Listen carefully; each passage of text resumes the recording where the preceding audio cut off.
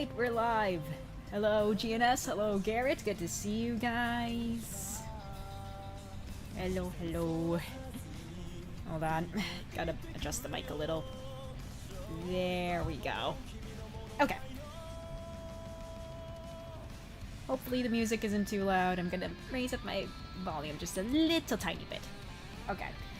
Anyway, I've been doing a lot of work outside of stream, so I've got a good amount of Chapter 18's intro cutscene taken care of and squared away. So there's that. Hey Blade, good to see you too, man. Alright. So I got that going. I also... My son would say good morning too, but all he can say is... Aw, that's adorable. That's so fucking cute.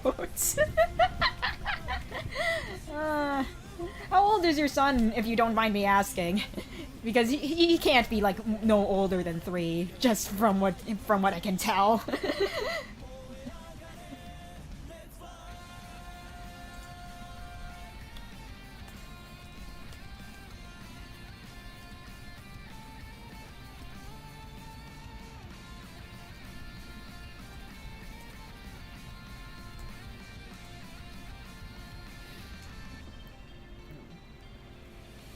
Oh, 1.5 this Saturday. Nice. Oh, so small and adorable.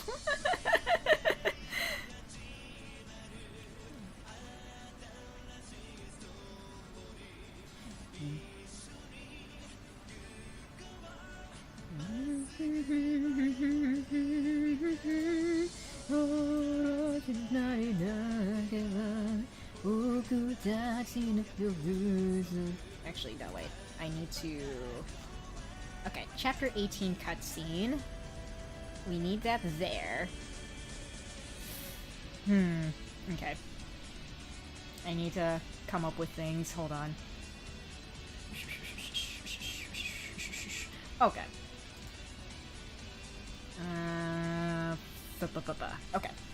I need to load in a bunch of units for this. Okay, hold up. Okay. So what we're gonna do, we need to make sure... Okay, so you're gonna be in this cutscene. You won't be loaded onto the map itself, though. Just want you right there. Okay. My mom's having me check the plants. Ah, gotcha, Blade, gotcha. Alright. Okay. Alright, so we need the cutscene here.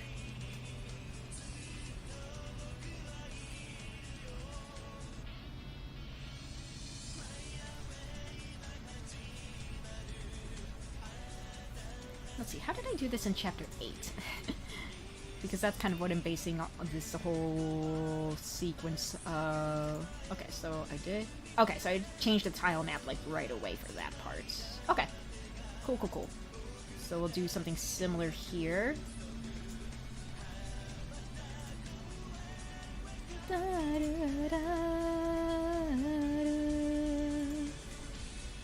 Okay. I believe if the character's loading into the game earlier, you don't have to load them in... Ah! You know what? That's actually very useful. Cool. That actually might help with some certain things. Maybe... Oh, wait a minute.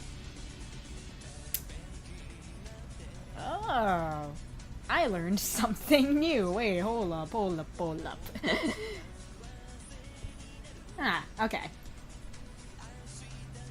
That's gonna change up how I... Oh, okay, wait, hold up. Then that means... Okay. Alright, that's actually good to know. I'll keep that in my back pocket. Okay, cool. Alright, back pocket, you say? Yes, in my back pocket. Anyway. Chapter 18, cutscene, we need that.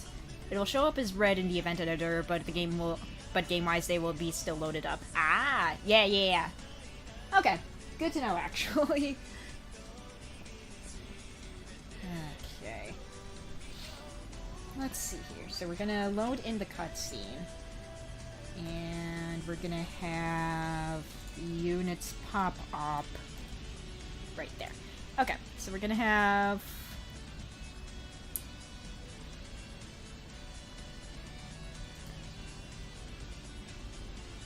Okay, we're gonna just have some random NPC units probably pop up in some of this.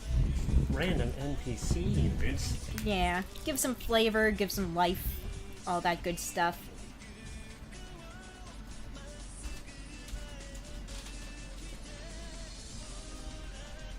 Okay, so... add unit... Okay, so Krista will show up right here. I think we'll have... yeah.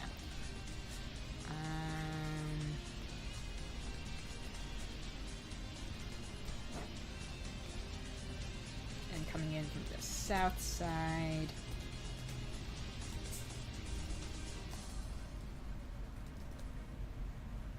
Okay. I don't know if I'm going to add Kai to this cutscene as well. Probably not. He's not going to show up for this, like, initial part of it, now that I'm thinking about it. I think it's just going to be Krista and Forrest and some NPCs here.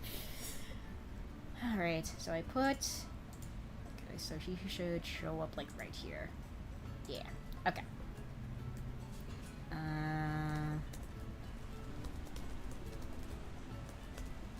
then we'll have both of them...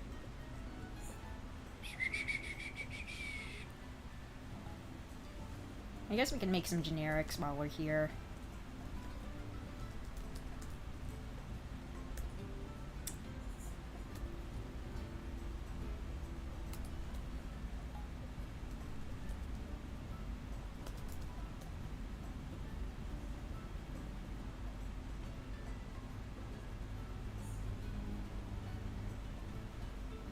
Let's see. Actually, before I...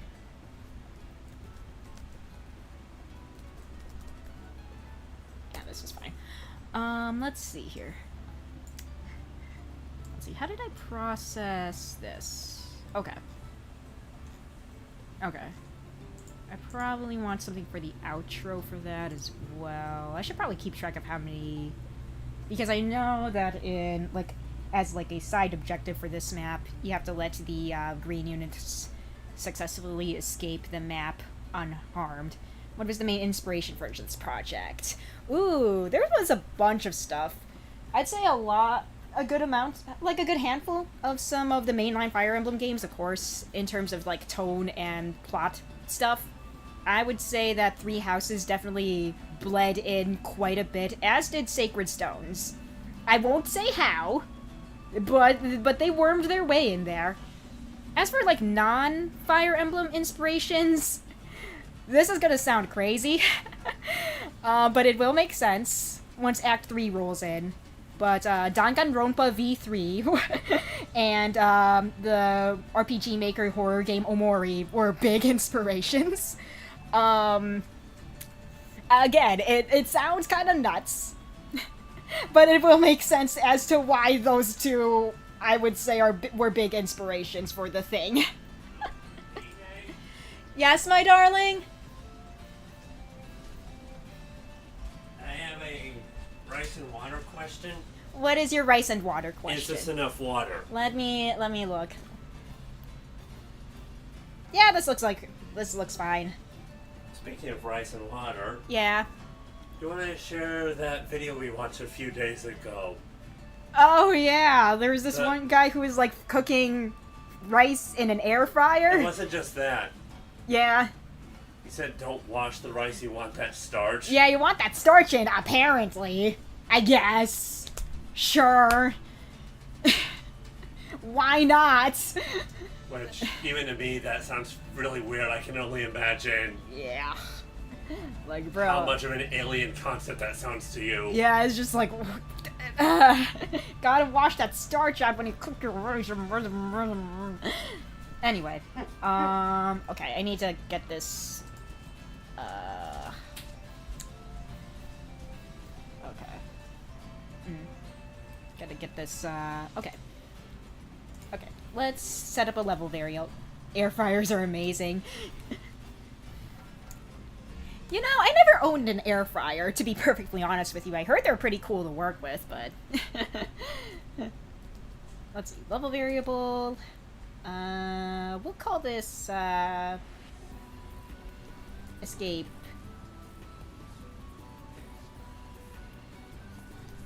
I'll call this escaped green, and we'll start off with 0. And we'll increment this, variable each time a green unit escapes successfully on the map. Increment, no, not game variable, level variable. And escaped green, yes, okay. Oh, Garrett has a question. What the main inspiration is for this? Oh yeah, I actually answered that a bit earlier. Oh, what was the main inspiration? As I said, in terms of, like, actual, like, vanilla Fire Emblem, 3 houses and a bit of sacred stones. Okay. But yeah, you can get one pretty cheap at Walmart, usually for around 100. Oh! Ooh, waffle fries. Man, I haven't had waffle fries in a hot minute. I always liked, Chick-fil-A's waffle fries. Those were pretty good. But yeah. As well as their, what was it? I think it's their peach milkshake or smoothie. Oh, yeah. It would be the season for that, wouldn't it? It's summer already, so... Yeah, it's a seasonal smoothie. Yeah. I could go for something kind of cold. Maybe we should make that limeade at some point this week. We should. Alright, let's see here. Okay, so we got the cutscene going. Oh, you know what? I should show you guys at least part of this cutscene, because I did write that up a little bit ago, off stream. So the premise for this is that there's rumors going around this village that there is this quote-unquote ghost kidnapping the women of the village every night, and we just lead into this whole thing. Your Highness, don't you dare say tonight I'm gonna let myself get kidnapped by this so-called ghost. No! Forrest, think about it. If that ghost and her flunkies are going after women, that makes me an easy target, right? I can infiltrate and take them down from the inside. Then you and the rest of the group can come in for backup. I have a question. Yes? So, we have Krista. Yes. We have Felicity. Uh-huh. We have Viola. Yeah. We have Chell. Yeah. We have Alex. Yeah. All these women, and we have to have Krista be the bait. Yeah, of course. Because she has the perfect logic for why this is. I realize that, but however, does the bait have to be you specifically? Exactly. Obviously, I have a talent for purposefully getting kidnapped, after all. I mean, why don't we have Chell be the bait? She can just beat all the ghosts up. She could, mayhaps. That isn't something to be proud of. just give Chell a silver or magic axe. It'll be fine. It'll be fine, mayhaps. I'm sure a silver axe would kill the ghosts. Yeah, sure. Kidnapped by ghosts. What could possibly go wrong? Exactly. Absolutely nothing will go wrong. Let's see. I can get a bag of frozen waffle fries for about $3, and the air fryer cooks them real good. Ooh, nice. Let's see. That is very brave of you, young lady. Why, I applaud your courage. Please proceed with your plan. Anything to return our citizens home. Of course. What? He's not. Yeah, the mayor's all for this plan. Oh, of course he is.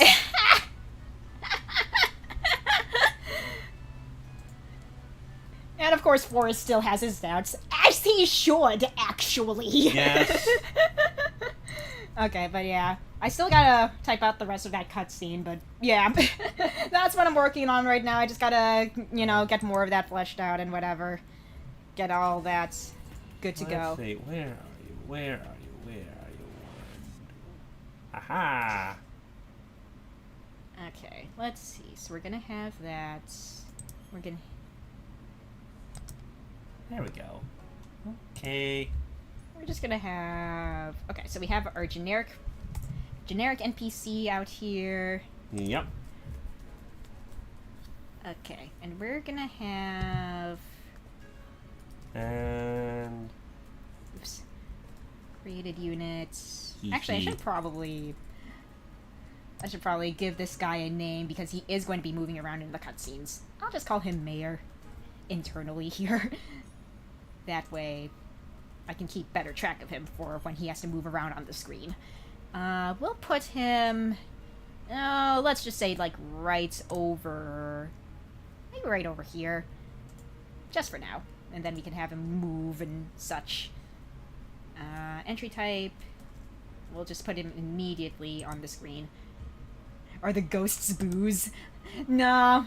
They're, you know, I love boos, though. They're so cute. They're so round. And then, aw, babies. They're little babies.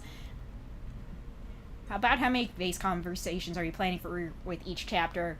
Not too many per chapter. I'm trying to go for, like, a nice even 3 or 4 per. I don't want to overwhelm the player with too many at once. Just enough to give, like, characterization for maybe any new recruits you might have in between each time you, like, are accessing the base menu and all that. Let's see. Immediate. And... animation type. Not that he really needs it. Okay. So we got that. Okay. Okay. Alright, let us see here. I can probably also move... Okay. I can probably have some of these other generic NPCs that are going to be loaded in onto the map act as, like, you know, just like little props along the map, for lack of a better word. We can just spawn them in someplace. Let's see, my youngest sister did find out about you and she watched the Blade, I'm so sorry. Let's see, FE8 has so few chapters, base convos would help out a lot. For sure, for sure. I think base convos would help any Fire Emblem game. Ever since I've played Radiant Dawn, I've been a huge fan of that concept. Mm-hmm. Let's see here.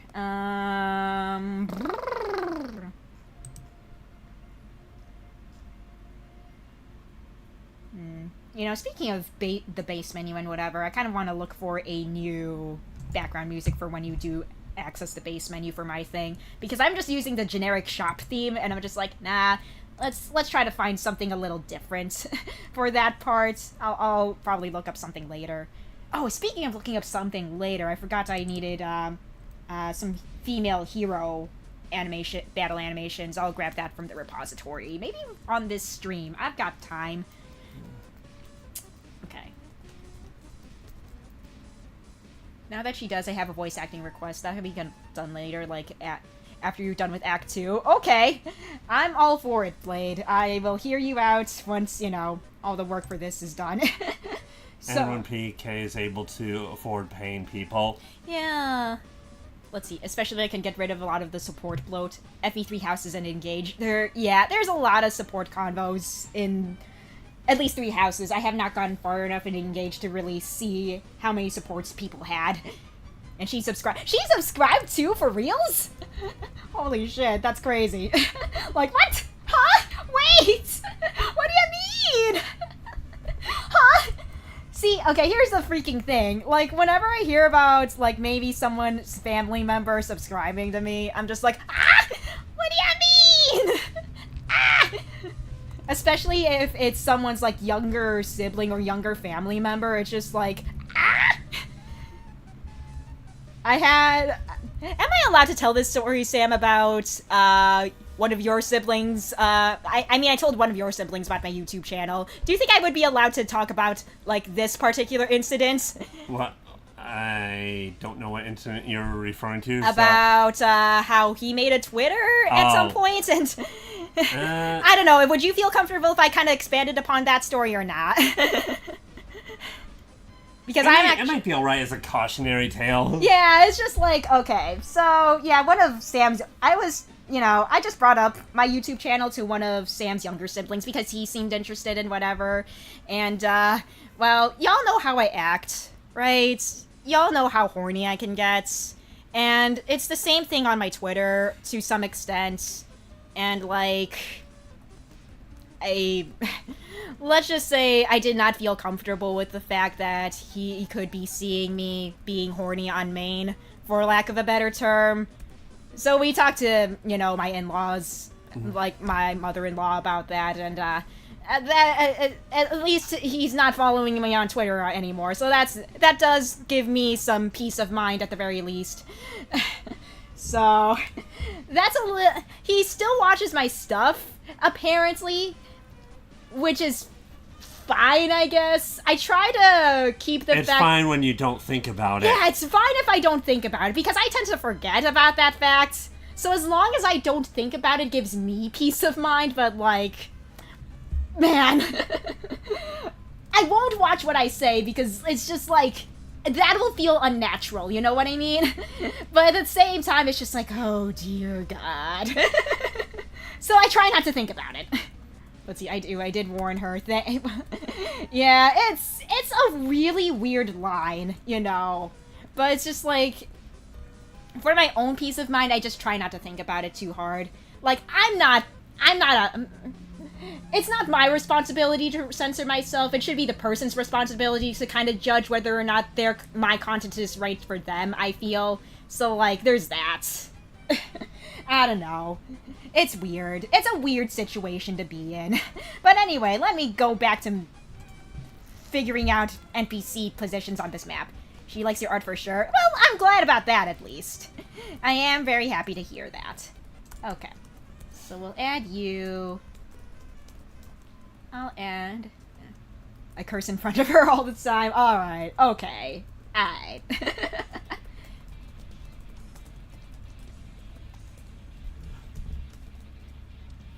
Okay, I'll just add a couple of these.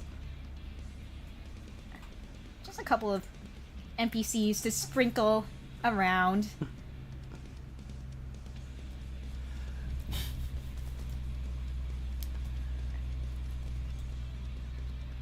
So, it seems Van finally saw my take on Mia. Yes, I did see his reaction as well on the server.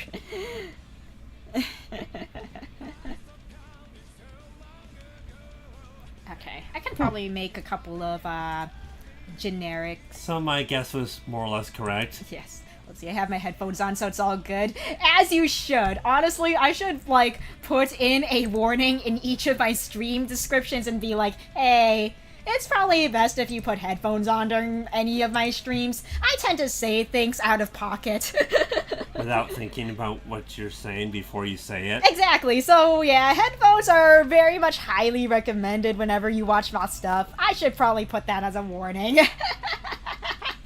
It's just never occurred to me to say such things.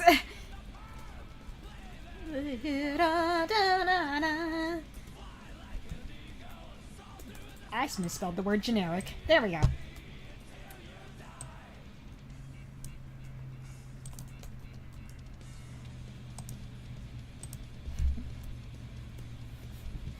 What was it? I assume you weren't a huge fan of her, and Van reacted very well. Oh yeah, he reacted very well to Sam's takes on Mia. Absolutely. Oh, it's more with all the praise I hear about her. I was expecting something a bit better. She needs about 4 attacks to take even one of the weaker enemies out, and will die in 2 or 3 attacks.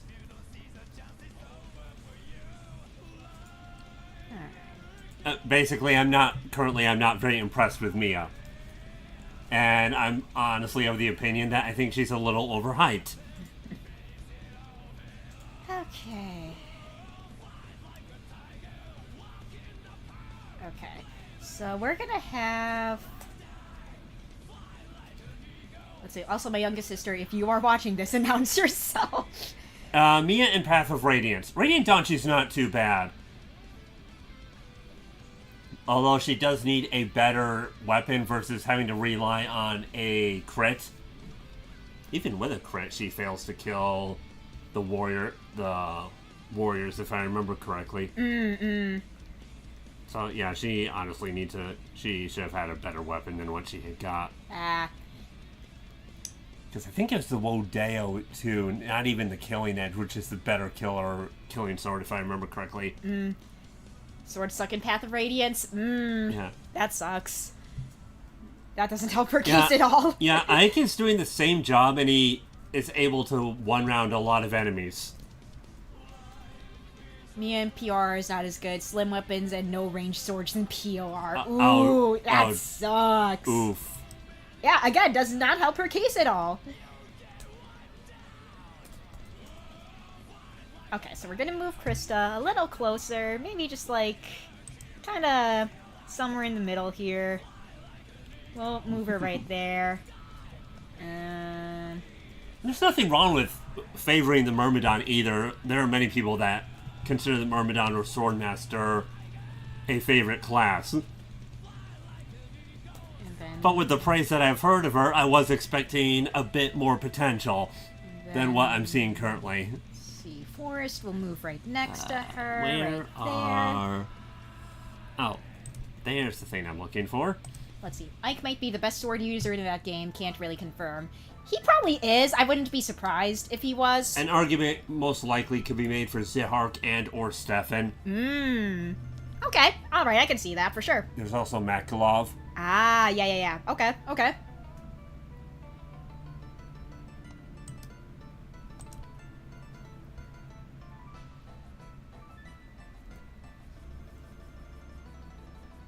Completely unrelated, but I still have not found my earbud case. But good news is I still have like a pair of wireless headphones that I can still use. So I'm using those today. So we're cool on that front. At least I'm not without a wireless headphone option for streams now. Dark Amulet. I should check that out at some point. And then... Okay, so we'll...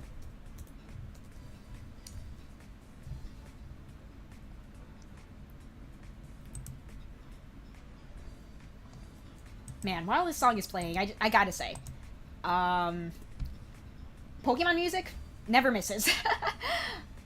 Like the South Province battle theme, very, very good. It's just like, whew, it's so, it has that vibe. It's just like, oh yeah. Let's see, I do have a Myrmidon behind us, and katanas I gave Joshua and Marissa damage based on speed, high crit, advantage below 75 HP. You know what, Garrett? That sounds pretty cool. Let's say, I know that Ike is better in Radiant Dawn and that Azura has higher strength growth than him in both games. That's pretty crazy, though. Yeah. Hey, Zephyr, good to see ya. How you doing? Yeah. Okay. Joshua is a pretty cool Myrmidon, though.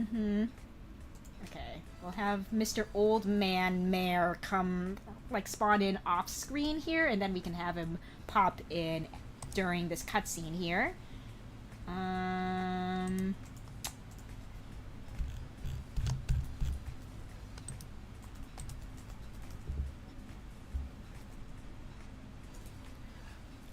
For sure. Ah, yeah. Plus that E-Tart he starts off with. I always enjoy that sword. Okay. Let's see. Let's add in that background music right here. If you are to get the Mega Man collections, get the Japanese releases. Okay. Good to know.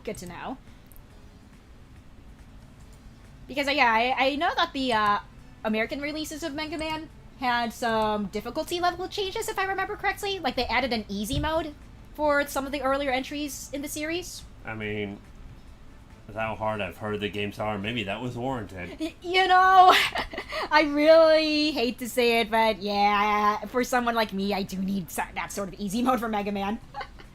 As much as I love the series for, like, its character designs and whatever, I am bad at platforming. So, you know what? I kind of need an easy mode. For exactly one... Oh, it was really only for Mega Man 2? I thought it was for more. Alright, good to know.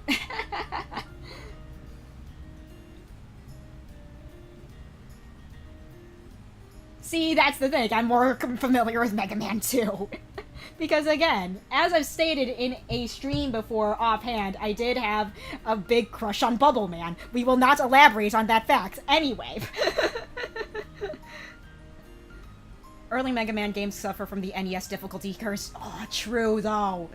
Granted, the best way to play Mega Man 8 is the Sega Saturn release. All collection versions use the PlayStation version. To my knowledge, every other Mega Man game, the hard mode of MM2 are identical to the Japanese versions. Ah, gotcha. Okay. The only Mega Man I've played are the spin-off games Mega Man Legends and Mega Man Legends 2. Which you should play, by the way. I think, considering you played Metabots, you'd probably enjoy Mega Man Legends.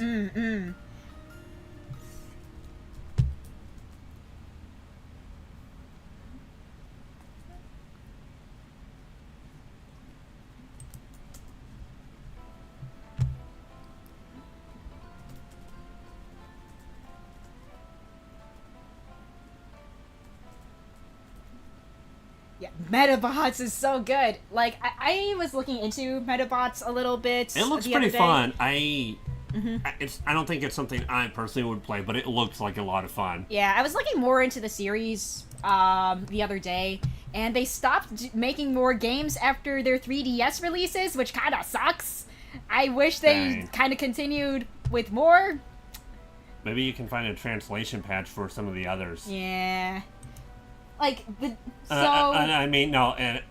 an official translation patch, of course. Yeah, of course. Official. All official. Yeah, yeah, very official. But yeah, they just kind of stopped after, like, releasing games for the 3DS, which kind of sucks. I mean, they only really localized the GBA games here. So, Dang. And it's just like, yeah. I want to see more. I want to see more Metabots. Maybe all the new games are evolved into Butterfreeze. God dang it. God. I freaking love Metabots, dude. But yeah, I do want to look into totally legal translations of the rest of the series. Yes, very legal. At some points. Very official. Yeah. Because I love the game. I love the GBA game to death. I feel like they're still selling the models for the Metabots. Oh, that sounds awesome, though. It's annoying and amusing simultaneously how that police chief keeps showing up and he's completely useless, but he keeps taking the credit for everything you do. Yeah, it's great. Let's see. I played Mega Man 1, X1, X3, X4, Mega Man 2, X2, X5, X6. I need to beat on the hardest difficulty, X7. All right, nice played. Quite the repertoire under your belt. Very nice.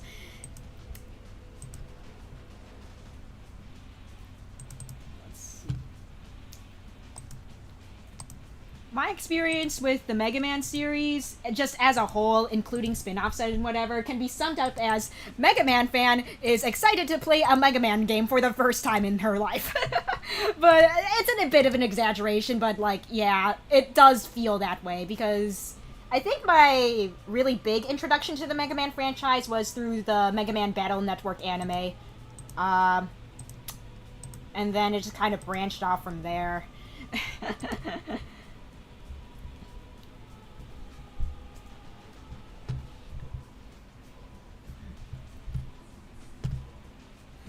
X5 and X6 still give me nightmares, oh no. Let's see, I hardly remember the deal I made with Aaron that I had promised to beat X6 on the hardest difficulty. I fucking hate X6, oh no. Right. Oh no. That is an oh no, for sure.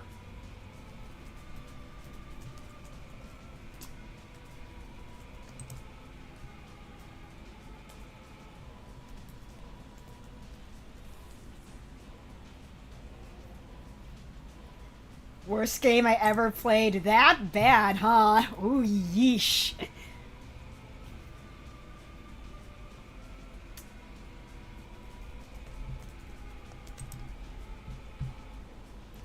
Man, speaking of other games that I really need to play, Beautiful Joe, all the mainline Beautiful Joe games, because those are good. I've only really extensively played Beautiful Joe Red Hot Rumble, which is what this is from, but, man, those look fun. I mean, my brother got Double Trouble at some point, and I played a little bit of that, never beat it, but, like, dang. It's so stylish and awesome. I really need to play it at some point. I did put it up as a possible stream series that I wanted to do, but I think I got beat out by something else. I don't remember. I think I got beat out by Genealogy. I think that's why I started playing Genealogy instead of Beautiful Joe. I'll tackle Beautiful Joe at some point, but, like, man.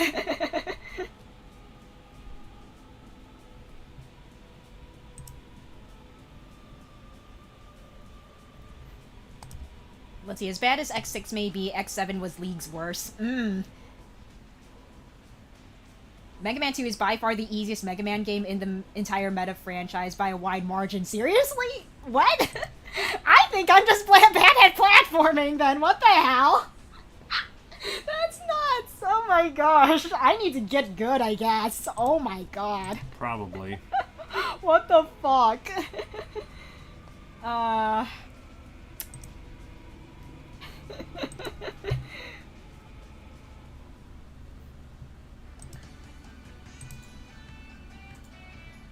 Man, speaking of getting good, Sam and I have been talking about us playing, like, Dark Souls, either, like, maybe 1 or 2 together at some point as, like, a stream series. I don't know when that's gonna happen, but it's just it's an idea we've been backing and forthing on.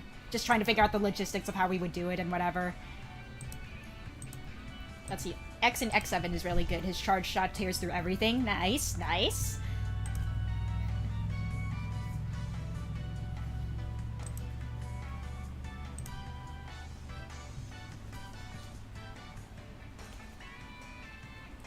Okay, and then we have Mr. Old Man move onto the scene and greet our party. Yeah, Dark Souls I think would be fun to play together with.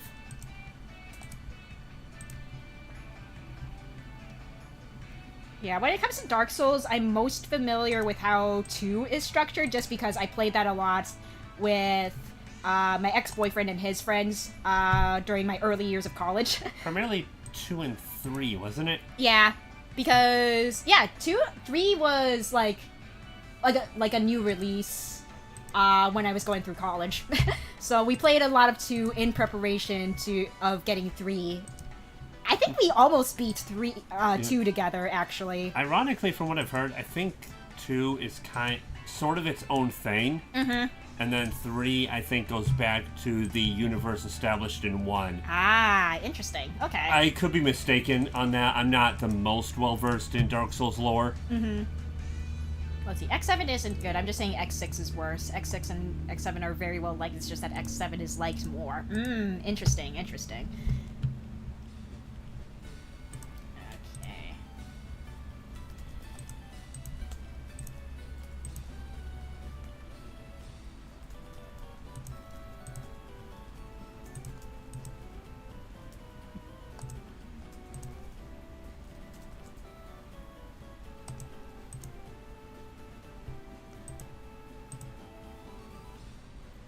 Let's see. Also, X6 had a balance patch that makes the game better. Haven't played it. Interesting. Okay.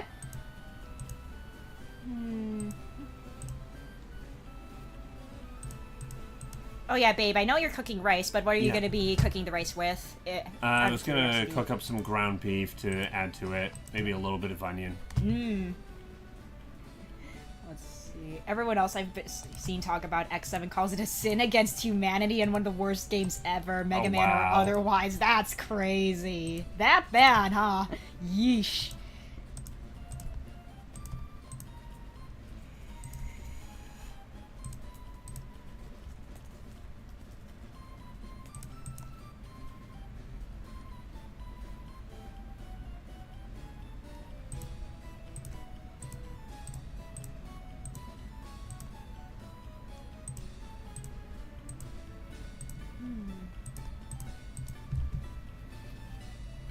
Let's see, we're talking about Superman 64 levels of bad. We are talking Bubsy 3D levels of bad. That bad? Oh, holy shit. That sounds pretty bad, alright.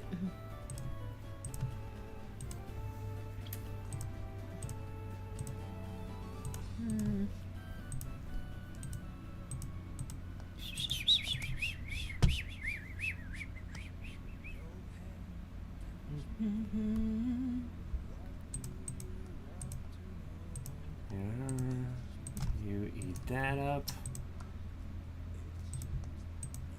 Let's see. Clement J64 says that X6 is worse than X7.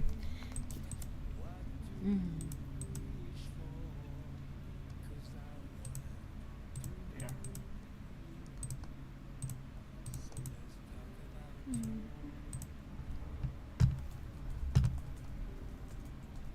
Actually, you know what? I'll let you go there.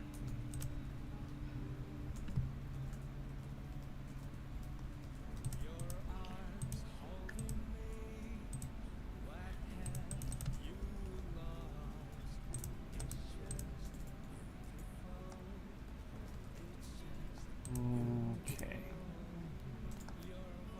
I think I'll put you here. Let's see. X6's balance patch also retranslate that script. Oh, interesting. Okay. Here.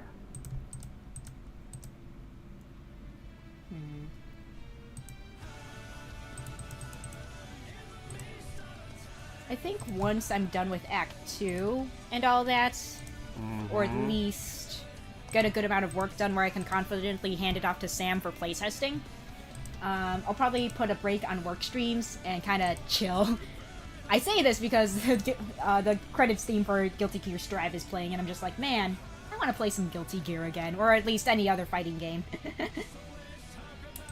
Let's see, X6's development cycle was less than a year. Really? Yeesh. X6's script is even worse if you speak Japanese. You're like, what? Oh no, really? That bad, huh? That's not... oh, there we go.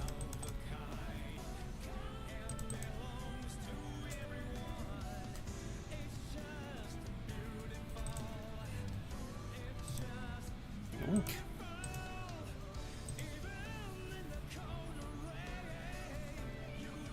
The Japanese voice acting isn't good either. Oh no. It just sounds like a terrible experience all around, if I to be perfectly honest with you, just from what I'm hearing. Like, oh no.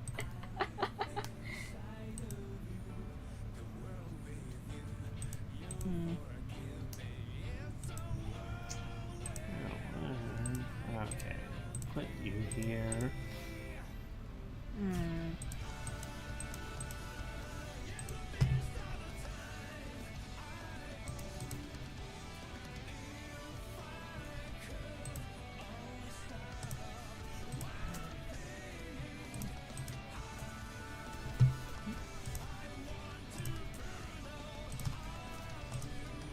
Aaron recorded my reaction to it. The videos are unlisted. Oh no.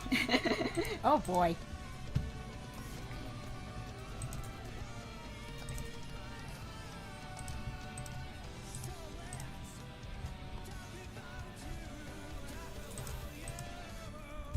At least X6 doesn't have a boss that attacks the player as in the person holding the controller. Oh no. Ah, yes, the good old-fashioned fourth wall breaking.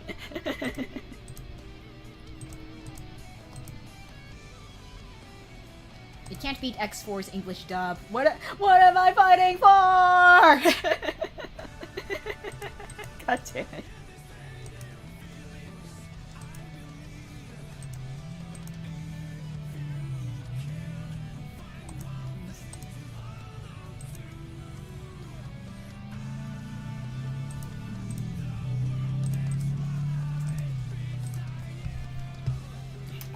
Wrong thing.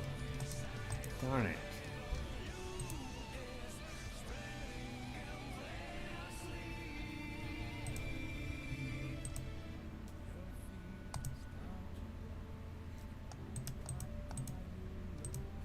There we go. Let's see. From 3 different bodies at once at max volume with audio clipping. Ooh, ouch. Your poor ears. Oh no.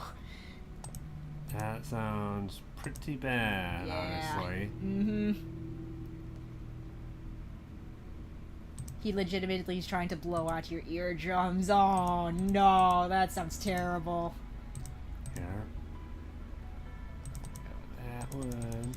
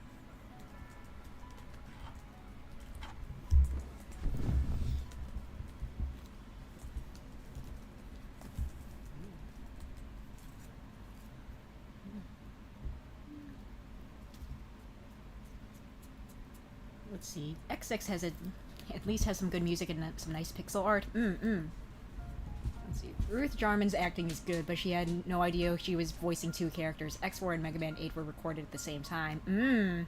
Interesting.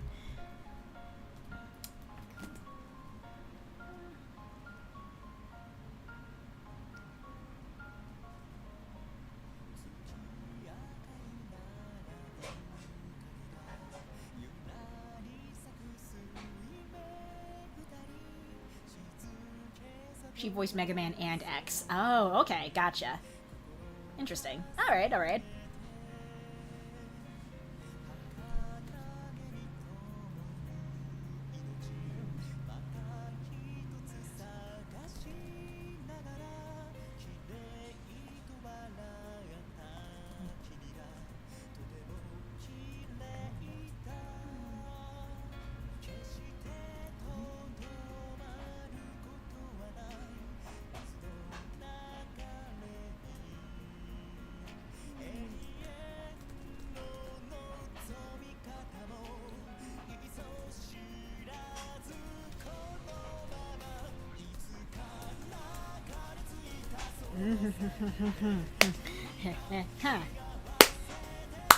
Okay.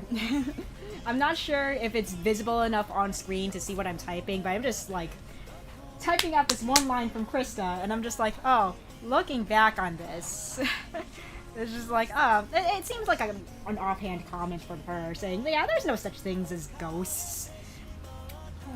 I mean, there's a reason why she would say that. Like, if there were ghosts, well, then, well, I won't say more than that, but, like, it's just like, haha, if ghosts did exist, then there would be implications. I'm just speaking out of my ass right now. I'm just like, haha, characterization, baby. Foreshadowing. Anyway. Anyway.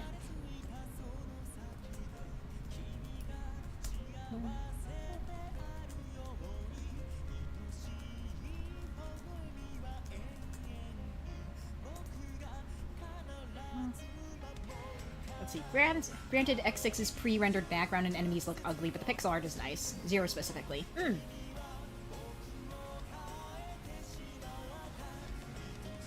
XE isn't also very well liked, but I liked it a lot. Oh, X3 isn't very well liked, but I liked it a lot. Either my second or my third favorite game in the X series.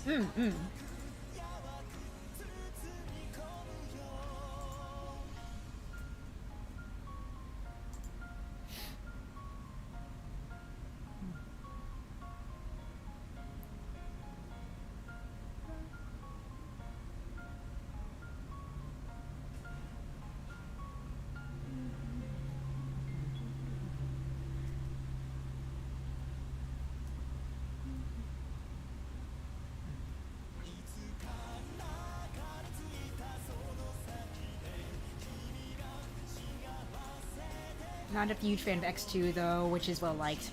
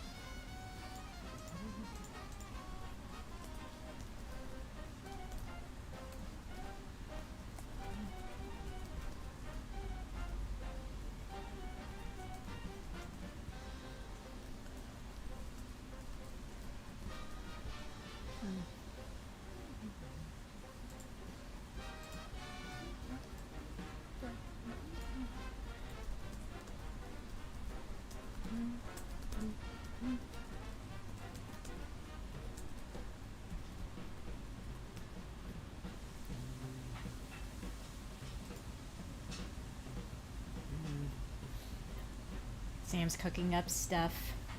I can smell it. It smells delicious. It's making the tummy rumble.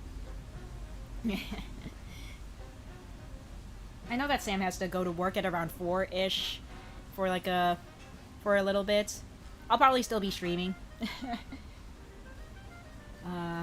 That does mean I will have to cook myself my own dinner, if anything.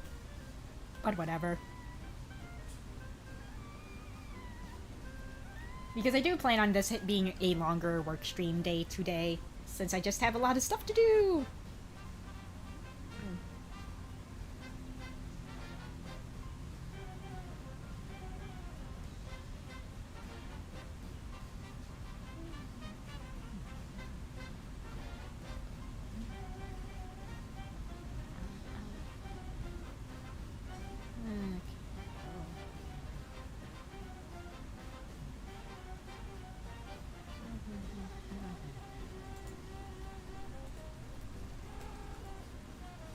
I wish I had the amount of time you have to work on your project. Yeah, honestly though, the big reason why I am able to invest so much time into this is because I am like a freaking housewife with no job. So I'm just like, I have all the free time in the world, baby.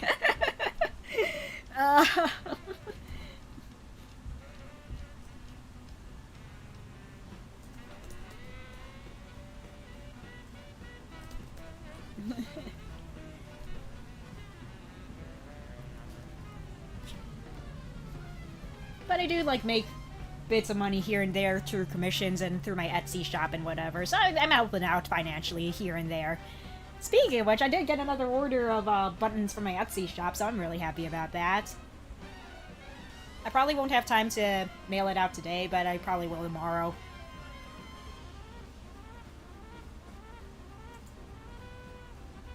Let's see, I like the PlayStation version of X3. You can choose what chips you want at any time. Cool. See, I've only played the SNES version, but I really want the Saturn version sometimes and see how that feels. Yeah, money.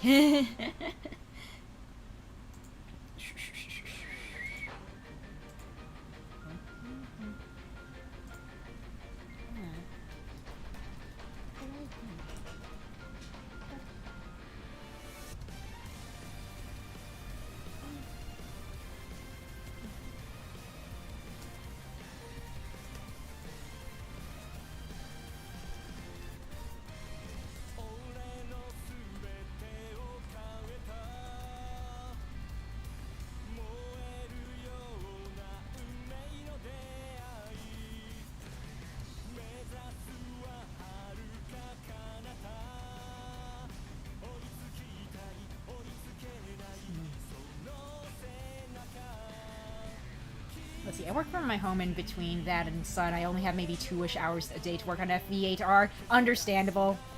A kid, especially one that young, will definitely eat up a lot of your time, which, you know, is understandable.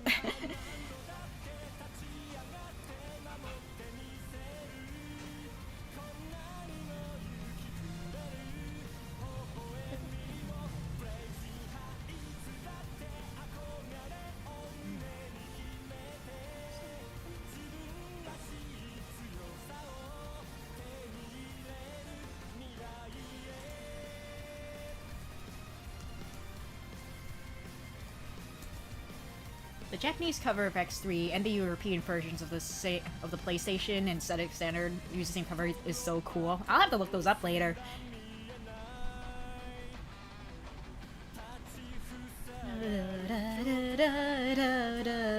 Man, okay.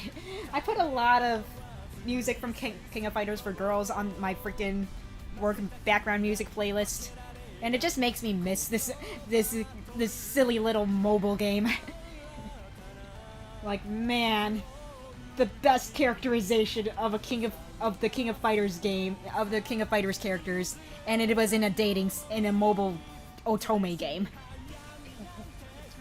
Like, man, a shut down Japanese only otome game. Like, bruh.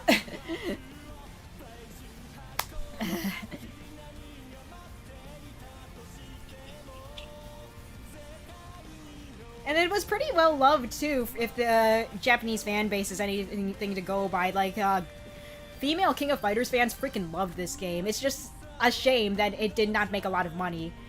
And also to be fair, it was launched in 2019, and then, you know, 2020 happened, which I think might have affected a lot of the money going into said game and whatever. So I feel like that was a huge factor in it shutting down when it did. But like, dang, dude. I wish the game lasted a little longer, you know? Hey, Andre. But yes, talking about King of Fighters for girls. Yeah, best characterization of a good amount of the King of Fighters boys came from King of Fighters for girls. It was just really good. Like, I have to, like, you know, depend on other people doing fan translations of said game, to really say how good it is or not, but from what I can tell, it's really dang good. And, you know, the romantic routes for Kyo and Iori, super cute. It makes me want to kiss them. Anyway. Okay.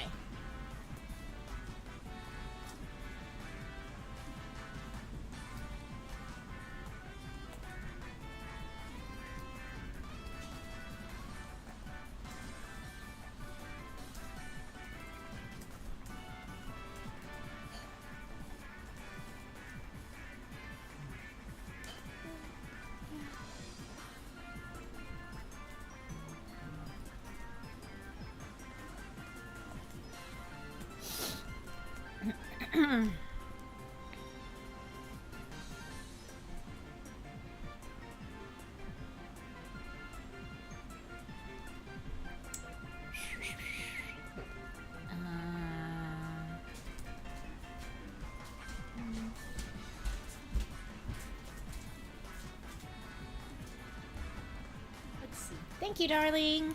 I did add soy sauce to the rice and meat. Hopefully I didn't overdo it. It looks good enough to me. Just as long as the rice isn't, like, completely brown from sauce, then you probably added I just poured a little on the top and then started mixing it in. Mm-hmm. Yeah, this is good. Thank you, darling. You're welcome. Let's see. Here's a real big question. What FE class would you want to be? But what class do you think you would be IRL? Ooh. I'm gonna say Archer, just because I do have some experience in archery. I think that would be an easy one. However, I do have some experience in fencing as well. I wouldn't say I would be Myrmidon-esque in that regard, though.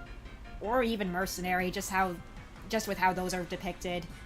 It's really hard to pinpoint a fencing, like, you know, fight style in a Fire Emblem game, unless you count, like, how Erica and Ella would, you know, wield their weapons in their battle animations. That's, like, the closest thing I can really get. So I guess a sword-wielding lord in that similar vein kind of works for me as well.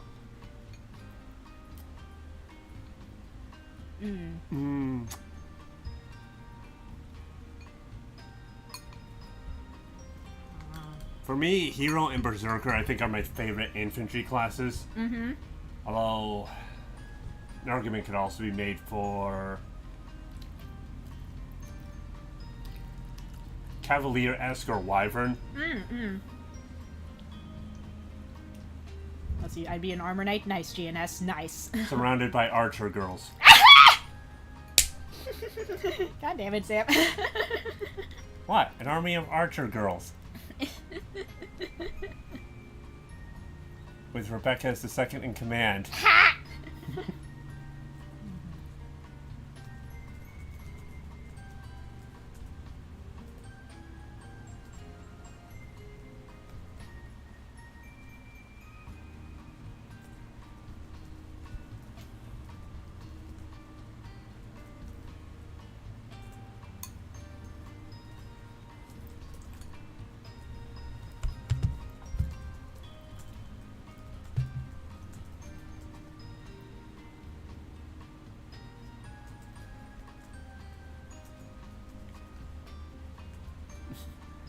Yeah, Fighter and Mercenary are two favorites of mine. So, yeah, I get that. Let's see.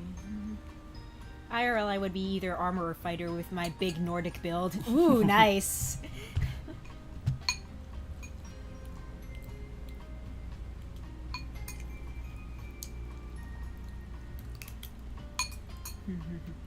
I mean, I'm technically a more Swiss descendant, so not exactly Nordic, but I do have a liking for Norse mythology. There's just something about all those Nordic names that, beautiful. Yeah. Skyrim for the Nords.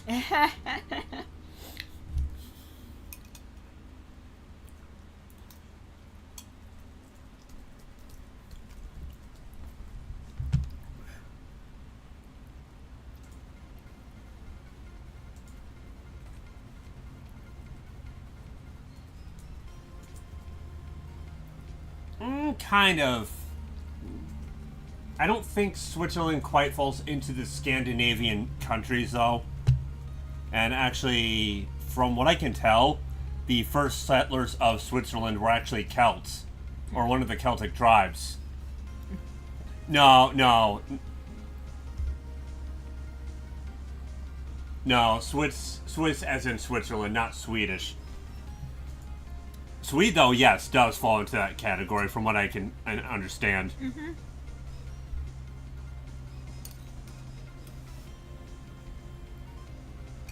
Although, there are some similarities, culture-wise, I believe, between the Celts and the Scandinavian tribes. Although, I think there is a strong... I've read that there's a stronger familiarity between specifically the Anglo-Saxons and the Vikings. And just the ancient Norse in general.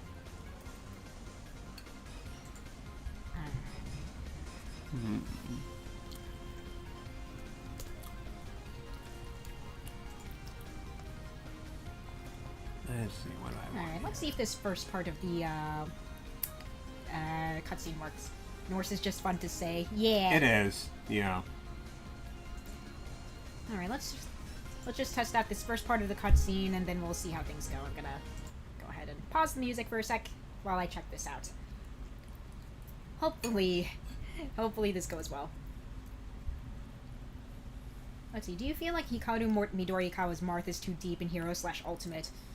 I actually have not taken the time to listen to how he sounds, so I actually have no idea.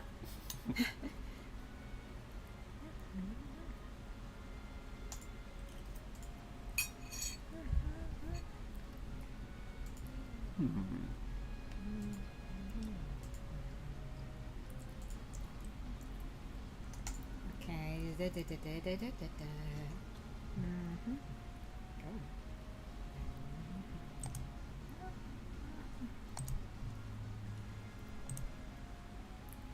The way she says this so confidently, it's just like, yeah. I said this before as I was writing out this particular part of the scene. I'm just like, she says this so confidently because honestly, in her mind, it's like, if ghosts did exist, then my fiance would be haunting me right now. That's the big thing. And it's just like, haha, characterization, baby. Anyway. Let's see, I would say if you've heard the OG voice from back then, maybe, but now it's fine. Let's see, to be fair, Mbinku says he prefers drawing muscular men, but I do feel like Marth is too muscular. Oh, whoops. I mean, when you look at the NES art for Marth, I think muscular is perfectly fine. Fair enough. Besides, if all the girls get to be extra busty, then I think Marth is perfectly entitled to be buffer. Darling, you have a look. Yeah. Sure. Yeah. You're just headcanoning Marth with abs and tree trunk splitting thighs right now, aren't you? Yeah, it was the thighs that really, invaded my brain. I was just like, of course it was. Anyway. He's already taken, PK, but, like, I'm also already taken. So, like, it evens out. I always forget the effect it has, though, Zephyr. Hi, Wee Wee! We're talking about Marth having massive thighs. How are you doing, buddy? Yeah, exactly, Garrett. Yeah, also, I believe the inspiration for Arcanea was more of a ancient Greece influence. So again, a buff Marth is not out of the question. It evens out in the worst way possible. True! That's why I find it hilarious, actually.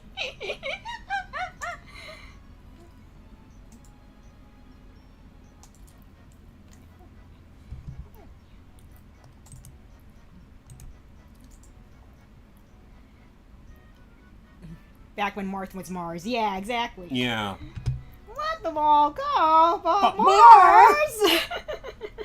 Man, I want to rewatch that OVA. I love the part when he's arguing with Drog. As far as whether or not he hit it. I hit it on the mark! Arcanea, from what I've heard, is based off a Greek place. Arcanea, not Arcanea. Interesting. Ooh, cool.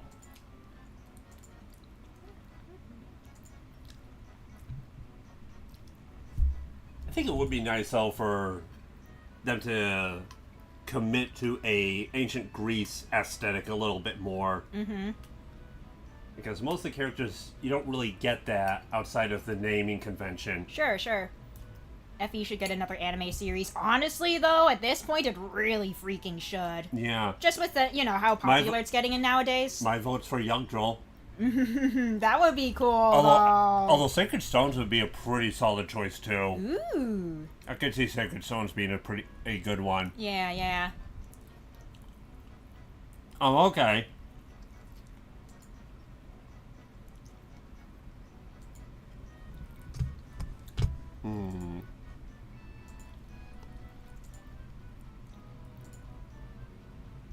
I think the anime series should be very serious.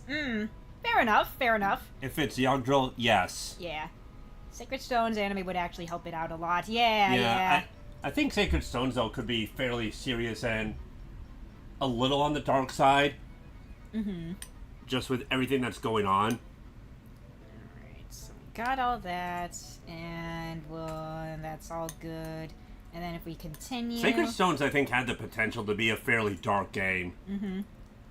Okay, and then we got this part. I still need to get the latter half of this opening cutscene played out. Let's see, a Young Joel series to be dubbed by Ocean/Blue Water. Okay, yeah. I have no idea who that is. I thought the old man was gonna make a comment about how Crystal wasn't girly enough. You know what? Fair. Honestly, ironically, it's Flirty Archer that implies that. Yeah. You know what? I kind of want to show you. I don't remember if I showed you guys this one cutscene, or at least this one recruitment conversation. But I think I will. Oh, sweetie, how's the flavor? Oh, it's good. Good amount of soy sauce? Yeah, okay. This is just the right amount. Yeah, I wasn't sure how much to add. Mm-hmm. Let's see. I love games that would be extremely dark if they were taken at all seriously. Ever heard of Ever Oasis? No. No, I have not. Never. But yeah, let me show off. Now that Sam has mentioned Mr. Flirty Archer Boy, let me show off this whole recruitment conversation next chapter. It was pretty dark between the lines. Yeah, it definitely was, for sure. Yeah. Yeah, Walter with Erica. Oh, God. Yeah, no, the implication is there, but I would have liked seeing them commit a bit more clearly to the dark undertones. Oh, yeah, sure. Much like how Genealogy in the second generation, especially with Thracia 776. Mm-hmm, mm-hmm.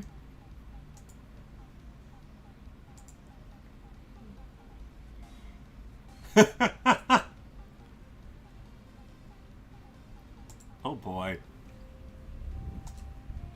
Achoo! Pardon me.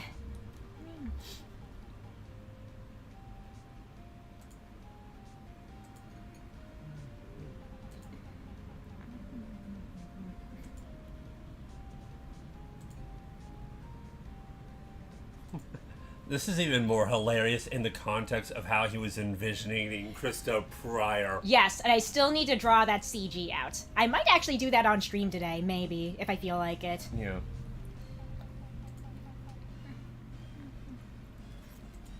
Let's see. Ocean Studios is based in Vancouver and dubbed the Fatal Fury series, Gundam, early Dragon Ball Z, Ranma, Inuyasha, and Escaflowne. Okay. Oh, they're the ones responsible for that. Yeah, the Fatal Fury OVAs, very good. Very, very good. I enjoyed them very much. Speaking of fighting game anime OVAs, have y'all seen the Art of Fighting OVA? That was... It was, like, so bad that it was good. I would highly recommend it. I think both the Japanese and the English dubs were, you know... Oh, is that the one where... What's his name? Garcia, I think? Yeah, Robert Garcia and Ryo Sakazaki. Yep. Yeah, where he's getting distracted by the magazines in that one person's room. Yes, like, okay, it's good. Like, I would highly recommend the English dub, just because it gives that Saturday morning cartoon vibe. It's, again, it's so bad that it's good. Is 15 hours too much for a cutscene? What? 15 hours?! That's a full-on series there. 15 hours?! Again, that's a full-on series there. Andre, I need context.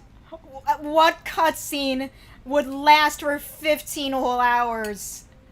I need to know. What is that, Metal Gear? I would not be surprised if it were Metal Gear, let's be real here. Honestly, that is pretty funny. I'd say Metal Gear really started the whole video game, but it's more like a movie kind of thing. Oh yeah, leaning more into the cinematics.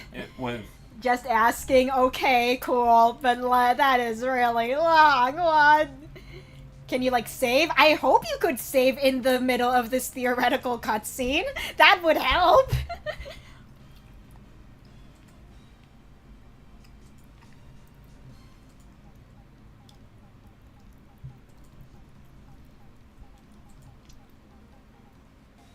Yes, you can. Good! I sure hope you can. Goodness gracious you say that me. just as Krista says good.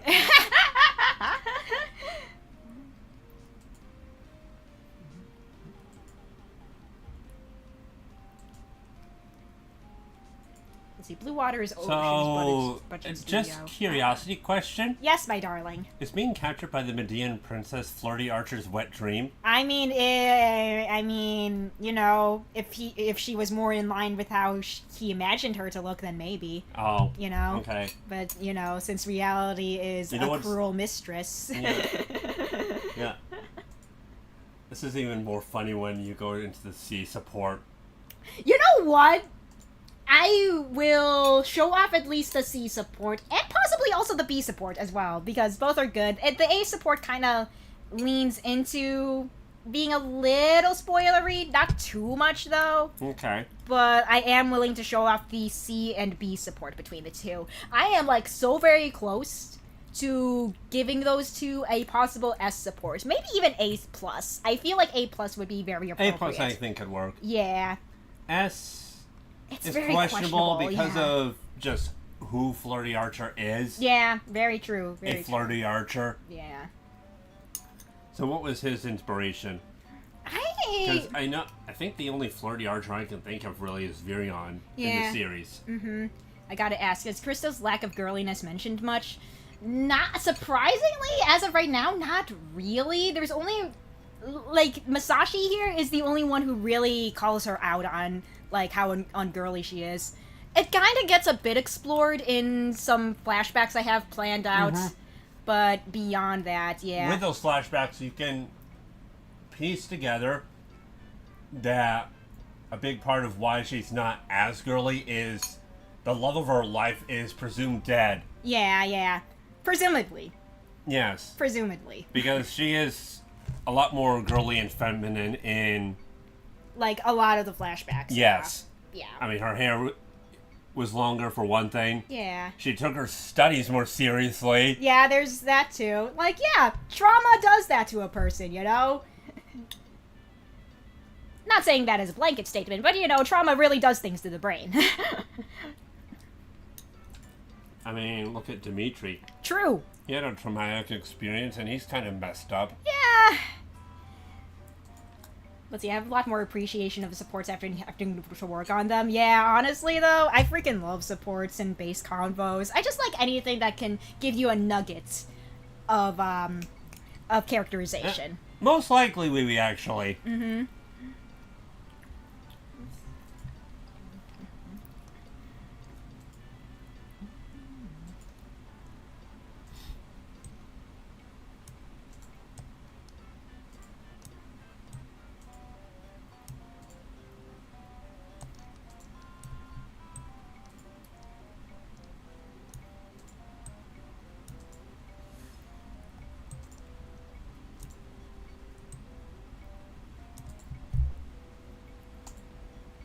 And that's the C support. Onto the B.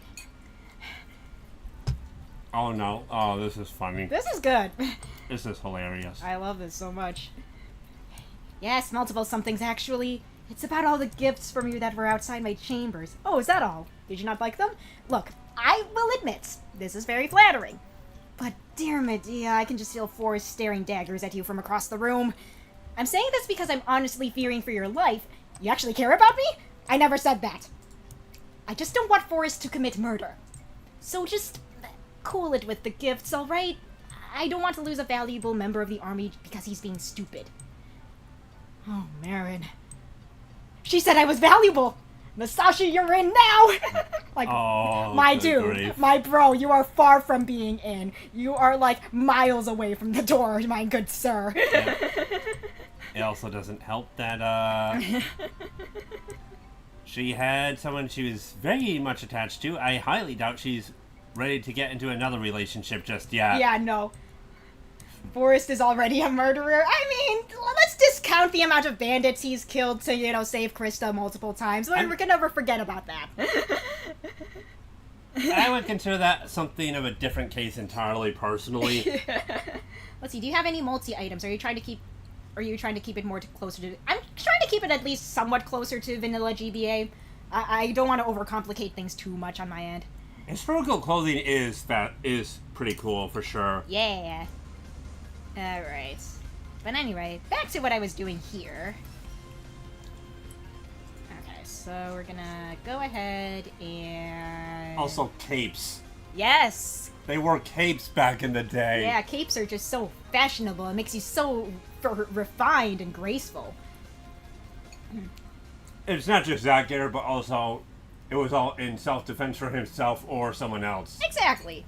Therefore, I wouldn't call it murder. Yeah, that's fair and cool. Yeah, unfortunately, yeah. Mm-hmm. I think FE is better with that in games where you can have the 3D models, like the Tellius games in particular. Okay, so let's see. Okay, we're flickering the cursor. Okay, let me get the cutscene map out. There we go. And then we're gonna flicker the cursor right over here, and then we're gonna transition the thingy.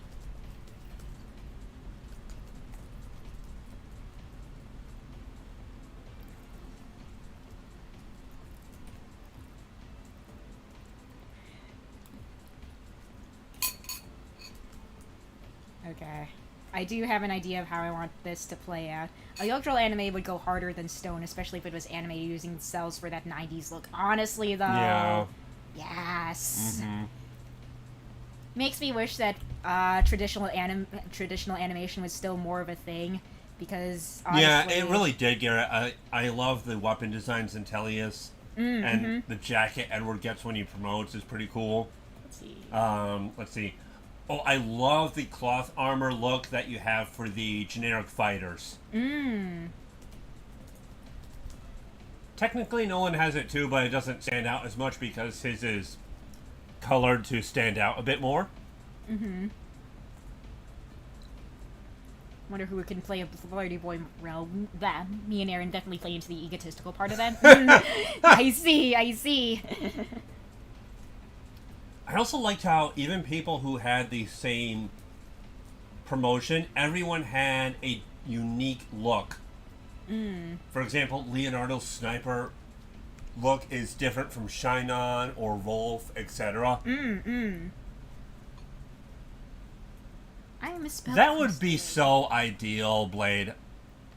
That would be very ideal. I would like that. That would be so cool. I don't know if those voice actors and actresses are still around, but that would be cool. Yeah. Although, if that were to be done, which is highly unlikely, they would probably go with the heroes' voice actors.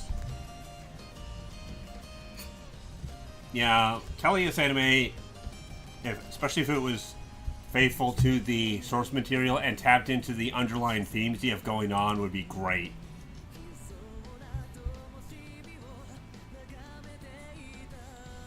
One thing I would definitely love to see out of a hypothetical Tellius anime is exploring the branded aspect. Oh, yeah, sure. I thought the branded concept was pretty cool. Let's see. They're based in Washington State. Oh, interesting. Let's see. You can still recognize the class from looking at them, but they still look so Yeah, unique. like look at all the Cavaliers you have. Everyone has a very unique look.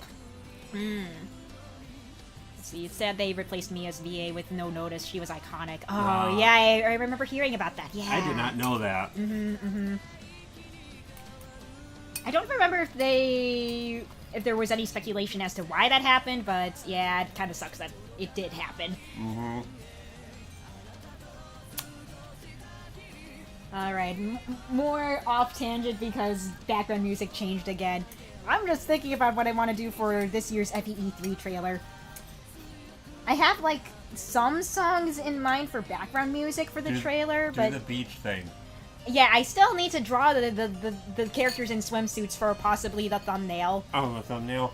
I would like to do it as a thumbnail, as well as maybe feature it in the trailer itself. Yeah, I think you should feature it in the trailer itself. I think that would be nice. And then maybe if not the exact song, yeah, maybe use a song that gives off the vibe of the Hawaii Five-0 theme song. Have you ever heard that? No, I have not. I'll pull it up real quick if you don't mind. Okay. I'll let you know once I have it. Okay.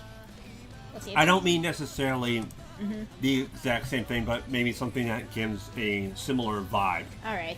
Let's see, I believe that the Daybreak mod is going to do more with the branded, like there will be powerful branded enemies. Oh, interesting. That would be cool. Let's see, Lonnie Manila was based in San Diego, but goes up to Washington State. Oh, interesting. Heroes just decides to go with LA-based voice actors. Been doing this since Awakening. Yeah, that's really? That's I true, did not know yeah. that. Alright, as the thing now. Okay, let me pause it real quick. I think this would also just work with the setting, too. Oh, come on.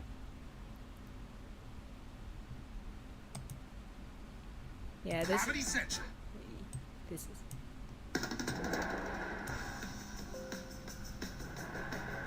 Okay, I'll think about it. I'm still trying to figure out what I kind of want to feature in said trailer right now. For sure. Because a lot of the gameplay stuff was shown off in the first trailer from last year. So I do want to show off more character stuff and maybe the new maps and whatever, but beyond that, I'm not sure what else I'm going to show off. That would be nice, Blade, for sure. You could also get different regional accents more easily that way, too.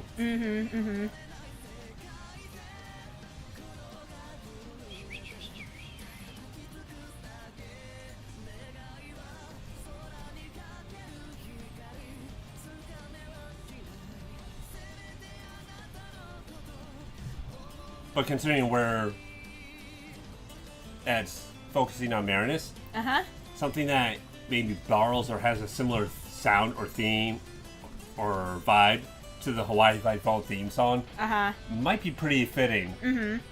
Let's see, I'm honestly a little happy I don't have to make a video for FEE3. You know, fair enough. Yeah, it is a huge time sink, for sure. But yeah, I'm just like, I have so many ideas for what I want to do. I think... You know what, for the next song on the list, I'm gonna pull up what I kind of plan on having for the thingy. Let me see if I know I have it in my workday playlist, so I think I'll pull it up once this song's done. once I can find it. I think it was this one. I think this was one of the songs I had in mind. But I'll have it play out after this one. But yeah, I bring that up because this particular song is what I plan on having for the Act 3 trailer, theoretically, for next year. I know I'm planning ahead a lot, but that's a thing. Said this before, but Akane kept the Houston-based voice actors of the OVA. Tellius is Washington State-based voice actors. As for fan castings, Young Girls, Gen 1, Vancouver, Gen 2, Theracious, Calgary. What are you looking at, darling? I am looking at some screenshots for the remake for Dragon Quest 3. Ooh. Oh, this looks pretty. But yeah, very promising remake. Yeah, it's looking good. Ooh, this looks so pretty. But yeah, when that was shown off at the Ooh, Direct... I like how this looks. Yeah, when the Dragon Quest 3 remake was shown off for the Direct, I was just like, I did not expect it to be shown off because I was like fully convinced that, so no, they're not doing it. It's the project's dead. But no, they're doing it. It's so pretty. And they're doing 1 and 2 on top of that, so it's just like nice. Oh, whoops. Darling, it's so pretty. It is pretty. Anyway, I thought it might be a Japan only thing. I was very happy to see that it was going to get localized. Anyway, this is the song I wanted for the... Nope, that's the wrong thing. I know I had the song I wanted for the thing, for the trailer. Was it this one? That was the one, okay. And then I'll... And I was not expecting a Dragon Quest 1 and 2 remake to be in the works. I'm gonna raise the volume on this one. Seeing the Dark Dragon Quest art makes me sad that Pokemon didn't go down that route. Oh yeah, for the whole HD, 2D HD. I don't know, I'd take it or leave it with Pokemon. Personally. I don't think Pokemon needs to be that fancy with its like graphics and whatever. I think that might be a hot take, but I'm just like, it doesn't need to go that route.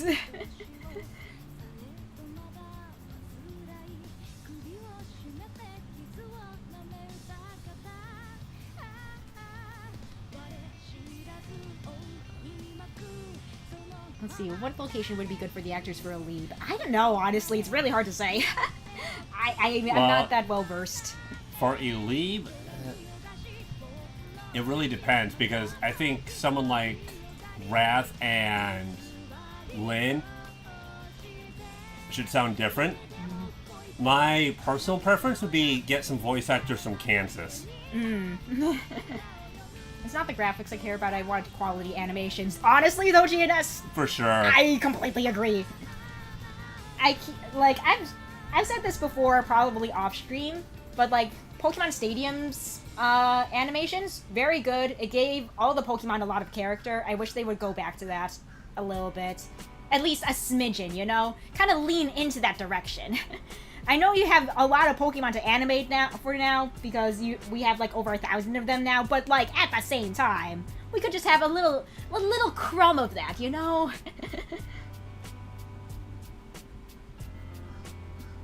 I could also see maybe getting some Mongolian voice actors, because I think the people of Sakai are inspired from the Scythians.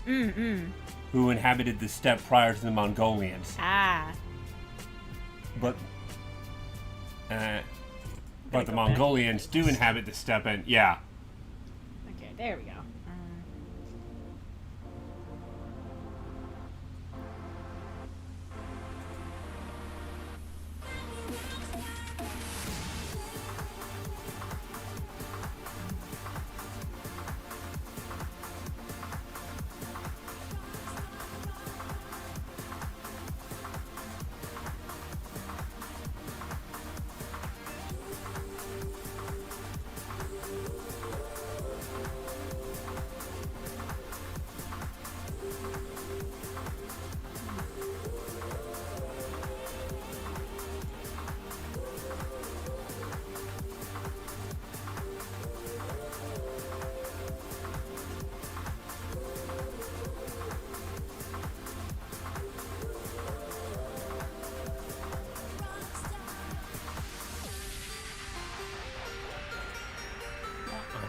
is that?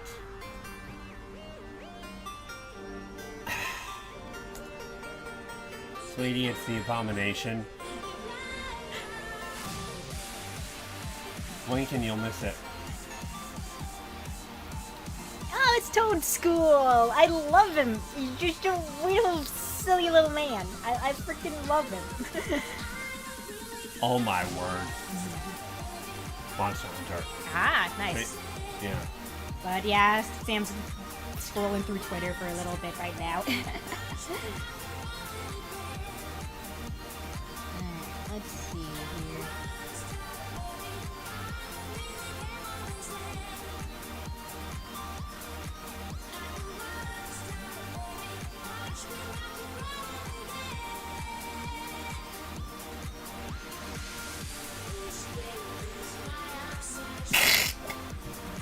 Okay, that's kind of funny. There's this post about this one guy. He's the youngest politician in the House of Commons, apparently, and he's bragging about his experience at 22 years of age. At 22? What life experience do you have at 22? Exactly. I never really paid attention to accent. Most of us are Midwestern. However, the actors are allowed to keep their Southern, Mexican, and Chinese accents. Yeah, for sure. Let's see here.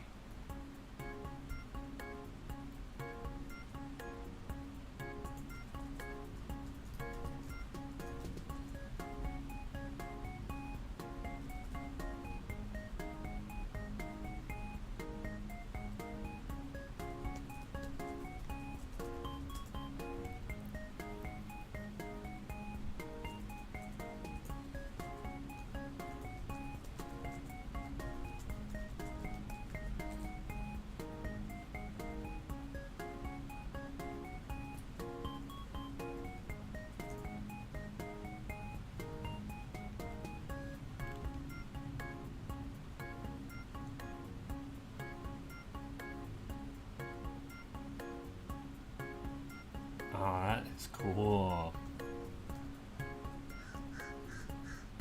Oh, wow. That's impressive.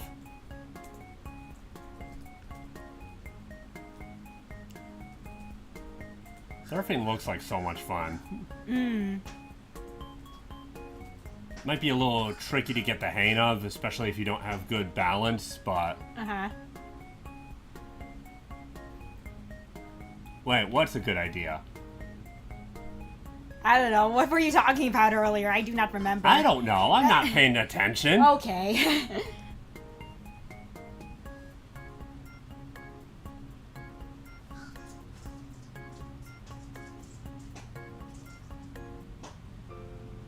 Let's see. I think Omori takes place in New York, but I always like to keep our neutral accent. Fancy Kim and my other sister do have Brooklyn accents. Hey, I'm walking here. That's the main thing I thought of.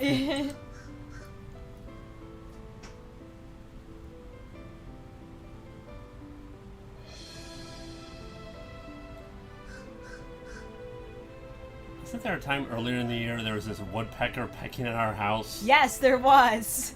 Like, I don't understand. Like, Mr. Woodpecker, sir, there is nothing for you there. Go find a tree and peck through it for some food.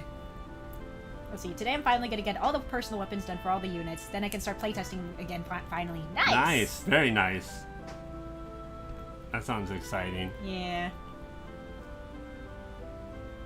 Let's see, I would say that the Midwest is very accent neutral. Yeah, nah, I agree. As someone who has grown up in the Midwest, it's just like, yeah, there's nothing really outstandish about a Midwestern accent, if you could call it that. If you're from the Midwest, no. Yeah. I'd argue someone from the Midwest is going to have a noticeable accent to someone from the Northeast, for example. Sure, okay, fair enough. But no, it doesn't have that strong drawl that maybe someone from Texas or the southeastern portion of the U.S. might have. Sure, sure.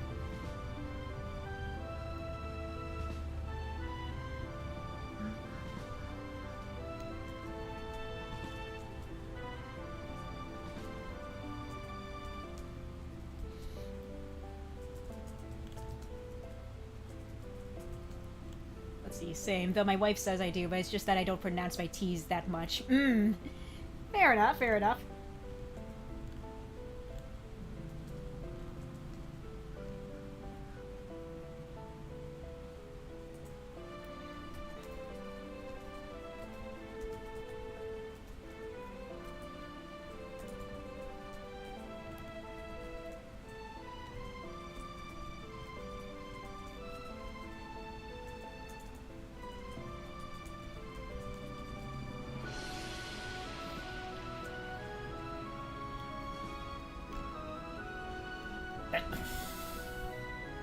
Yes, my darling?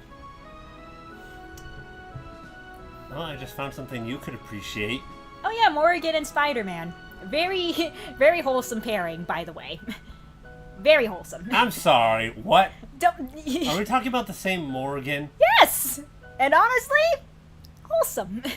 Very wholesome pairing. I love the fan art that I see of it, because it's a very popular Marvel vs. Capcom pairing that I very much appreciate. So was Spider-Man and Lucina. Don't remind me of Spider-Man and Lucina. That one's cursed. That one's cursed.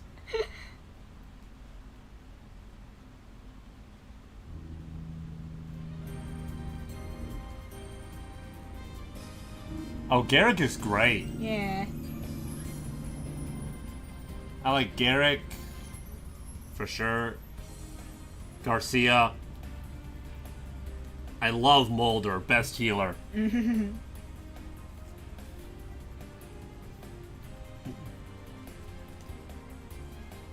When have Spider-Man and Lucina interacted? I don't know, but there is just so much fan art of that. Or it might be just that one guy. It might just be that one guy commissioning artists to do that, but yeah, it's a thing.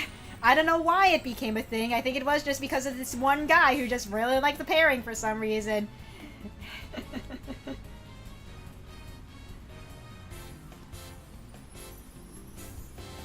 I think there was a lot of fan art of that cropped up like in 2019-ish. I want to say sometime in the late 2010s, early 2020s. That seems about right. I always wondered how that makes sense. Uh-huh. Spider-Man has his mask on. Yeah.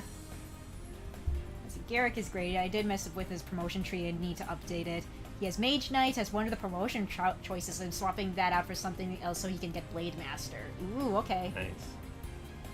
Let's see, I know a guy commissioned a bunch of Cellophane Larkay art. Mr. TD, I think he is. Okay, alright. Wait, Cellophane Larkay.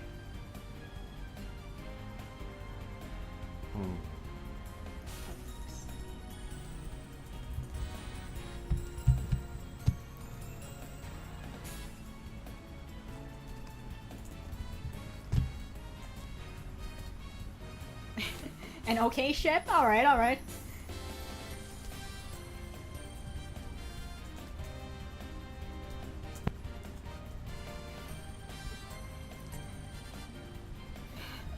What are you checking, sweetie? I'm just kind of laughing to myself about this part of the cutscene. I'll show it off later, once I'm done with it. Blade Masters focus on using heavy weapons to get more damage / crit. Ooh! Very nice.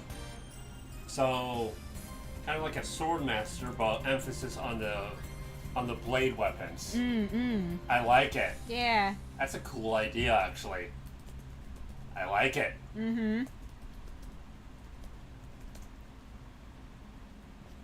Although I've also liked what you've done with the blades and the poleaxes. Yeah. They're just high weight, but high might. Yes. Yeah, where you add the weight to the might and yada yada. Let's see. My British accent has been described as okay. My German accent, I'm told, is very good. It's also very effeminate. Interesting.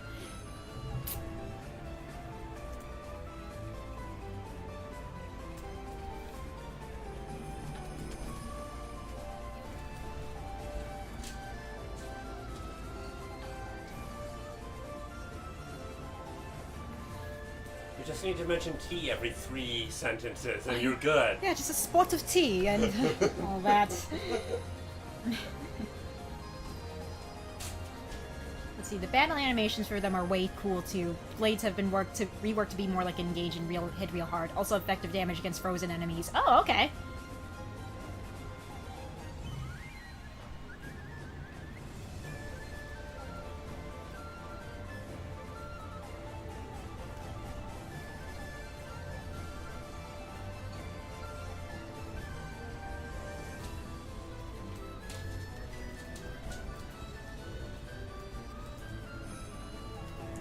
Oh, sweetie, do you want to share that post I saw a day or so back? What post was that again? What Europeans assume an American breakfast looks like. Oh, did you retweet that or no? I probably did. I'm not sure. Okay, yeah. Feel free to check that out for me real quick, because I'll be able to share it easier if you did retweet it. No, I was wondering if you might want to talk about it. Oh, yeah. Yeah, it was just this one meme photo of, like, a European's imagination of what an American breakfast would look like. There was just this full plate of bacon. Yeah, it was a heaping plate of bacon. Yeah.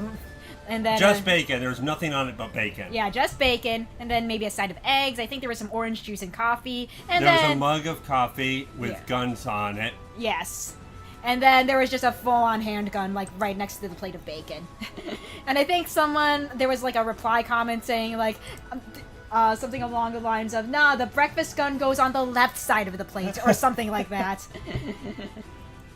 It's weird tea is seen as British, even though it came from China, and the real reason England likes it is Portugal. Interesting. Okay. Did not know that. How do I check what I've retweeted or not? It would be under your profile. Oh. Which is... It's above. Scroll. It's move your cursor down. There. That's profile, and then you'll be able to see the stuff you retweeted. Seriously, it's not outside of the gun. No, we don't have that. We don't have a mountain of bacon for breakfast, Andre. I'm sorry to disappoint you. Maybe like 4 strips at most. They forgot the American flag themed dinner plates, though. Oh yeah, of course, yeah. Obviously, we need like the American flag tablecloth, American flag silverware, and dinner plates, of course. And yeah. Mugs, yeah. That doesn't look like I did. Oh well. Let's see. Let me see if I can maybe find it.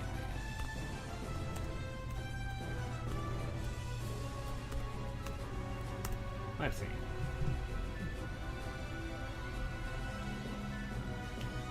Oh, why? My whole life I believed it. Oh, Andre, I'm so sorry to burst your bubble. I mean, yeah, bacon can be part of it. Oh, you found it? Yeah, All right, found it. let me show it off. Yeah, I just retweeted it. Awesome. Okay, let me go onto my Twitter then. It's my stream. I do what I want. Okay, anyway. Everyone in modern anime seems to have Midwestern accents. Yeah, honestly though, unless a character is kind of like, you know, coded to be from like maybe some other region, they pretty much always have that Midwestern accent. Alright, let me see. Here we go. There it is. As an Indian, this is how I imagine an American breakfast to be. Yep, we got that mountain of bacon, some toast with some butter, a nice sunny side up egg, your coffee in the morning, and your gun mug, of course, and of course your breakfast gun. All Americans need their breakfast gun by the side. And no actual utensils. Yeah, just eat everything with your hands, that's fine. No worries. Yeah. I love this reply over here. You're right. It was good. I love this reply. This is great. Oh, yeah. I don't know my guns, but this is awesome.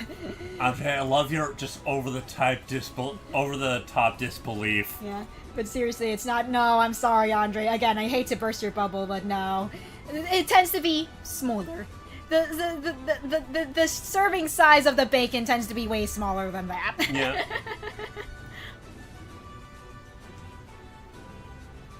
You might see someone eat more than 4 pieces of bacon, but we're probably talking you're a larger person, first of all, and also someone with a larger appetite.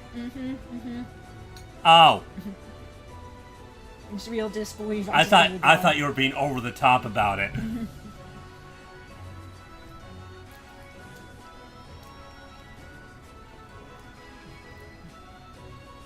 Okay. Alright, this part of the cutscene is done, so I'm gonna do a quick test. Allow me to pause the music real quick. Oh, you know what? Did I...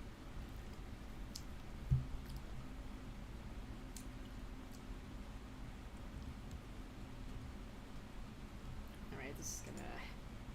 Okay, let's skip that, skip through that. Okay, continue. And then...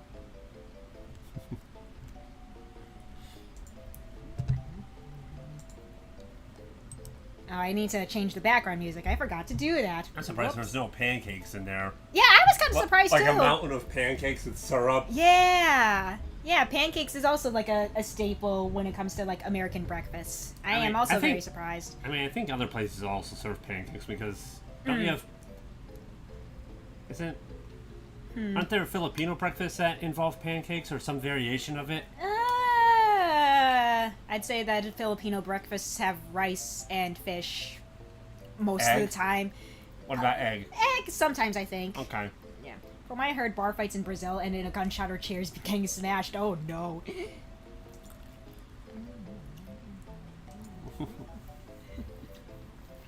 But no, if everyone had a mountain of bacon on his or her plate for breakfast, that would be a very expensive breakfast. I'm just saying.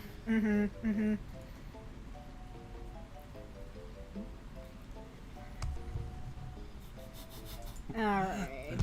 I still find it very amusing.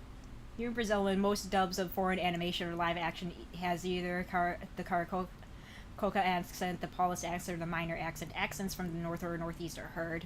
Let's see. Alright, so that part of the cutscene is okay. I just need to change up the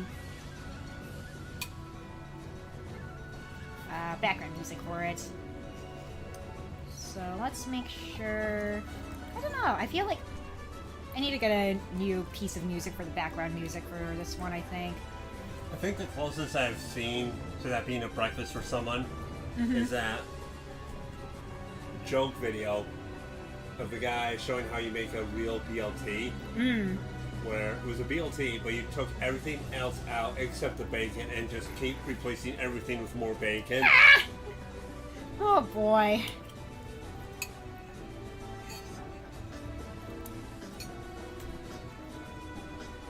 Let's see, guns weren't as common here in Brazil outside the center of West until 2022. The guns got everywhere, but now gun control is slowly coming back. Interesting. Let's see, Brazilian Jiu-Jitsu doesn't work. Jiu-Jitsu lost something when it came to Brazil, but I must keep in mind that it's an art. It's the artist, not the art.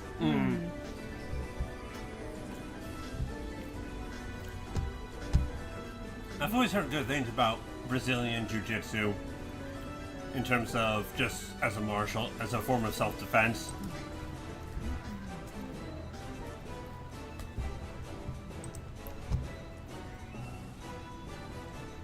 It's also a grappling art.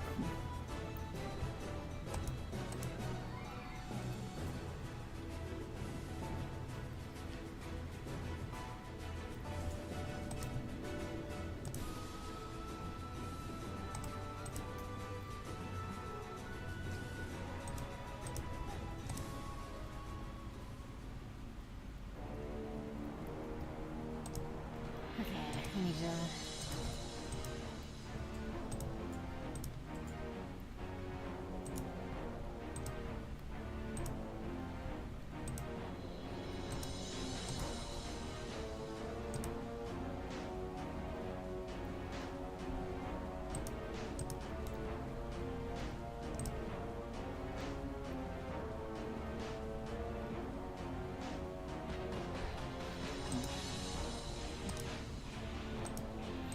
I will be real, I don't know if it's because I know more black people than Asian people, but for me, Brazilian the martial art is capoeira. Oh! Ooh, that would make sense. At least from what I know of capoeira. Yeah. From what I've seen of it, it looks very impressive. Yeah. I think it looks pretty cool. Let's see, it's interesting how a lot of ancient languages have the word for art way as do. Oh yeah, like taekwondo, and that's the only one that comes to mind, but yes. It is a very cool martial art, yeah, for sure. Yeah. The origins of it is cool. Yeah. The movements are also cool. It's just I believe overall it was cool. where slaves in Brazil needed a way to defend themselves, but they disguised it as a dance. Yeah. No, it's not a martial art. We're just dancing. Yeah, just dancing. Nothing to see here. Which I just think is so cool. Yeah. Let's see. Karate do, Aikido, Hapkido. Oh yeah, that's true. Yeah.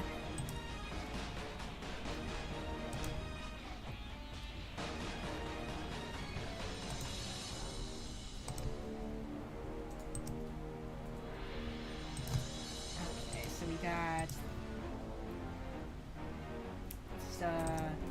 and skip.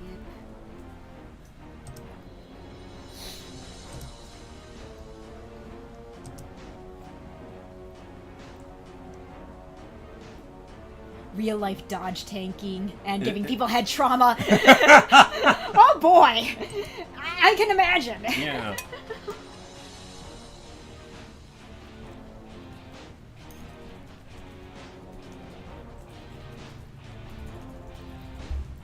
Yeah, there's probably a reason why Eddie and Christy are people's favorite characters from Tekken in South America. They both use Corporea. Yeah.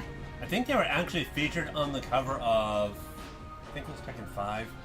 Yeah, sounds about right. For copies that would be released in South America. Let's see, Jeet Kune Do as well. Bruce's official romanization of the E is silent. Oh, okay. And then we need to change the tile map to the actual chapter 18. Okay.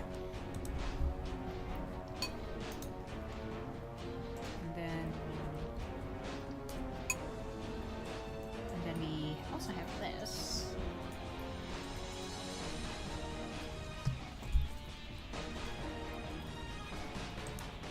Okay.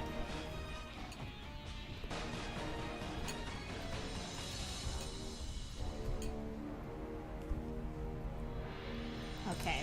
I think Chapter 18 is going to be the one map where you won't be able to change Krista's position, just because of how the opening cutscene plays out. She is going to be in the middle of enemy territory for this map. Oh no. Yeah. It's fine, though. She purposefully let herself be in this situation. It's fine. She can probably handle herself just fine. So I think I'll have her actually be loaded in, like, right Oh no. Can't remember a blocking technique. Wow. Yeah. Yeah, normally on other maps you can, but for this particular one you cannot. Just because story reasons, it would not make sense for you to be able to swap her out for someone else in her position, in her initial position.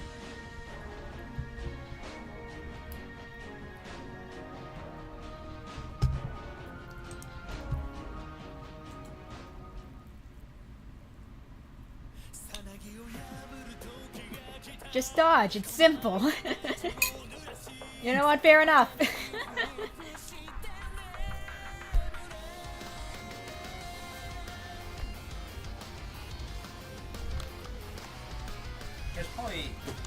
There probably are ways to defend against it, but it looks very hard to defend. Yeah, you can change positions, hallelujah. Yeah! I don't know why that's not a thing in vanilla Fire Emblem, but yes, you can change the position of the Lord in this game. It really should be. Yeah! It always annoys me how in 3 houses, sometimes you're forced into a deployment formation that really is bad for making use of stride, for example. Sure, yeah.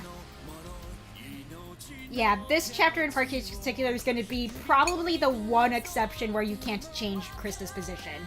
But it's justified in why you can't change her position. Yeah, why didn't you dodge? Yeah, that's what I'm thinking every time a unit gets hit by a 30-something or other. Oh, yeah. Man, I can't wait for all this writing stuff to be done, and then you can just playtest this thing for me. Yeah. It's gonna be fun. Aikido and Hapkido have the same Chinese character. They translate to way of harmonized energy. Oh, interesting.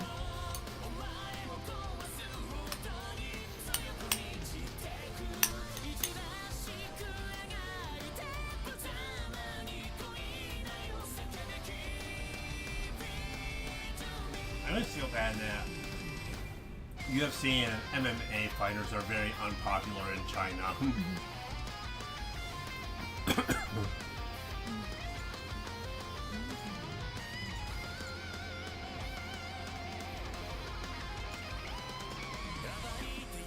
From what I can tell, it strikes me as a kind of a dogma reason.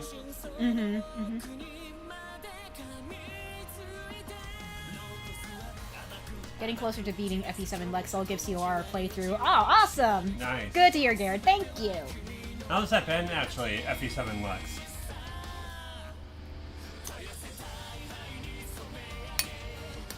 You know what? I should probably put that public update up before you download that, though, Garrett. There are some bug fixes I need to put up for the current public release, because while Sam here was playtesting things, there were some like little error things and whatever. Nothing game breaking, just little annoying stuff. So I gotta get like that. a secret character that was supposed to pop up and didn't pop up. Yeah, so I'm just like, I gotta upload that update maybe after stream today before I forget, because that does need to be updated. Also in Capoeira, we have the closest thing we have to real-life air combos. You know what? Honestly, Yeah. from what I've seen, yeah.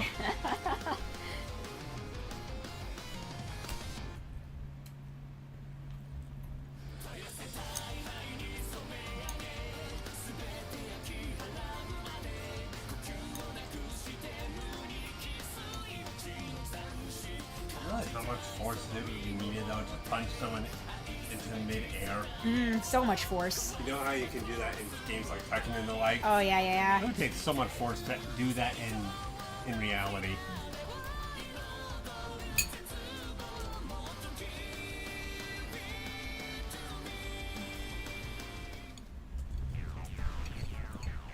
Hey, it's this song I used for the first FEE3 trailer. Yippee!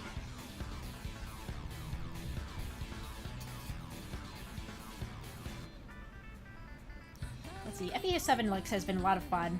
Though I have been playing normal mode just so I can get through quicker. It's a lot of fun once you get to a lot of support so you can trigger dual attacks. Oh, interesting.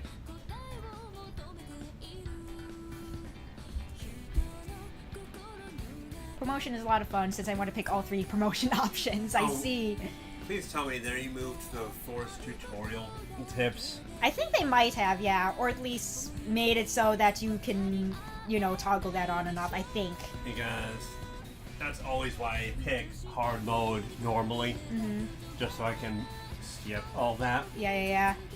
And skipping Lin mode always feels weird narratively.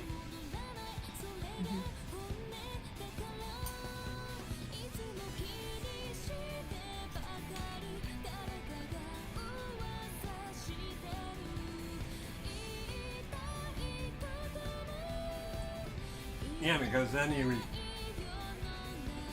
reunite with Lin and Sane, Kent, etc. And they act like they've met you before, and so skipping Lin mode always feels weird in that context. I know how it feels to have bugs. At least I'm good at giving detailed bug reports. Yeah! I always appreciate a good detailed bug report. That does help narrow things down. Well, it had 6 legs. It was a weird color. Alright, the tutorials have been removed. Yeah, fair enough. Very nice. Yeah, I think Tellius is the perfect way on how to do a tutorial in the context of Fire Emblem. Because there's this nice, clear demonstration for this or that, depending on what the tutorial is focusing on. But it's also completely skippable if you want. You can play Lin Lunatic mode, so Lin mode actually has a challenge. Oh, interesting.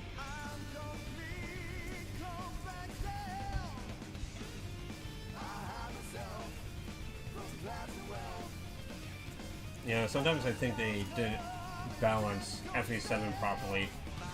Because pretty quickly you can get to a point with at least your regulars where they are several levels above that of the enemy.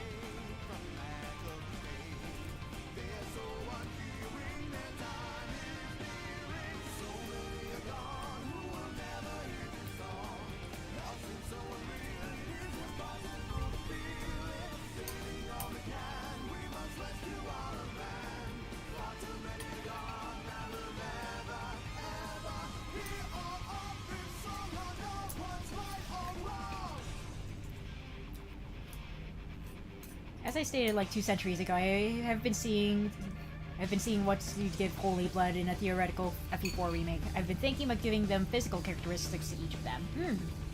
Let's see, the final chapter in Lin mode, you have to beat it in a certain amount of turns or you get a game over. It'll push you hard. Oh, interesting. Oh. I hope it's a reasonable amount of turns, because with the rain falling, that can be annoying. Oh yeah, I forgot about the rain, actually. Yeah.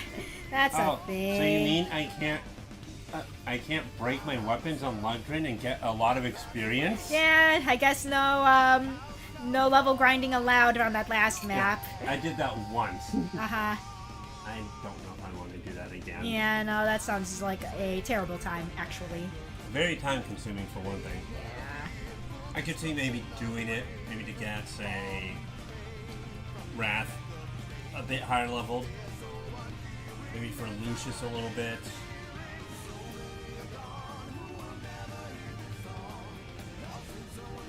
But the likeliness of me doing that again is pretty low.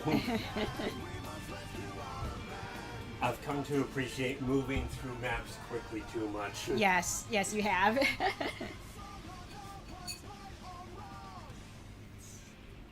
Let's see, it was 12 to 15-ish turns. Okay, that's actually not too bad. That should be pretty reasonable, okay. Yeah.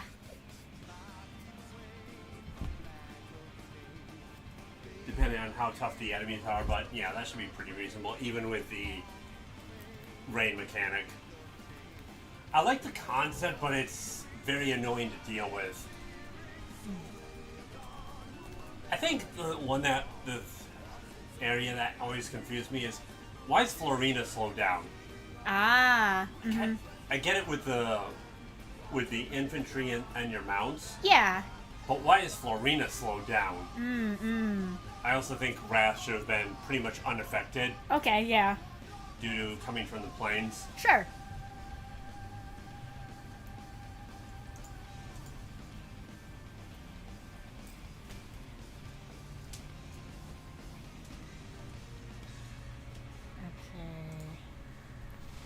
Alright, so for this part of the cutscene,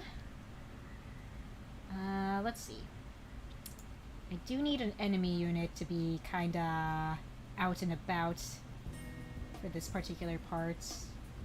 We'll have one of these guys.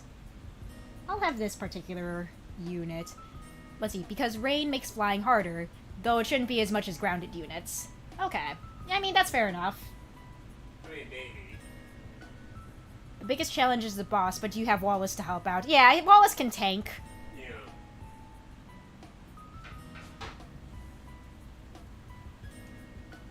But yeah, that final chapter of Lin Mode has rain. I don't remember what other chapters in FE7 had rain, but that one definitely did. Yeah.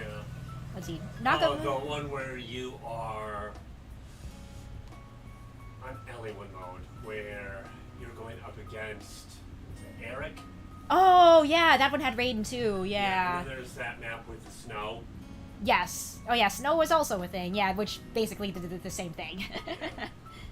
Yeah, Priscilla and Urk's chapter, yeah. Let's see. Nagablood people have snake tongues. Follow Blood have ears made of fire. Forseti has wings on their feet. Baldur has metal feet, soles, and Horth had flowers in the eyes. That's what I came up with. That sounds pretty cool, Andre. Boop, boop, boop. Okay, so we're gonna have this person do the thing. Let's see.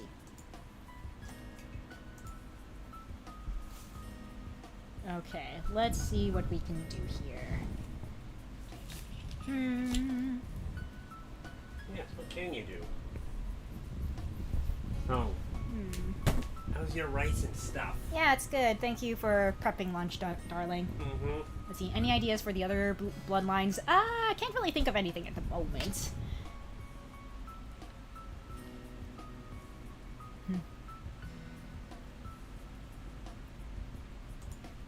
Let's see.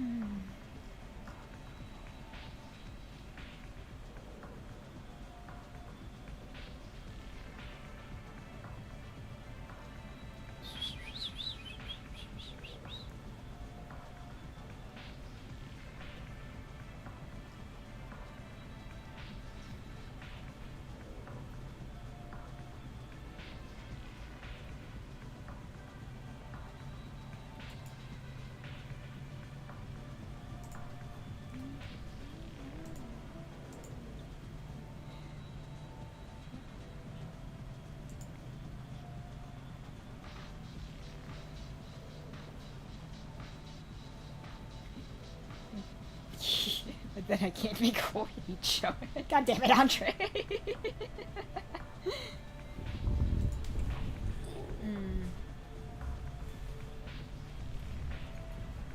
So you pronounce with a chalked R. Or I see. Okay, I need to show the map. Wrong map. Cutscene map.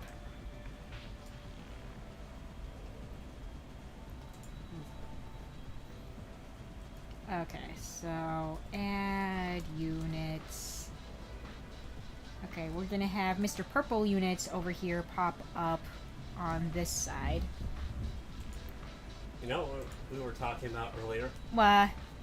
With what we would like to see with a Sacred Stones reskin or rebalance, where in cases where appropriate, it reverts to the more accurate translation of what this or that character said. Like the Erica and Ford supports, because of what those are like in the original Japanese. Yeah, I think about Erica and Ford's C support probably more than I should, but like the original Japanese version is objectively funny. Like for context, for people who don't know. And if you don't know, check out FMS. Was it FMS Paint? FEMS Paint. Yeah. But yeah, for those of you who don't know how that C support goes, I think at some points Erica teases Ford by pretending to lift her skirt in front of him in the English version, but in the Japanese version, she does actually just straight up kind of lift her skirt a little bit in front of him. And I'm just like, that is just like objectively funny to me. Like, I wish they kept that. Like, I understand why they did not keep that in the localized version, but still, it's so funny. It adds a interesting angle to her character. Yes. Where, yeah, she's a bit of a tease. Yeah, I think that's great. That's a great part. Versus being a 100% wholesome and innocent character. Yeah.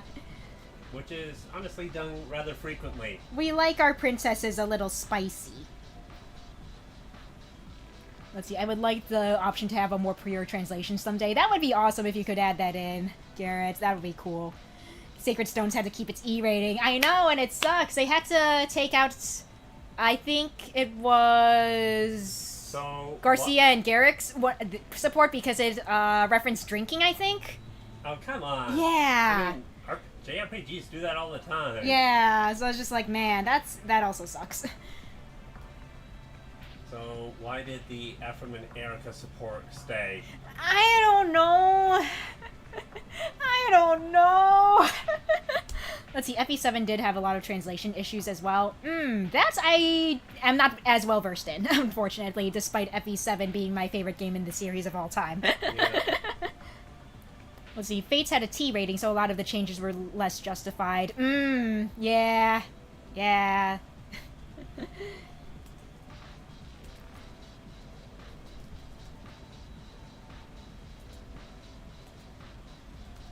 I've heard with Fates, it's the localization that really made a lot of the supports gimmicky. Yeah. I don't know verifiably if that's the case or not, but that's what I've heard. The translations for modern FEs have been butchered a lot. Yeah, true.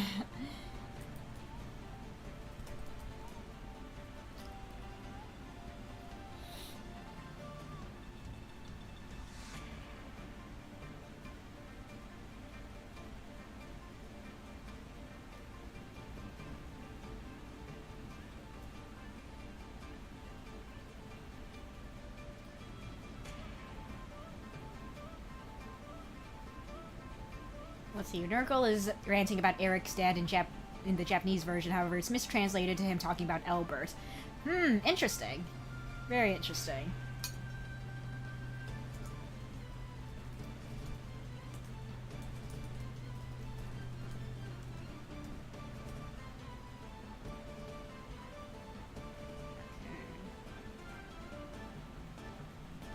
Alright, so we're gonna move our boy over in this direction.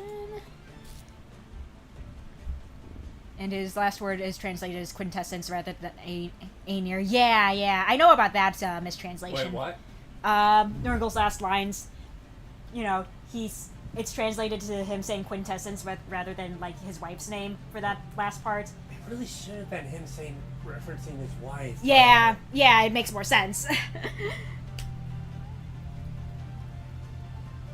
Oh, so he actually did have a wife? Yeah.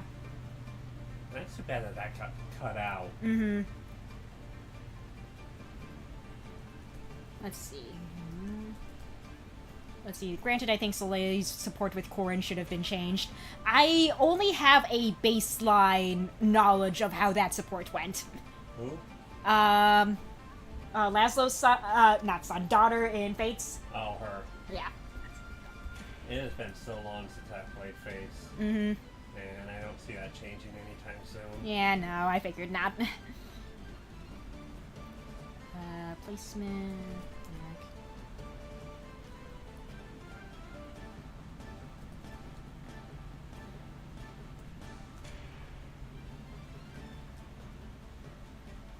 The translation implies that Aenir is a place. Yeah.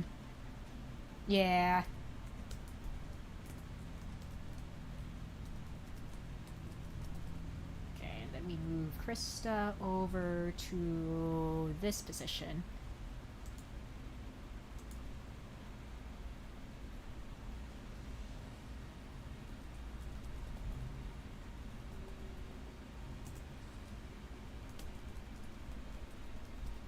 Also, another good change is not seeing your child in a swimsuit. Yeah!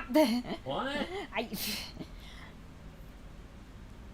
When do you see your child in a swimsuit? I don't remember. Probably in Fates, probably. I wouldn't be surprised. I think the closest thing is...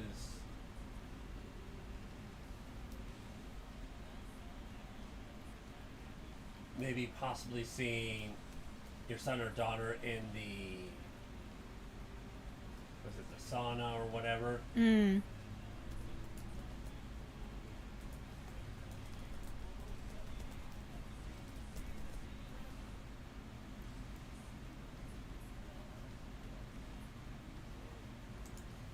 Oh, the Awakening DLC. Yeah, that makes a lot more sense, actually. Not... I haven't played it, so I wouldn't know. Yeah.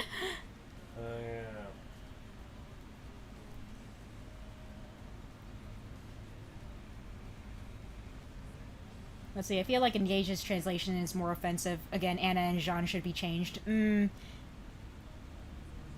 Yeah, speaking of Engage, I've said it before that I do plan on actually giving it a fair chance. I know that Sam hates it, and we won't be going more in depth with that because of Rule 5.5, which I have in the description. But I don't know when I'm gonna do it because, again, I'm super busy with things, so it's gonna take me a while to actually get back into it. Engage is a dumpster fire, and they need to go back to the drawing board with it. Let's see. Normal.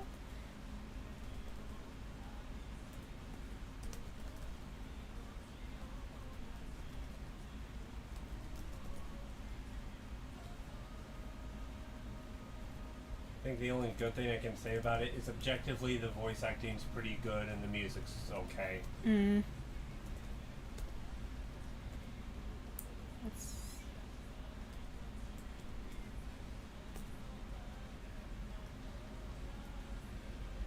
Engage was really bad translation-wise. Okay,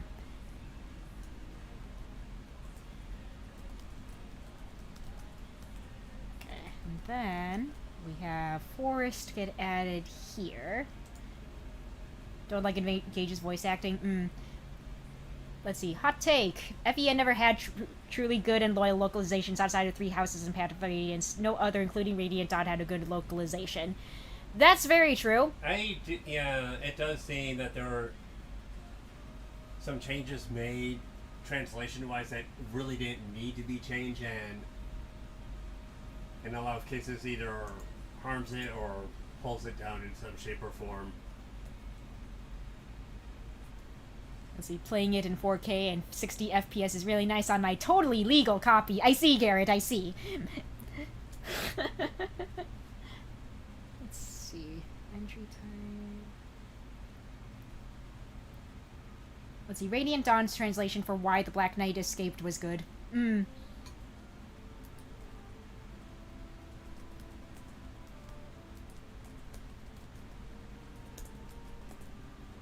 I'm not sure if I'm a fan of how they tried to make him an honorable warrior kind of thing, though, compared to how he is in Path of Radiance. Because it's almost like two completely different characters.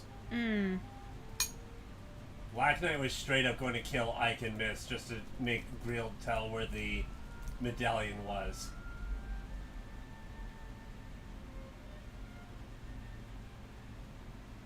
Even Path of Radiance had glaring translation mistakes.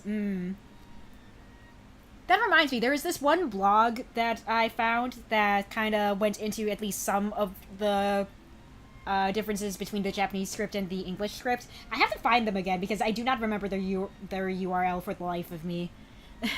But it gave some pretty interesting insight in differences in the scripts and whatever. Let's see, the Japanese script was an ass-pull, yeah. Path of Radiance was less faithful than Radiant Dawn. Let's see. Path of Radiance Black Knight totally felt like an actual villain. Pretty dark how he described what was going to be done to Mist. Yeah. Yeah.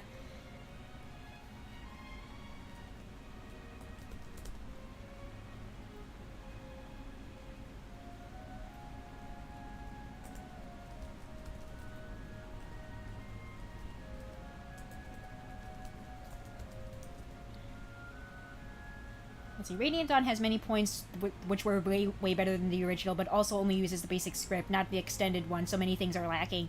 The extended script? That's unfortunate.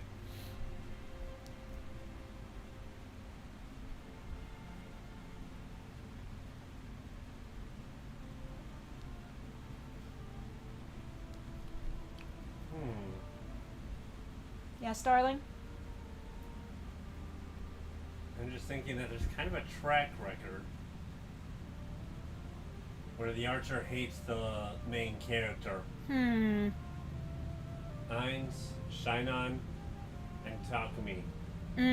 They're all archers. Yeah. Granted, I think Ainz and Shinon are done better, but still. Let's see, Soa no Kisaki, Path of Radiance Black Knight was more consistent with the Radiant Dawn depiction. Oh, really? Okay.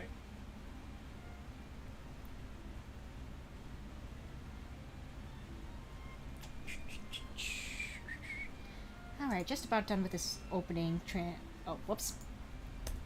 There we go. Just about done with this opening cutscene, thankfully. They're just jealous that they can't counter at one range.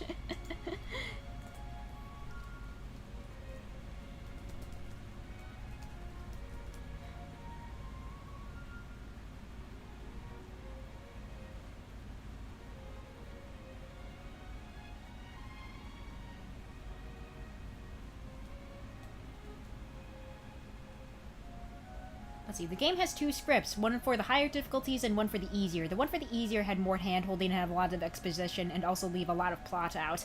Oh, interesting, okay. Got it. Three Houses' voice acting was good, only thing I don't like is how accent-neutral Petra is.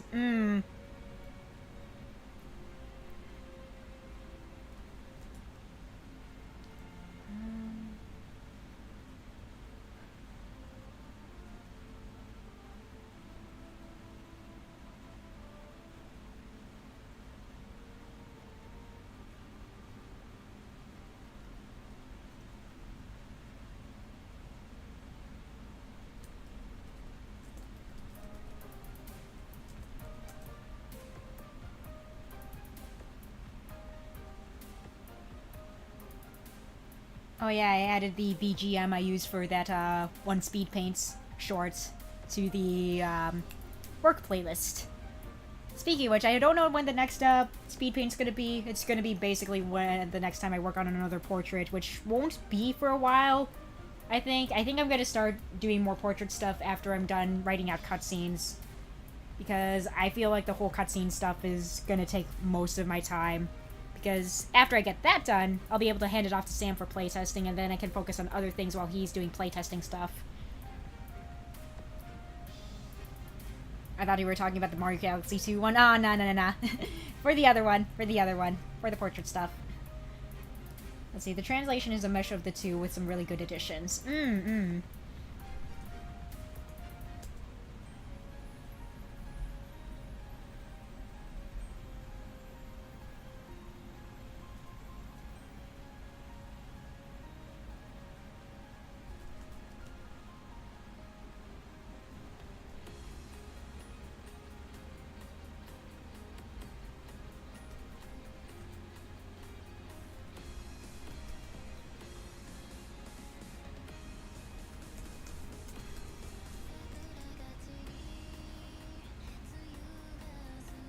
Let's see, Three Houses was done by a different translation team. I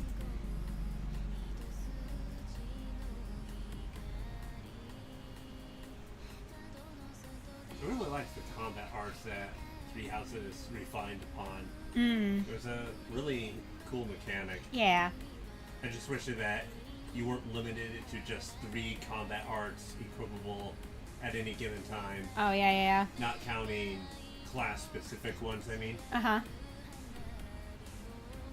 Because some of the combat arts are pretty nice utility-wise. Sure, yeah. Let's see, might have been the same one behind Echoes. Maybe. I have no idea. I wouldn't know.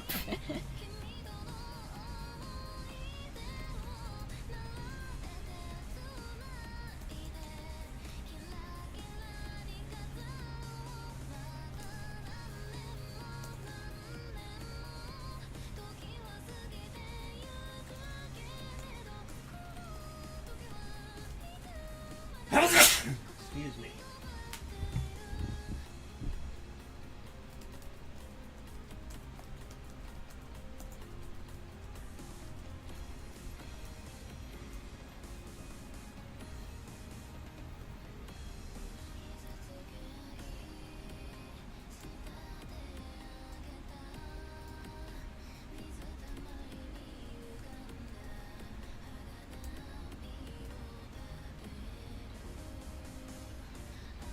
Path of Radiance and Radiant Dawn were done before Fates and Engage people were involved.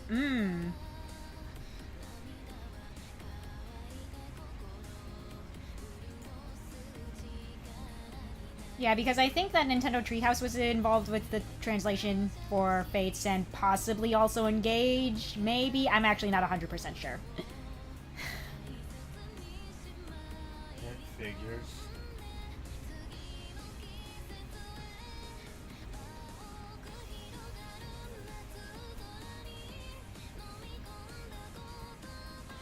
Gets involved with Fire Emblem and they screw up. Treehouse did do Engage. Okay, that might actually explain a lot. It certainly does.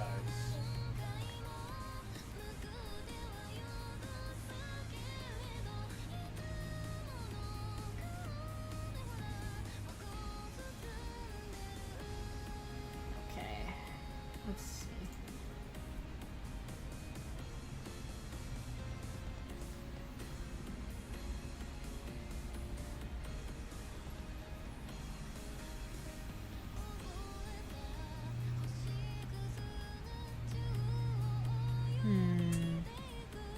You know what? Maybe instead of a snag here. Let's see. As I said before, Alira can't romance characters around their own age, but can keep Micaiah hitting on a child, proving that she does have a type. Ah, God.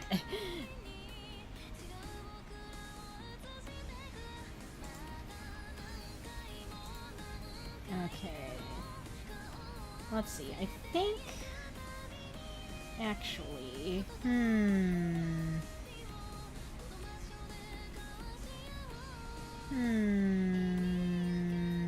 I think, you know what, instead of 2 snags here, I think I'm gonna make these just straight up bridges.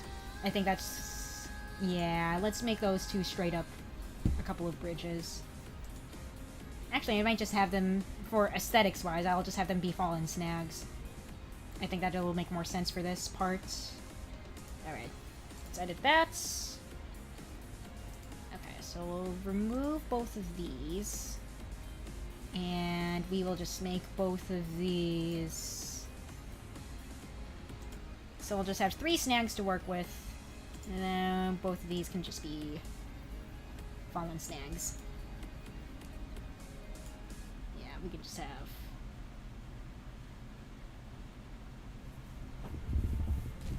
Yeah. You good, darling? Yeah.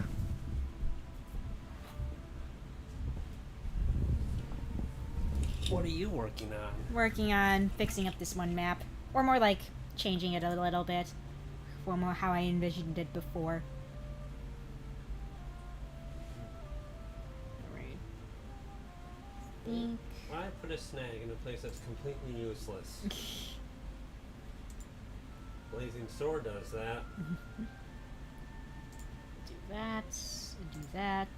And then we'll put in all of that. Yeah. Okay. And then we'll make it so that that counts as a bridge. There we go.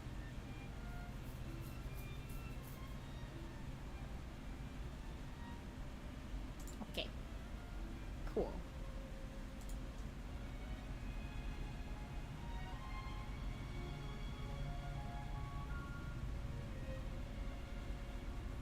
Oh yeah, and you know what? I did plan for another talk convo here.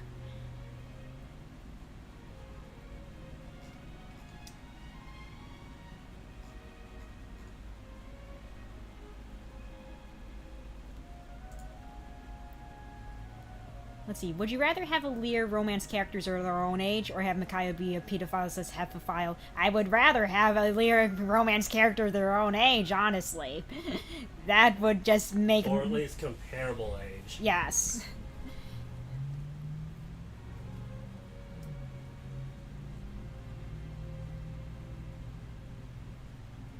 Let's see.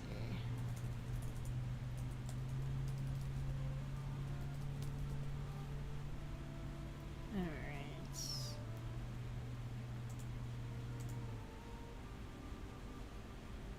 Let's see. Then we can do this.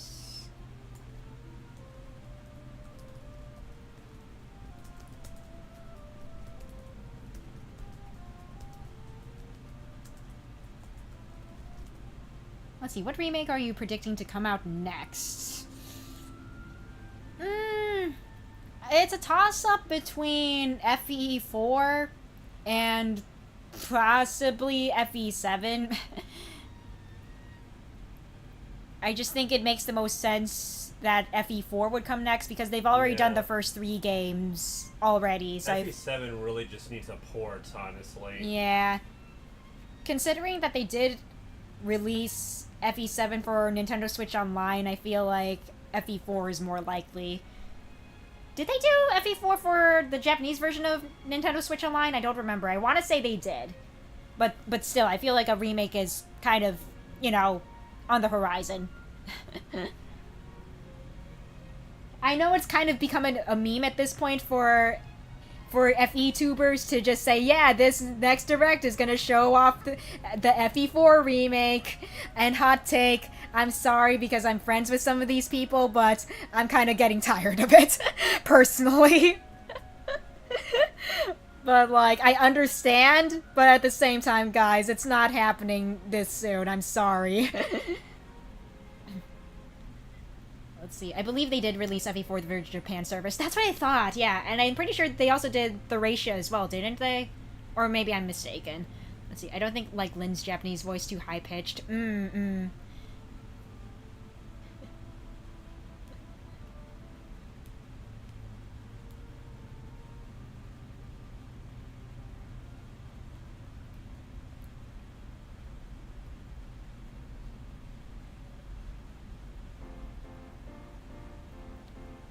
And I'd say if they were to do an FE4 remake, they would either have it as a possible launch title for the next-gen console, or just wait a couple years into the middle of the next-gen console's life cycle. Kind of like how they did with Three Houses with the Nintendo Switch. You know? I feel like once they have a better idea of how to work with the new console coming up, then they'll do a remake and release it for that. That's just how I would do it if I were running the show, you know? Let's see, Thracia I'm uncertain about. Let's see, Veronica Taylor is a really good voice actor. Her Micaiah is too sweet.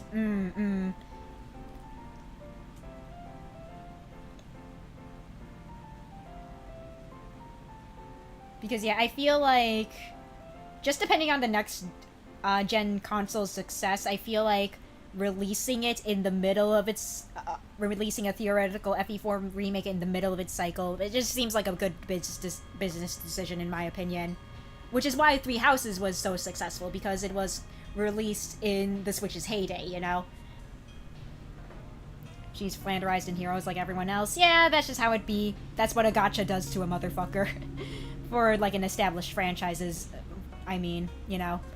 Because I'm sure original gachas are fine, but it's, like, gachas of, like, established franchises where you kind of get that flanderization for sure. Except for King of Fighters for Girls. I will hype that abandoned Otome game up till my dying breath, because, again, it was really good. It was really good. There was love and care put into that game's script, and I will not take any arguments otherwise. Except everyone was reduced in weight. I mean, yeah, the muscle definition was not there, but like everything else, though. Everyone is a high school track runner. But still, it was still good. Writing-wise, it was still good. For the current voice actors for the Lords fit the emblem rings better than for the real deals.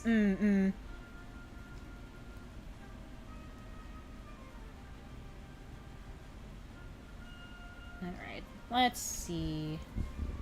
I need to get rid of all this, because we don't need all that.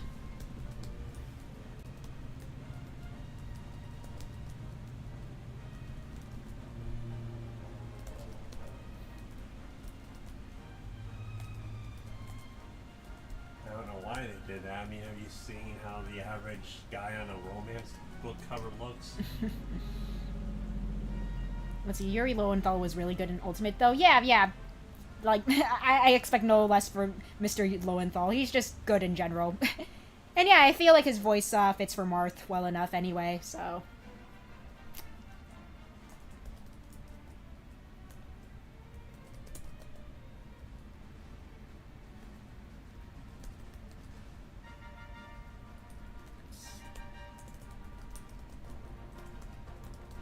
Alright, Krista and Forrest will get a little boosty boost in their support for this talk convo. And then they will kiss and fall in love. That's important. Why? And hold hands because they need to have a kid for the sequel, of course. Oh. But yeah, what happened to Irvin? Well, don't worry about Irvin. Irvin is out of the picture right now. We don't have to... Allegedly. Yeah, he's completely out of the picture. Allegedly. Allegedly. We don't have to worry about him. He's not coming back.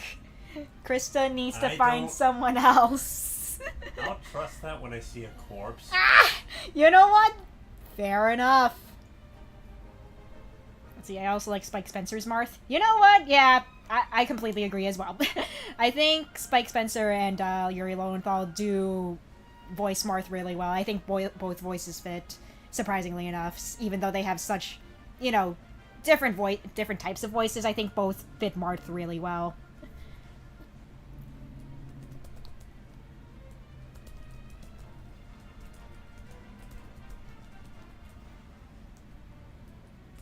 Van is still insisting Mia just needs 1 or 2 level ups and she's dodging most things. Yeah, sounds like something Van would say. Press X to doubt. Is she a good unit? Probably. But right now my impression is that she's maybe a little overhyped. Which, you know what? She's a girl and she's in a popular class. Mm-hmm. Because a lot of people like the Myrmidon class.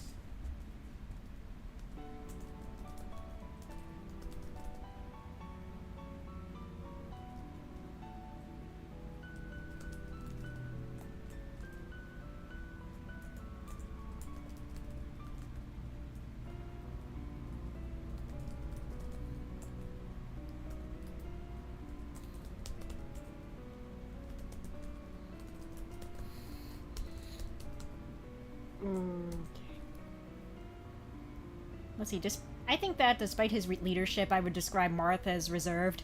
He does give off that sort of reserved personality sort of vibe, for sure. Yeah, I can agree with that assessment. Let's see.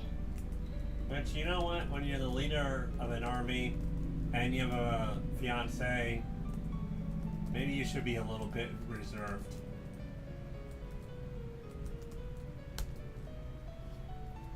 Plus, being in exile from your homeland isn't helping either.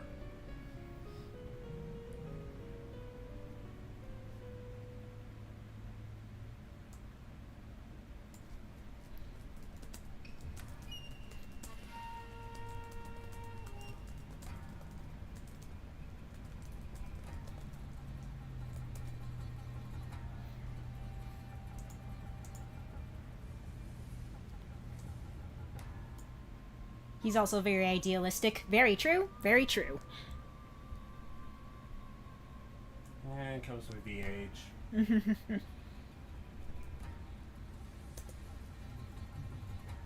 What teenager doesn't get idealistic at one point or another? True.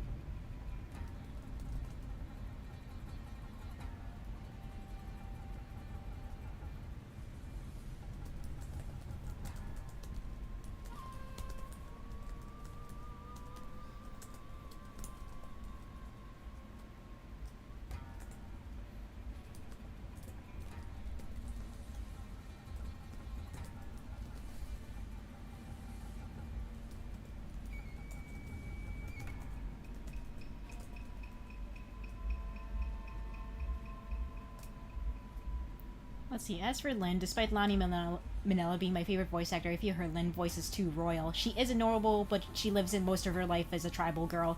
Yeah! Yeah, I'd agree with that. Mm-hmm.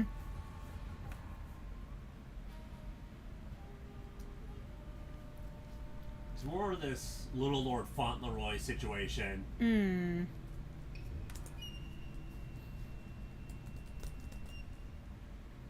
Where, yeah, she lived and grew up as a commoner on the plain, so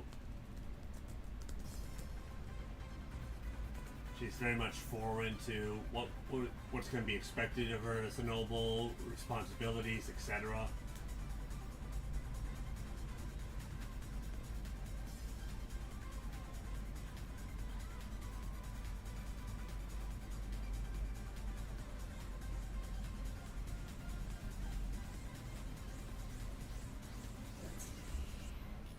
Ray Chase was killer in Ultimate. Yeah, Ray Chase is just good and a good voice actor in general. Who did he voice again? I'm trying to remember which character he voiced.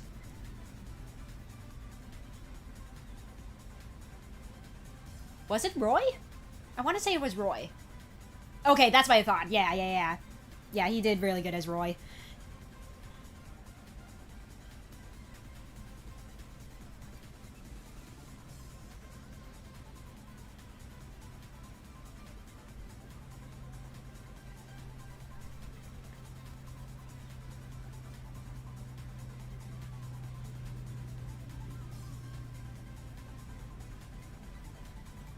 I'd say that Ultimate is Greg Choon's weakest performance as Ike.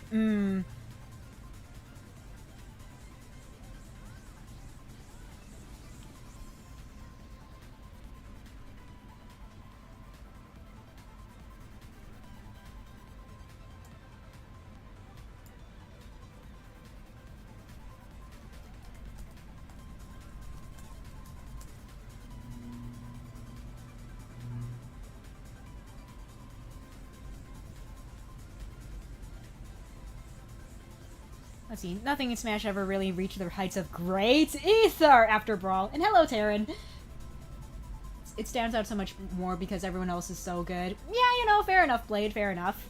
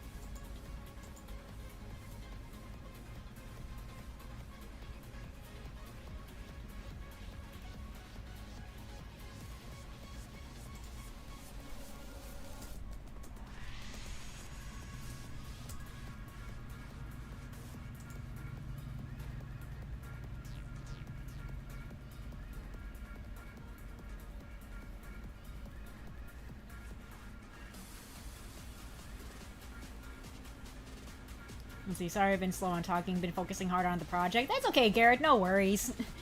No worries, we're just chilling. These work streams are just very chill.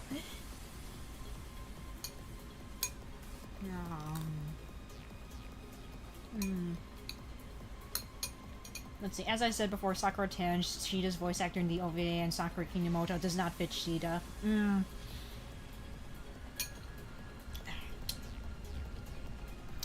I need to stretch out my legs a little bit. I'm a bit too curled up right now. Hold up.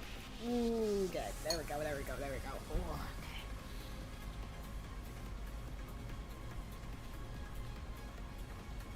I like Kim Sever's. Shida definitely fits a lot better. I'm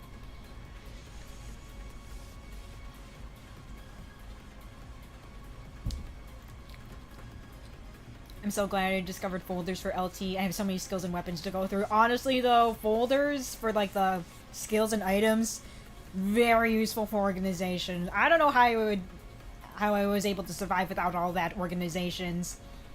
Oh, Tangay. Yep, whoop, I misread that. Thank you, Blade.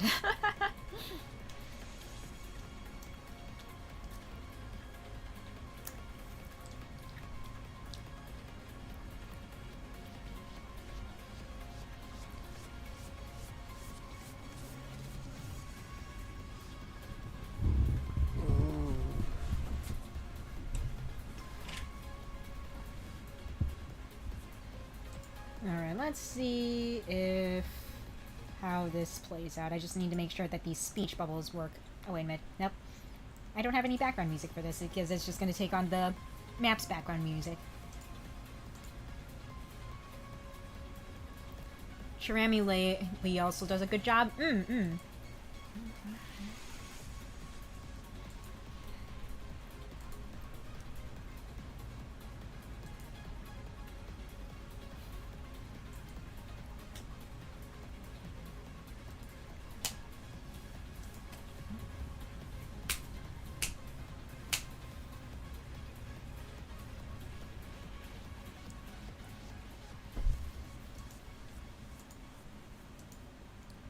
Oh, we should add the talk conversation at the end of the intro cutscene. Oh, I already did that. Nice. But it should remove the talk. Princess Peach should try her tendency to get kidnapped more for plans. What? What would that solve? I don't know.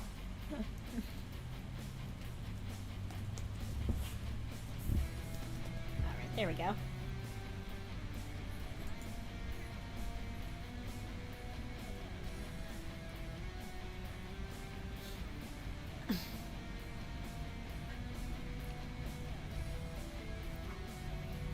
What? You know what you're doing over there, you sneaky little guy, you. Husband's being a little silly. Anyway, alright. Let's see, where were we? Okay.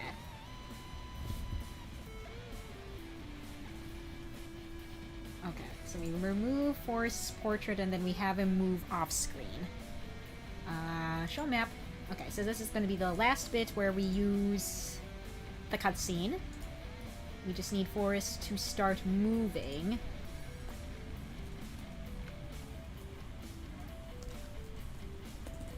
Where's Forrest going to move? He's going to move to this corner of the map, and then he'll exit off of the map.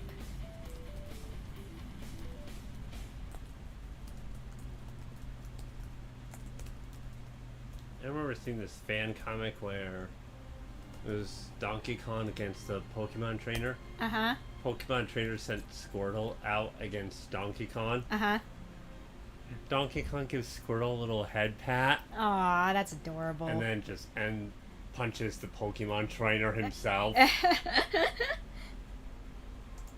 Alright, let's see how this cutscene... As I said earlier, I'm not a fan of Sheeta being busty either, so this isn't hypocrisy. Alright, let's see. Yes, pat, pat, pat for little Squirtle, little baby. Okay, I'm gonna just check this cutscene real quick, see if it flows well enough so far, and all that good stuff. Just needs to take its time to load things. Load things? Yeah. Whoop. Okay, well, right off the bat, the cursor did not go where I wanted it to. Okay, so we add unit.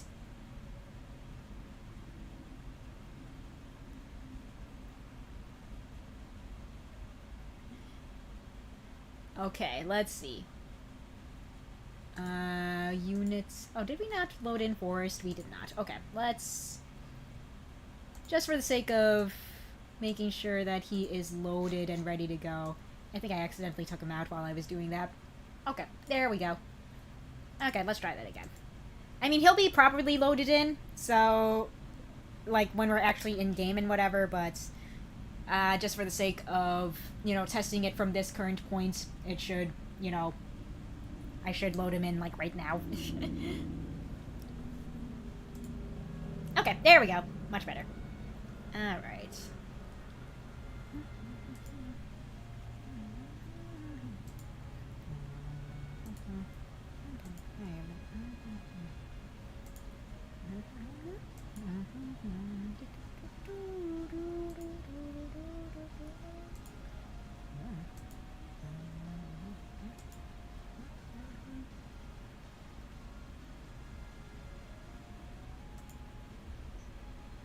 Alright.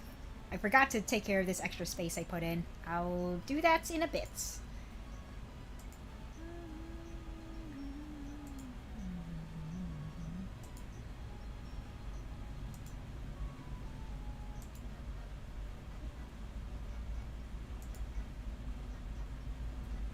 Let's see, until somebody pointed out the difference between the Midwest accent and the Canadian accent, I couldn't hear a difference. Now I notice it a lot. Interesting.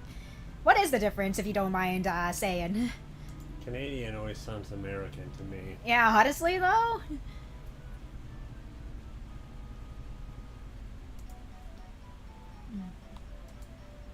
Like, I know Gast is Canadian. Mm-hmm. But I only know that because he said as such. Right. Otherwise, I would have assumed that he was somewhere in the U.S. Mm-hmm.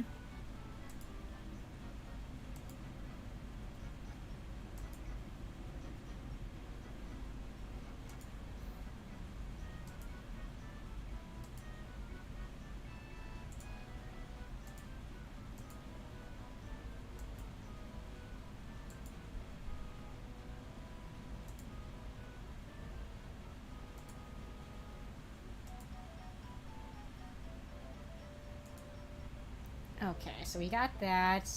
I already tested out base conversations for this. Well, base conversation, but yes. Okay. I feel like I should have some different background music for this part. I'll be on the lookout, I think.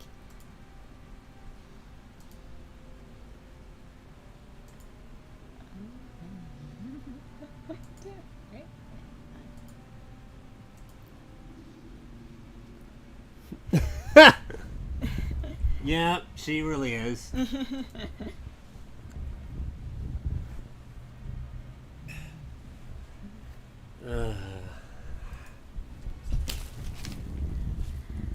This is making me think of that part in Dragon Quest XI where Jade lets herself get captured. Ah, yes. And then you get led to giant creepy spider. Uh-huh. Alright. So that part is done. I should probably slow down the movements of things a little bit, so I'll add in like little pauses and stuff for when Mr. Bandit gets Krista and escorts her out of the village, I think. I think that might be a good idea. Let's see, the OU is usually pronounced as AO in US and an OH sound. Out, sorry is another example. Yeah, it's sorry, and then with the UX sound it is sorry. Sorry. Sorry about that. What's this all about?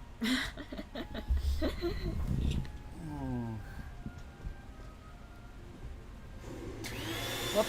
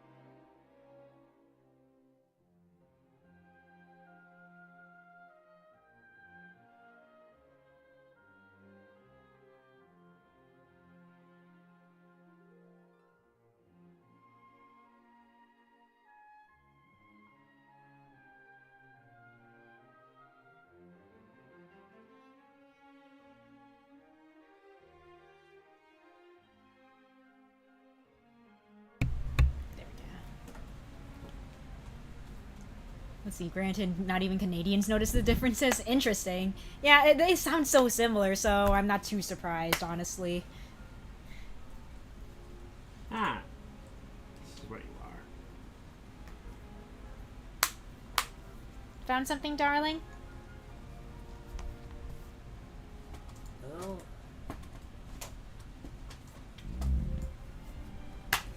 you should be in here.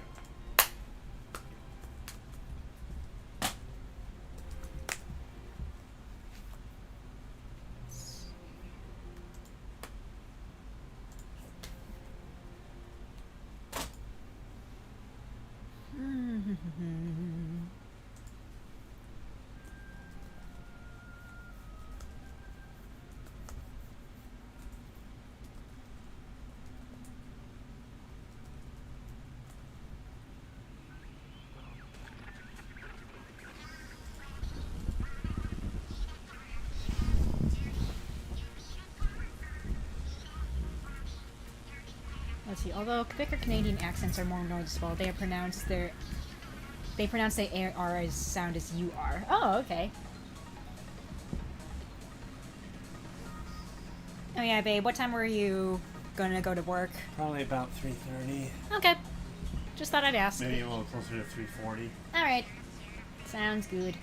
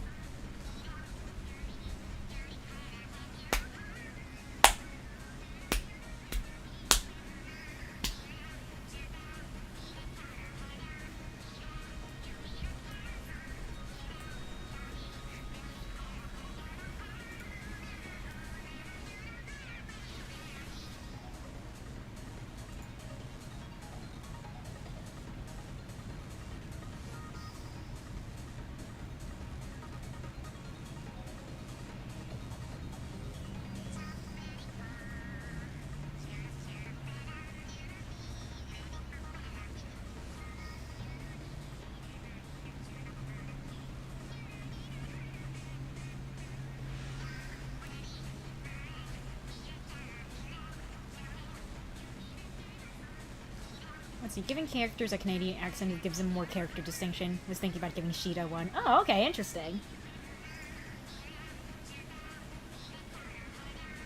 You know, there's also always a Scottish accent. Mm-hmm. Or Irish. The frog is a small beast with 4 legs. Live both on water and on land. It can be brown or green or yellow or be a tropical. Have diverse colors. It hatched from an egg.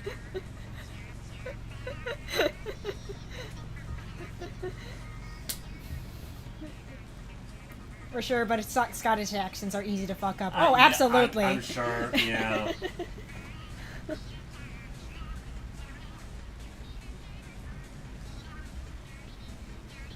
I can only imitate a Scottish accent if I have been listening to Donald and Douglas from Thomas the Tank Engine.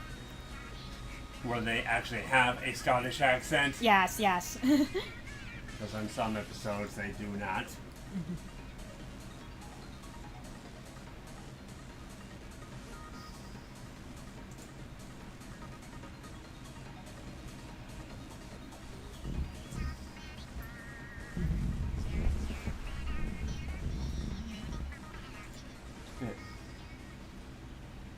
Yeah, I have a brother that likes Thomas the Tank Engine, so yeah, there's a time where that played a lot. Okay.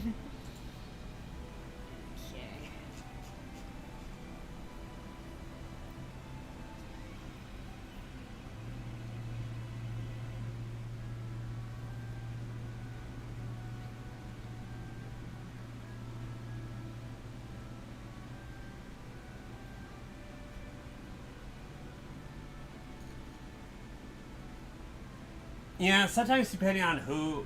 I do like most of the voices Alec Baldwin does, but yeah, I never liked it when Donald and Douglas did not have a Scottish accent. I assume it was because the narrator had difficulty replicating a Scottish accent.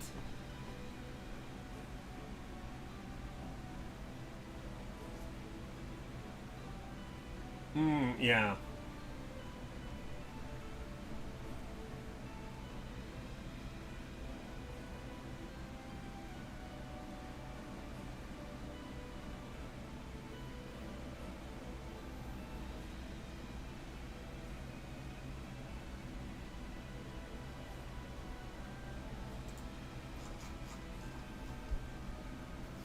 Hey, Elton, good to see ya. Ooh. I'm sorry to hear that. That's rough.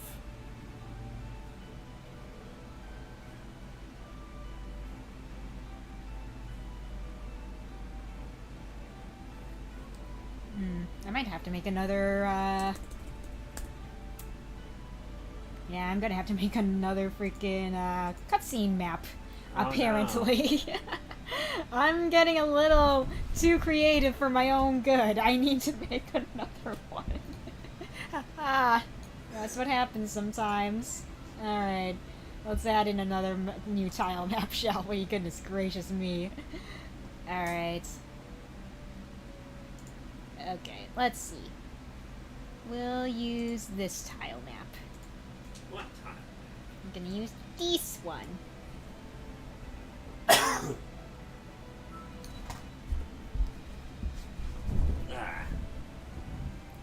Alec Baldwin.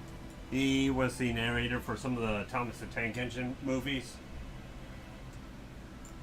Let's see, I need... Alright, let's fill this up with floor. What are you playing there, darling? Omega Ruby was still in, so I might as well keep it in. Oh, okay.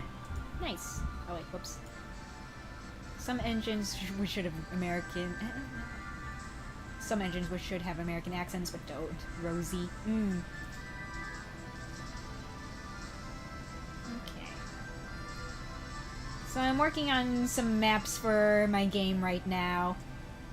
Right now I'm actually working on making a cutscene map for this one little part. Oh, nice.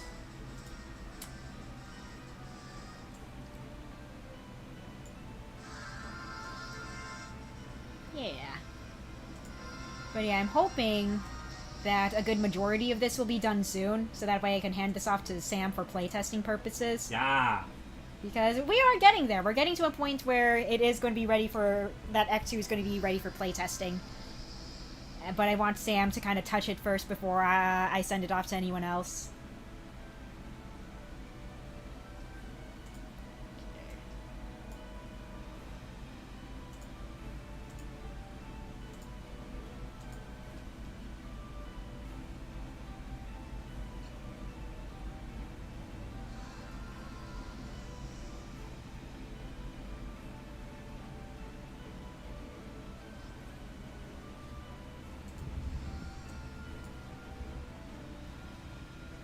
It's okay. But I hope you enjoy it. Okay,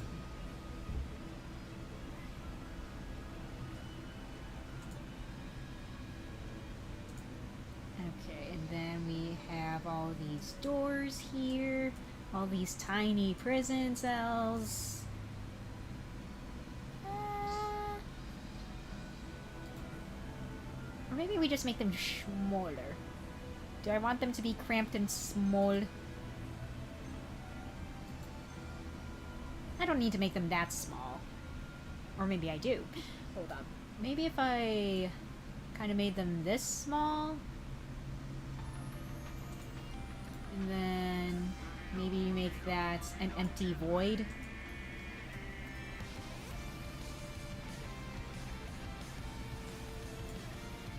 Yeah, I just have different background music playing for when I work.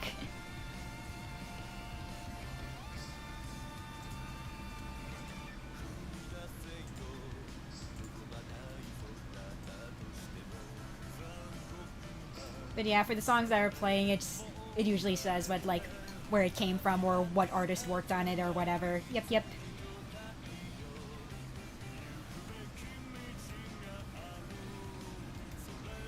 Let's see, I hate talking about this, but voice actors not voicing characters, particularly anime voice actors, because of their race is kind of stupid. Yeah, honestly, though, yeah.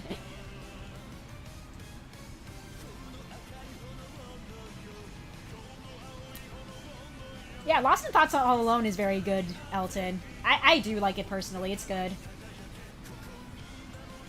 I was going to sing it during the karaoke stream a couple weeks back, but I needed more practice with it, so I didn't end up doing that. I might do that for another karaoke stream in the future, though, once we reach another milestone or something.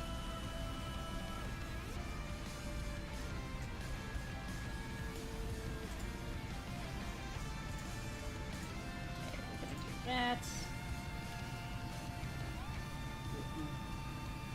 I like the Conquest version of her song. Yeah, the Conquest version is very good. I agree. Yeah, it just has this nice beat to it that I enjoy. Mm-hmm. Let's see, this also limits the amount of characters that an Asian voice actor voices. Yeah, exactly, Blade, exactly. We'll make this map really small because it's really just for cutscene purposes, and we have to establish that, yeah, it's small, it's cramped. What was I doing? There we go. What was I doing? What were you doing? I don't know. That's what I'm trying to figure out. I don't know how far you gotten. Okay, where are you in Omega Ruby right now? You got pretty far, because you're already finding those weird wormhole things. You found a Ho-Oh!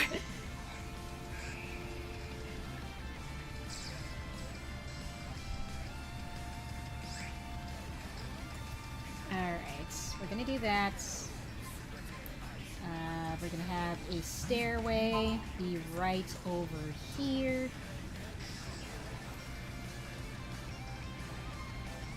Let's see, if we followed that logic, who would we get to voice elves, goblins, orcs, etc.? Yeah, exactly! Those don't exist in real life. So we can't get, like, a legitimate elf voice actor or a legitimate orc voice actor voicing elves and orcs. That's very true. That's... Oh my.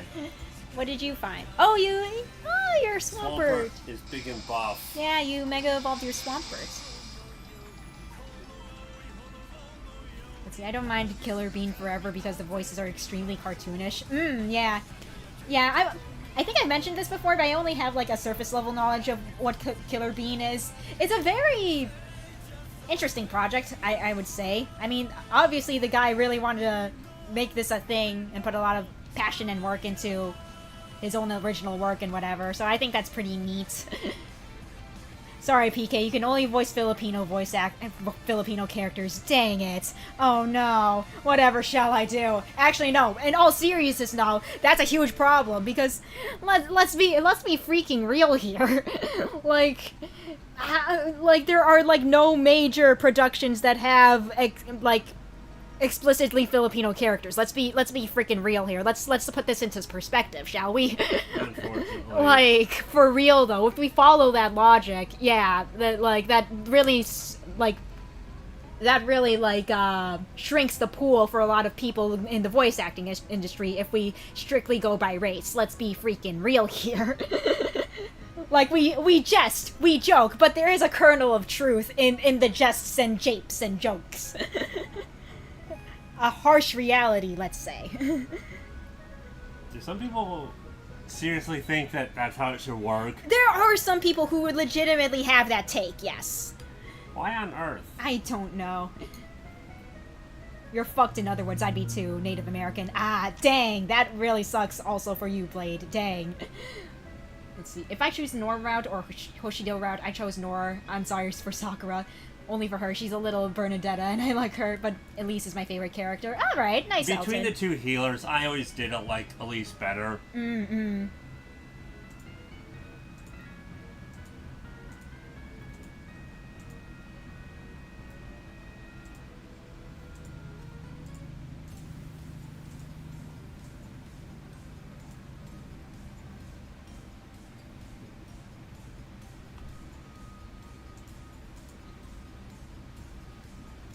I mean, as long as the person can do the kind of voice that is desired for that character well. Yeah. It doesn't matter. Right, exactly. I mean, by that logic, we need to get an actual mutant warthog to do the voice of Bebop. Right, exactly. From the Ninja Turtles, I mean. Yep, songs are changing. Okay, let's see, we got that going. Oh, wait, I need to... Dang it, I need to make these for... Okay, door 1.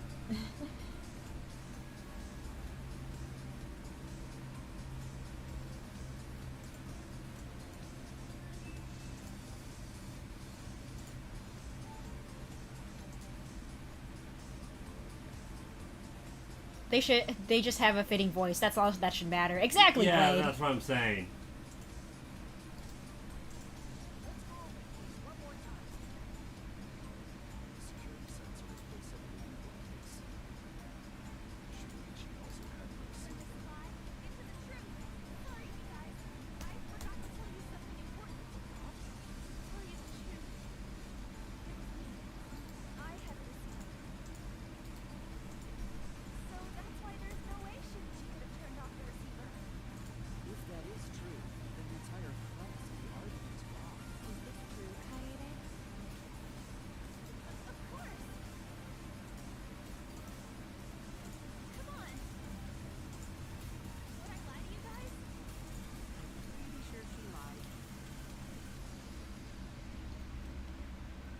Let's see. In Killer Bean Forever, all the Chinese characters are voiced by Jeff Liu, Chinese descent, but it gives them cartoony voices at Vic. That's hilarious. Let's see. What's your favorite character in Fates? Camilla. Camilla, hands down.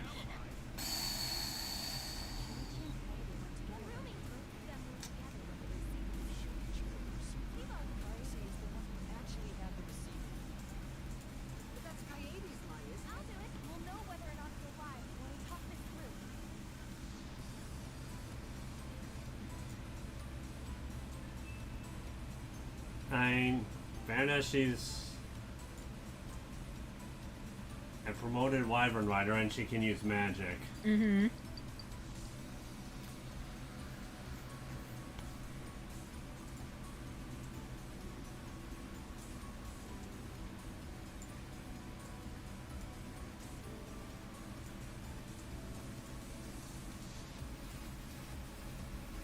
Let's see.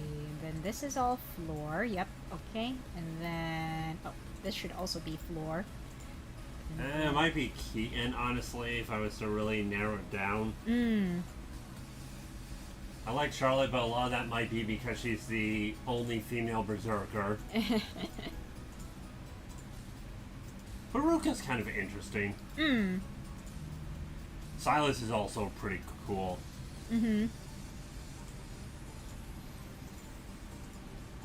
Elise is adorable. Yeah. Alright, there we go. Alright, got this cutscene map all figured out. We'll just say Chapter 18, cutscene 2.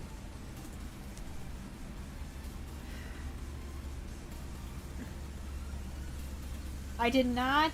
I will say, when you go up against Camilla... Yeah. If via choosing to side with Hoshido... Yeah. The introductionary cinematic for Camilla at that point is disturbingly provocative. Yeah, Oh, you're aware of I am aware of that cutscene, and yep, they purposefully made it very provocative and sexy. And you know what? Probably to make the player feel bad for siding with Hoshido. Perhaps. I mean, I appreciate it. It makes her look pretty. Anyway. Do we deliberately need something to make her look pretty? I mean, we don't have to, but it was nice that they did it. Yeah, exactly, Blade. In my opinion, that's what matters. Exactly. Again, by that logic, we needed an actual wizard for playing the role of Gandalf. Right. And also, on that note, by that logic, rather than hiring someone because he or she is qualified, we are hiring someone based on his or her race. Right. Which, last I checked, is illegal. Yes. Last I checked.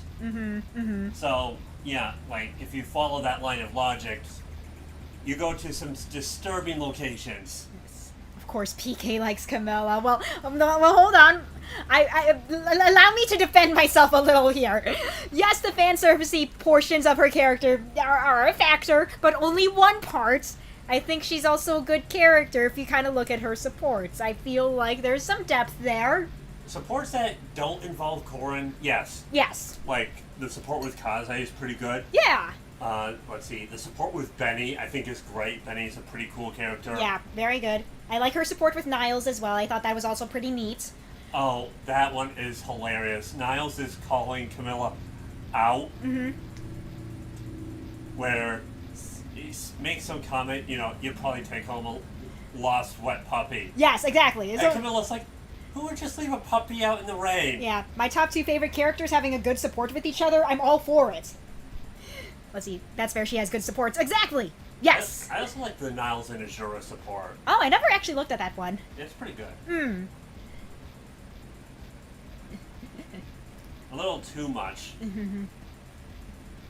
Pretty sure Gas did a support science video on Camilla, and that made me feel bad for Camilla. Honestly, though, yeah. He did a very thorough support science video on her, and I appreciate that. Yeah. Let's see here.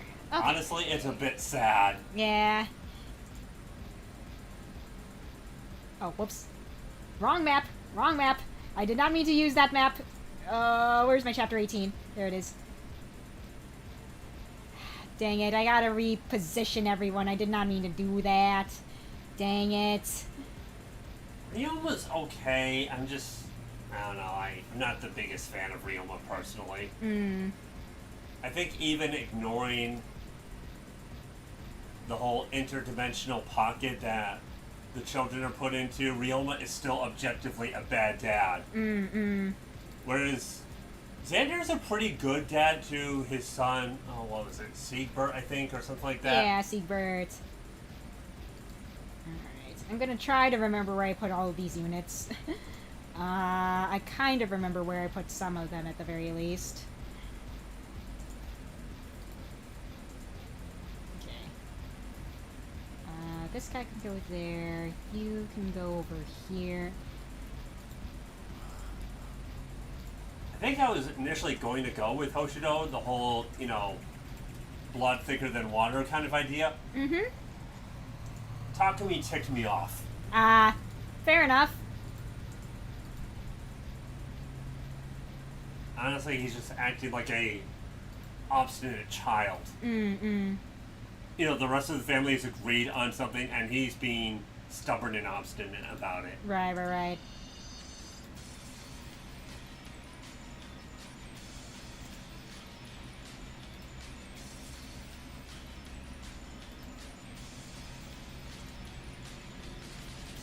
Seder, I think, is alright.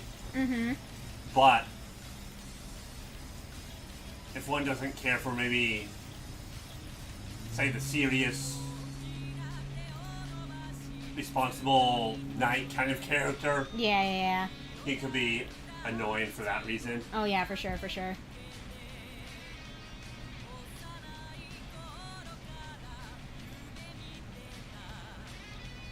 Even if you ignore that everyone dumping their child into the interdimensional pocket in Fates, even if we ignore that, Ryoma is still objectively a bad dad. Whereas, again, by contrast, Xander at least does try to be a good dad to his son.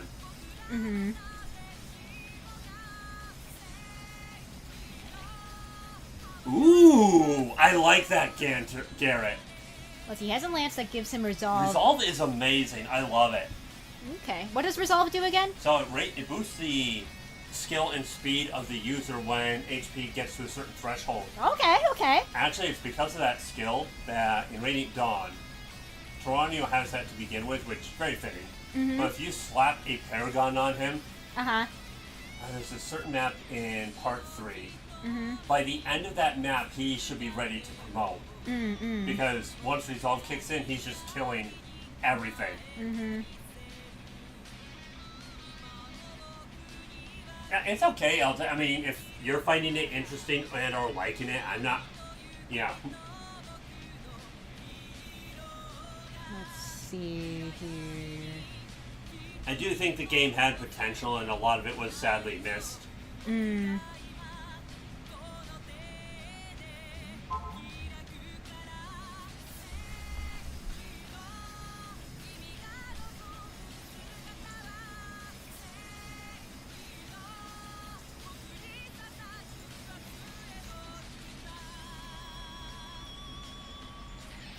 Yeah, I mean, at least the Queen of Hoshido dying didn't take a whole hour to complete. True, that was very quick and painless. Well, painless is very subjective here, but, you know. That said, you could read into her doing some devious things. Okay, yeah. So, it's explained that the reason why Nor uses the Faceless is because those soldiers that go into Hoshido are sapped of their will to fight. Because of this barrier that the Queen has. Right. The barrier sapping soldiers of their will to fight, that's borderline mind control, if not actual mind control. Yeah. Alright, see you, Elton. See you, Elton. I'll probably still be streaming by the time you're back. Let's see. Duso had a really low spot on the tier list, so giving him a buzz. That's sad. I like Duozel. I also like the aesthetic of Great Knight and Sacred Stones. Mm-hmm. My main critique with the Great Knight is I don't like the low move. There is no reason why a mounted unit should have as low move as they do. Right, yeah. Let's see, I also have a quote to share. What is the quote you wish to share?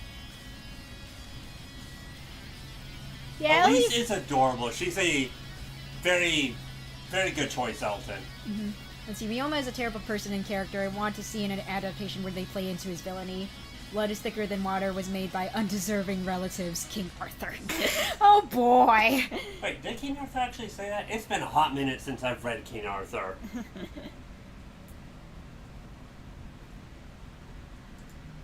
Alright, let's see here.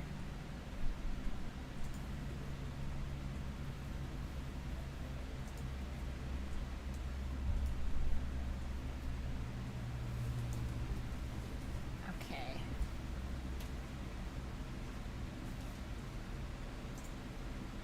So I need you. Pretty interesting quote, yes. I agree. Let's see, Great Knight has been buffed to 7 move and can use both Great Lances and Blades more effectively. Nice. Now at least Cavaliers don't lose movement by going into Great Knight. Compared to from going to Cavalier to Great Knight.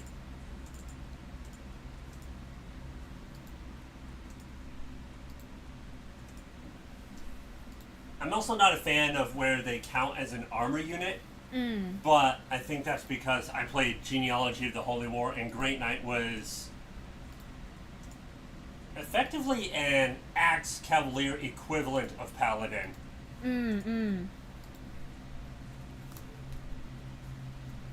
Sigurd might have had a little more move, I forget.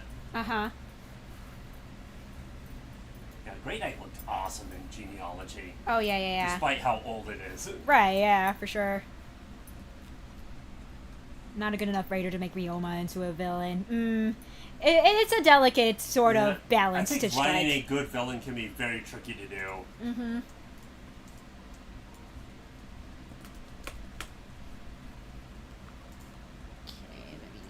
Terrible Writing Advice might have a video on it. I don't know if you're familiar with that YouTube channel, but he makes these little skit videos addressing a certain writing topic.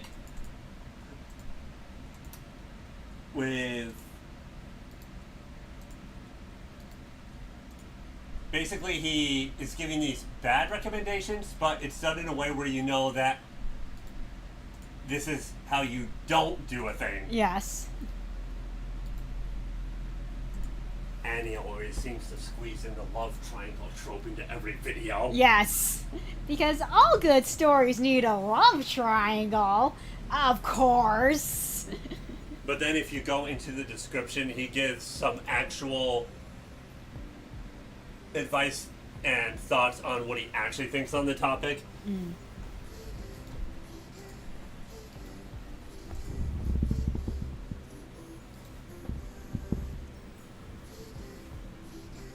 Let's see, can't remember how much move I gave Gold Knight though. I think it's 8. That's what would be pretty cool.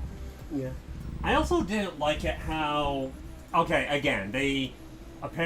Allegedly, the people of Hoshido know the origin and how the Faceless came into existence, but are ignorant of the very low agricultural resources that Nor has. Despite having guards on that border between Nor and Hoshido. Like, nah, that's a bunch of bull and you know it. There's no way you would have guards at the border there who would not have some idea on the state of things in Nor. Also, how could your ninjas kidnap Azura and not have some observation on the state of things in Nor? Again.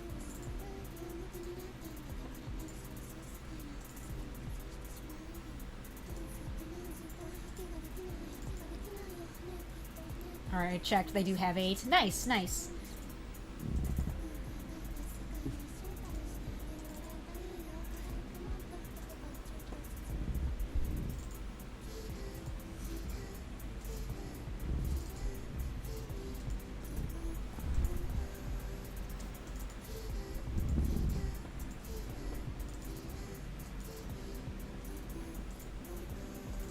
Eight is a nice number. Mm-hmm.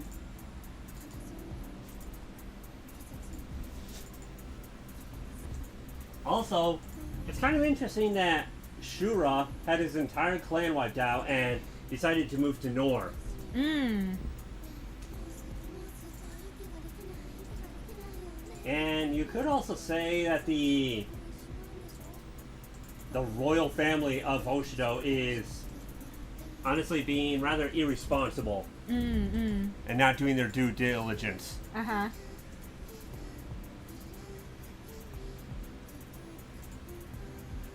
See, don't really go into detail. When I write a script, not good at it, but it means I can improvise when it's time for principal photography, which I am good at. Okay, okay.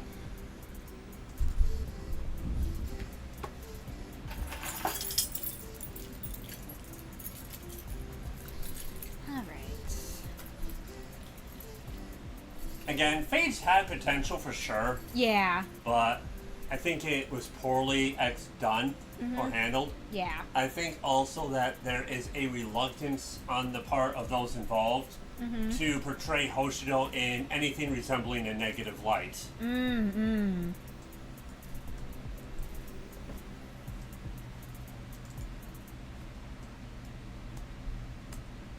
Heading to work now, darling? Not quite, but shortly. Okay. I mean, look at Natalia's games. Uh-huh. You have people with flaws on both the Bjorg and the Lagoon side of things. Yeah, for sure.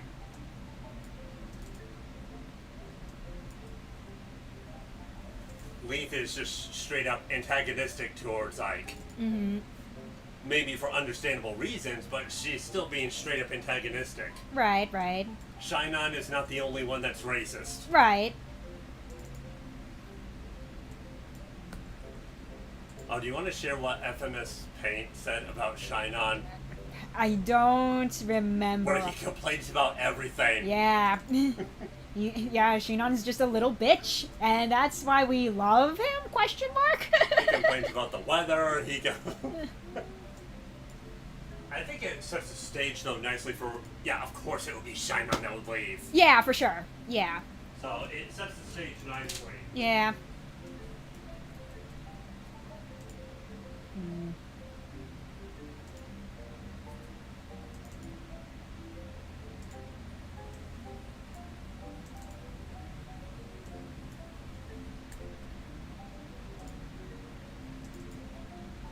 Alright, I'm just renumbering all of these guys, that way I have a better idea of where they are all at in relation to where they are in the map and all that good stuff. Shinon is a horrible role model, Mm-hmm. but I think you would have... Someone like him would exist. Oh yeah, absolutely. And he's honestly just a very good sniper. Yes. And I like his class design. Mm-hmm. I wrote a Christmas special, well, that's where the first art piece I commissioned you on was for. Ah, the script was wrote with King Gamer, but the stage directions were very little, which gave me a lot of room. Okay, cool.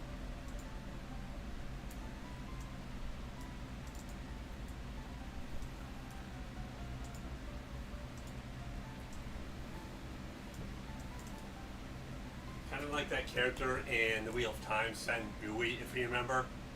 Kind of remember. The guy that was very ornery. Oh, right, yeah, yeah, and yeah. disagreeable. Yeah, now I remember. Yeah, yeah, yeah. Very good book series, by the way. If you like fantasy, I would highly recommend it. Mm-hmm. But the books are very long. Yes. But I just immediately got immersed. I'm hoping to get the rest of the series. Mm-hmm.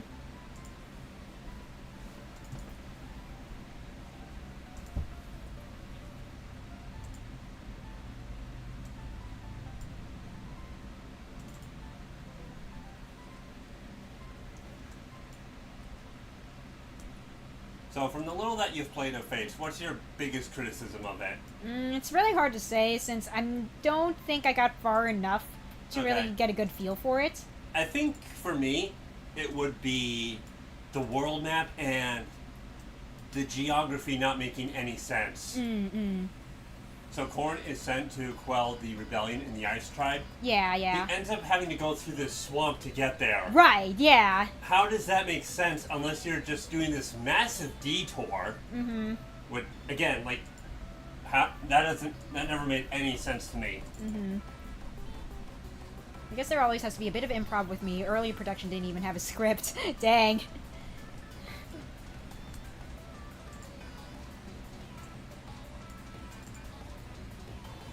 Because, objectively, I'm sure FE7, for example, has some plot holes in it. Oh, yeah. I think I could ignore some of the plot holes if it had a more justifiable world map and geography. Sure. That is one thing in Engage's favor. The world map is understandable. Uh-huh. I just don't think it makes any sense and is a bit... It's more player focus centric than what I like, where you start off from a continent that's literally smack dab in the center of the universe and all the other continents circle around. I'm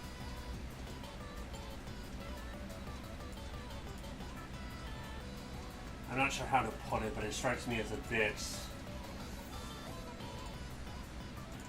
bit heavy-handed in trying to get the idea to the player that the world revolves around you. And I am not a fan of that kind of messaging. Sure, yeah. See, describing stuff in detail limits me. Even for scripted acting, I just describe what the voice actors need to know so that they aren't thrown off. Yeah, fair enough.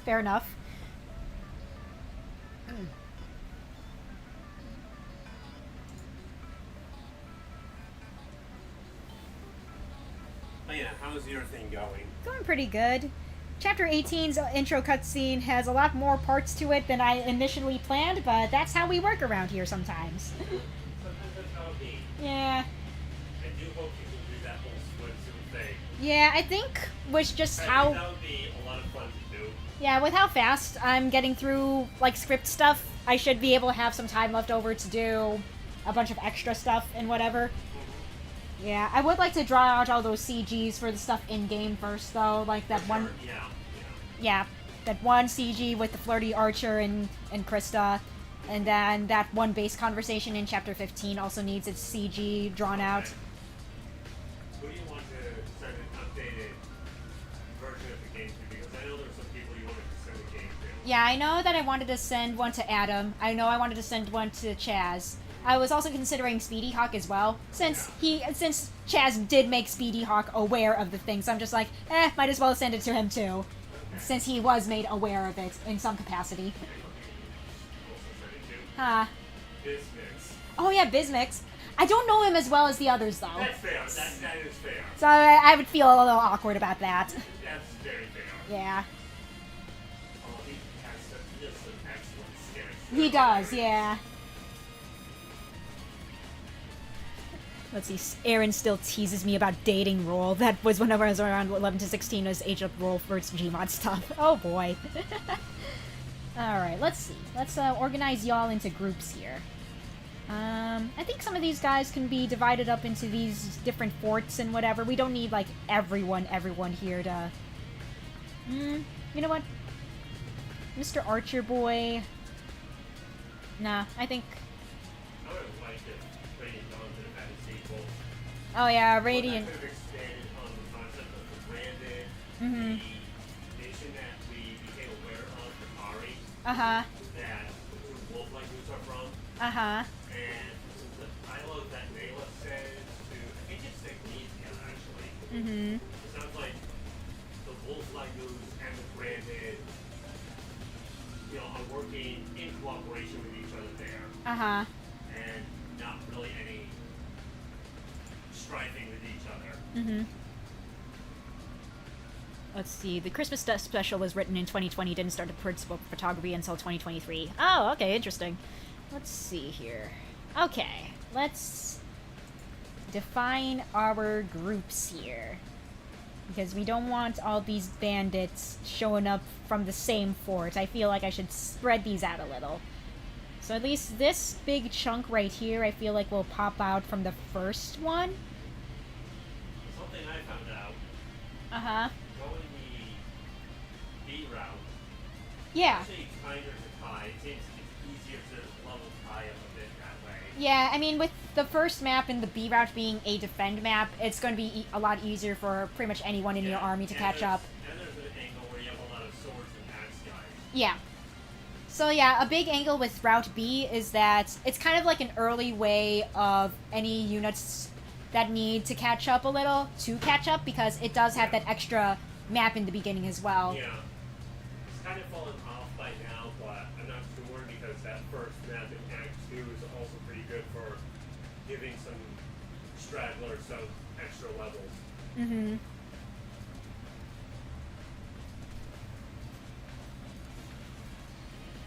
And then the B route kind of extends into Act 2, where it's slightly shorter, because if you chose Route A in Act 1, there's going to be an extra chapter in Act 2 to kind of even things out a little. Okay. Yeah.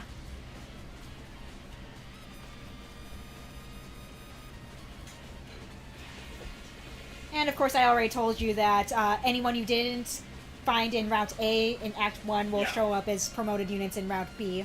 Right. So at that point, it's kind of like a matter of, okay, who do you want first? Who do you want to raise up? And who do you want as pre-promotes, basically? Yeah.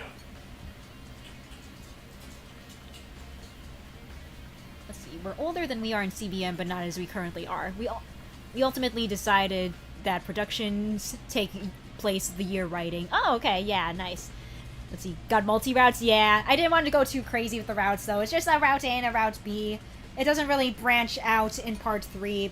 I just kind of wanted to restrict it to just the first 2 acts because I think it makes the most sense that way. And plus, it was just kind of interesting to kind of experiment with. Yeah. Have you settled on any hypothetical secret characters for Act 3? Not yet. I still want to see how, what units I have for Act 3, because I do have a handful, and it's just a matter of, figuring out an exact structure for how Act 3 is going to go. Sure. Because story-wise, I know what's going to happen. Yeah. There's just some little things here and there that need to be ironed out, and how I want things to be portrayed. Yeah. And of course, just figuring out, who's going to show up where and whatever. Yeah. Because I do have some units early on in Act 3 that are going to show up. Namely, Irvin's former retainer is going to be like an early Act 3 unit. Okay. And so is Krista's bandit friend as well. Right. Krista's bandit friend with benefits, I might say, I guess, in a way. Yeah, secret lover. I don't know. Got that Romeo and Juliet thing going on. A little bit, yeah. But yeah, those are definitely some early Act 2, no, not Act 2, Act 3 units I have planned, but I'm sure you'll figure something out once you actually get to Act 3. Yeah, there's some also other characters I have in mind, but it's just like, when they're gonna show up is kind of a big question mark right now. There's also Peter. There is also Peter, yeah. But yeah, I gotta figure out who's going to show up where. Some of the characters I have planned for Act 3 might not show up until the sequel, just because there's just a lot happening. So it's just like, I don't know when they're gonna show up. Also, shouldn't you head to work soon? It's already 3:43. Yeah, I know. Okay. But yeah, I need to figure out groupings. Okay. So I'm thinking... There is still some rice and meat left over. Okay, thank you. Based on how far you've gotten in your bowl, I don't see you... Nah. Needing what's in there. Nah, I'll be good. You can have it for your dinner when you get home, I think. Yeah, that's kind of what I'm leaning towards. Sounds good. But yeah, have fun at work. Okay. Let's see, next PK game has 2 versions, and then a third definitive version, like Pokemon Crystal, Emerald, Platinum. Oh my word. I had to explain the joke so it isn't misinterpreted as a Fates thing. Fair enough. Oh gosh. Man, what if Cycle of Remorse had a 2-version thing going on and then the definitive version? I think that would be kind of funny, actually. Oh my goodness gracious. But man, I talked about this before, like in a previous work stream. But like, I'm very happy that I'm almost done with Act 2. It still doesn't feel real to me. that I'm almost done in some capacity. It literally is just script writing and then finally playtesting. It's crazy. I'm still trying to wrap my head around, like, oh, yeah, Act 2 is actually almost done. Like, what the hell? It's such a weird feeling, but a good feeling, you know? Okay. Up to Mr. 107. Okay.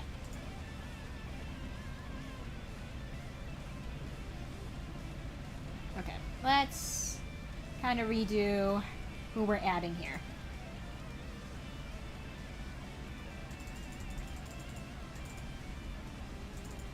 Okay. So there's that.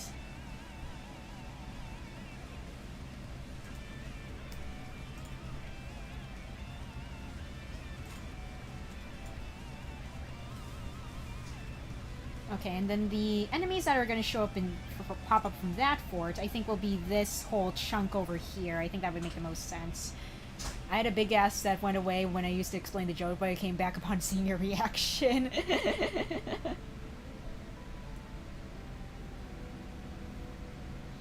Let's see. I think up to this sage right here is where I'm going to have this second fort. A big ass smirk.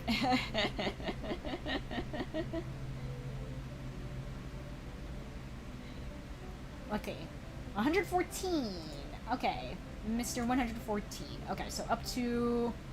Okay.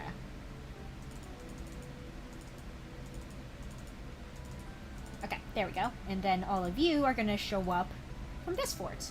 Well, actually, maybe number 108 is gonna show up on that bottom fort, actually. Because Mr. 108 is kind of over here, and I feel like it would make more sense if he showed up down here. Or maybe... No, maybe 108 can show up from here, because it makes more sense. Yeah, no, okay. Mr. Bandit number 108 will show up over here as well. I'm cool with that. Okay. But 109 through 114, yeah. You guys will pop up from here.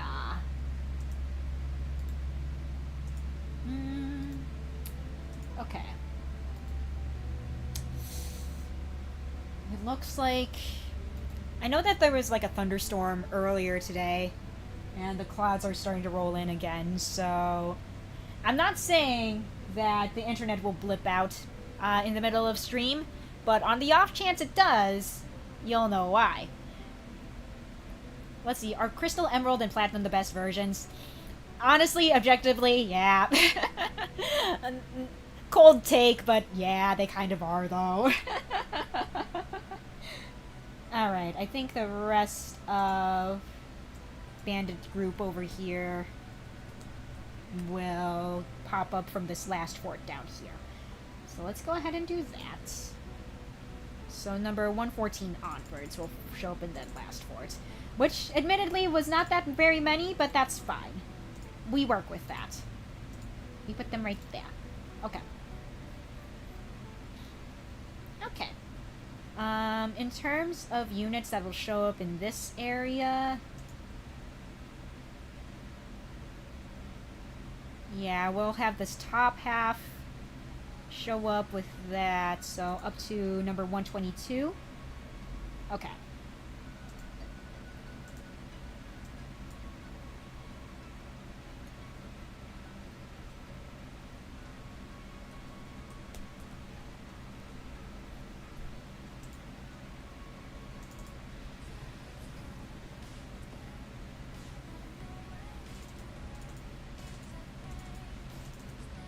Right, what number did I say? Yeah, up to 122, okay. Number 122, and then everyone else will come out from... Okay, yeah, okay. So all of you are going to pop up from this fort.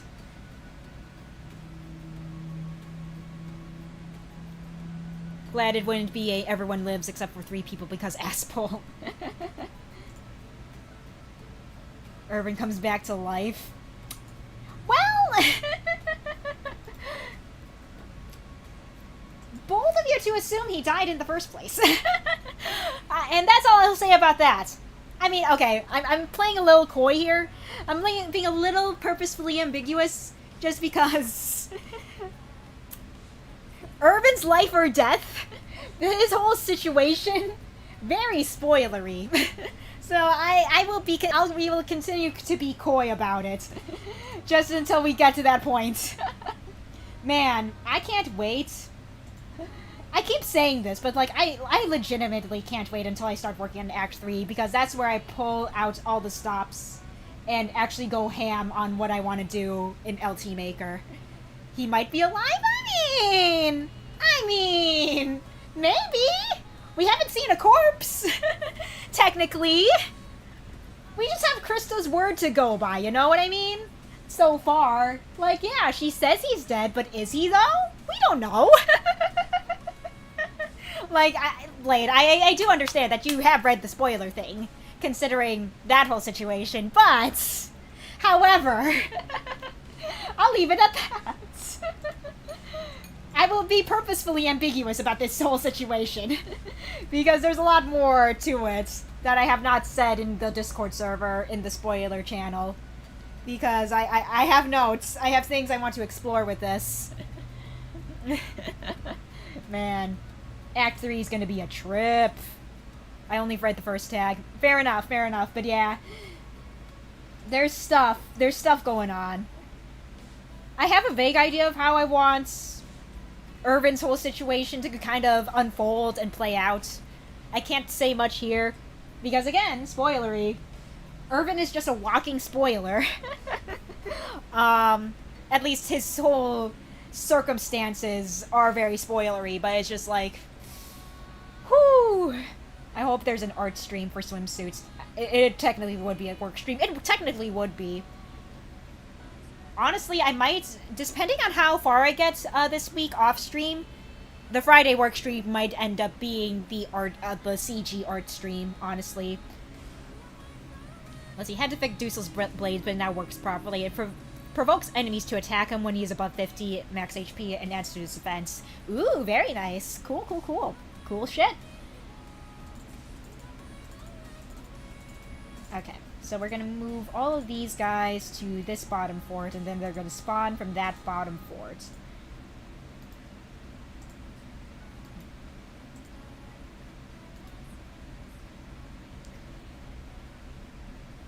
Friday is the day the play starts. Ooh, fun. Fun.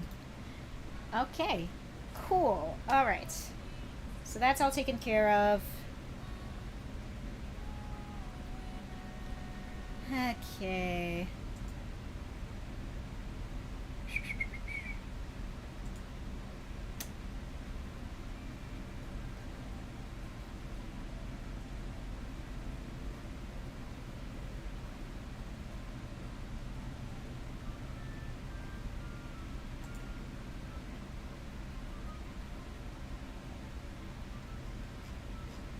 Okay.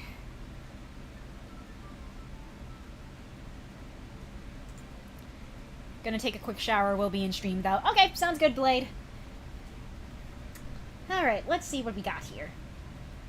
Okay, so we got that. And then we changed the tile map once again to the other cutscene.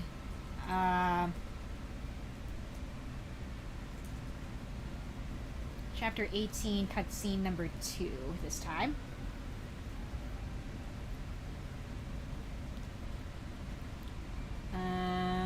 Actually, no. We don't do that. Okay. I need to look at my loaded unit list, because I need stuff for the women's. Actually, before I do that...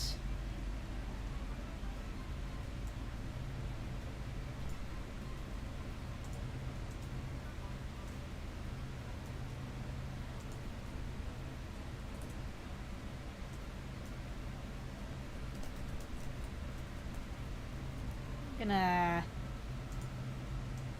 make some generics here.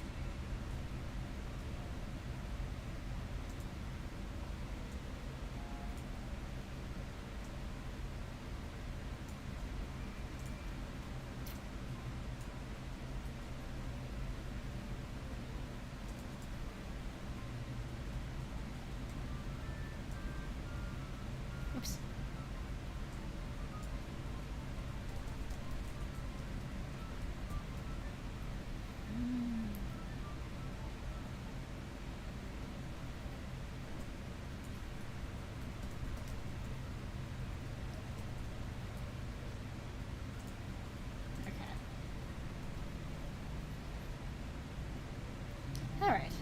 Well, that's good. Okay, now we just need to load in...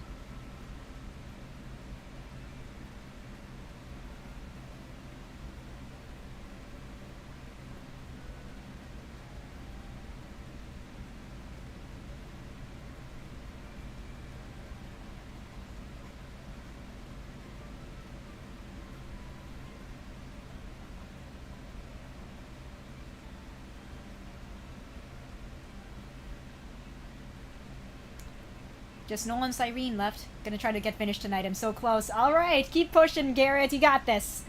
Just a couple more and you're good, man. You're good.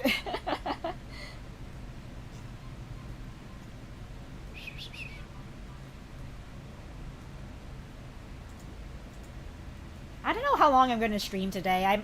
This might end up being another 8-hour work stream. I don't know yet. We'll see. Because again, I'm just so engrossed in my work.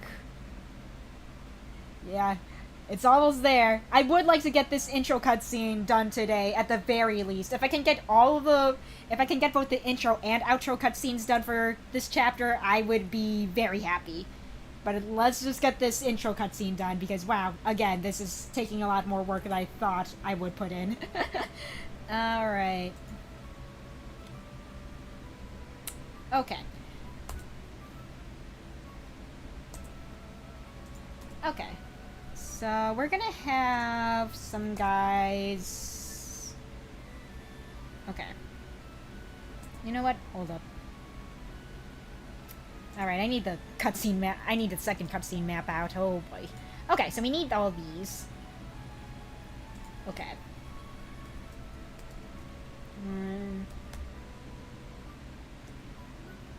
Okay, so we'll just have a couple of these people... So we have 1, 2, 3, 4, 5, 6. Okay.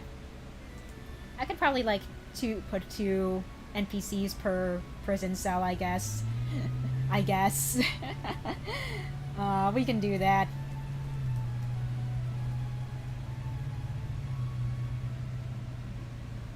And then we just let that auto-save.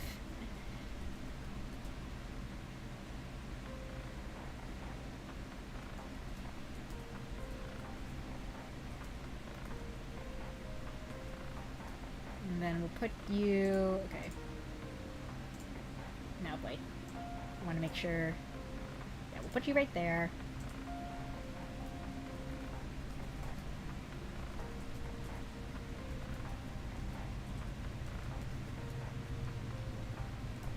And then we'll put you here.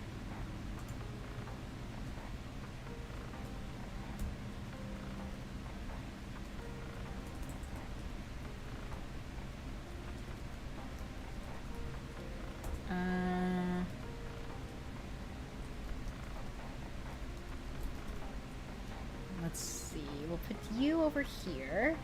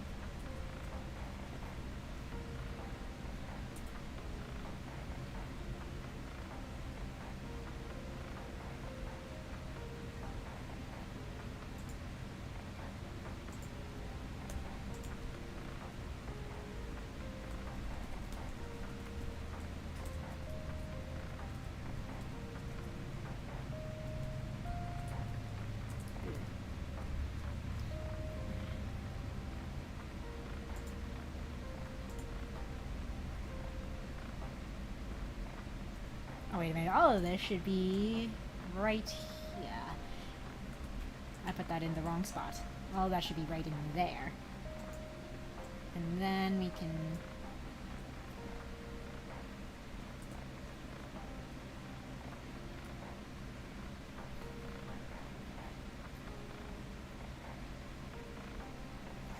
You know what?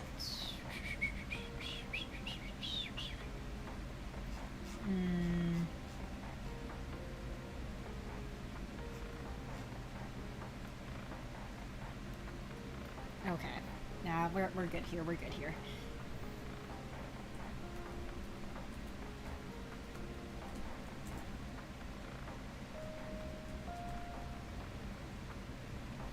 Let's see, I've just had confirmation that my younger sister has not seen the stream. This is a pretty tame one, though. It honestly is, though.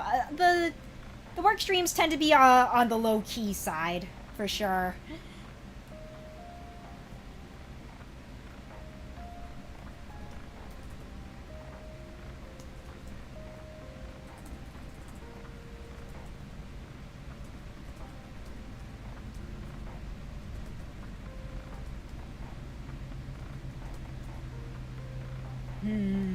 Oh, you know what? This does give me an idea for a base convo.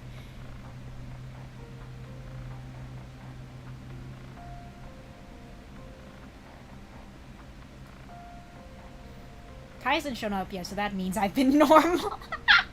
You know what, Blade? That's a huge-ass mood right now, actually. Yeah, now that you mention it, Kai isn't really all that, prominent in this particular chapter. He only shows up for, like, a base conversation for this one.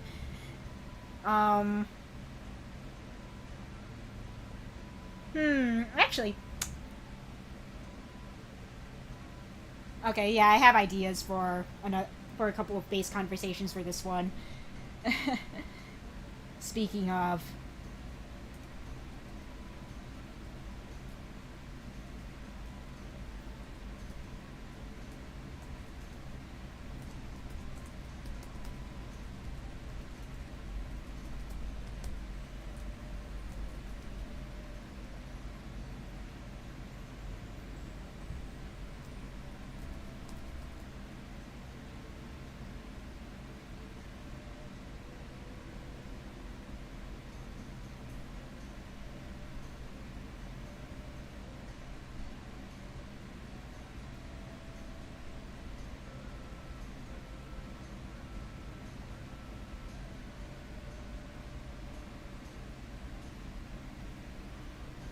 Okay, so this particular cutscene will play out will have like a slight variation to it, depending on if you see a certain base conversation first.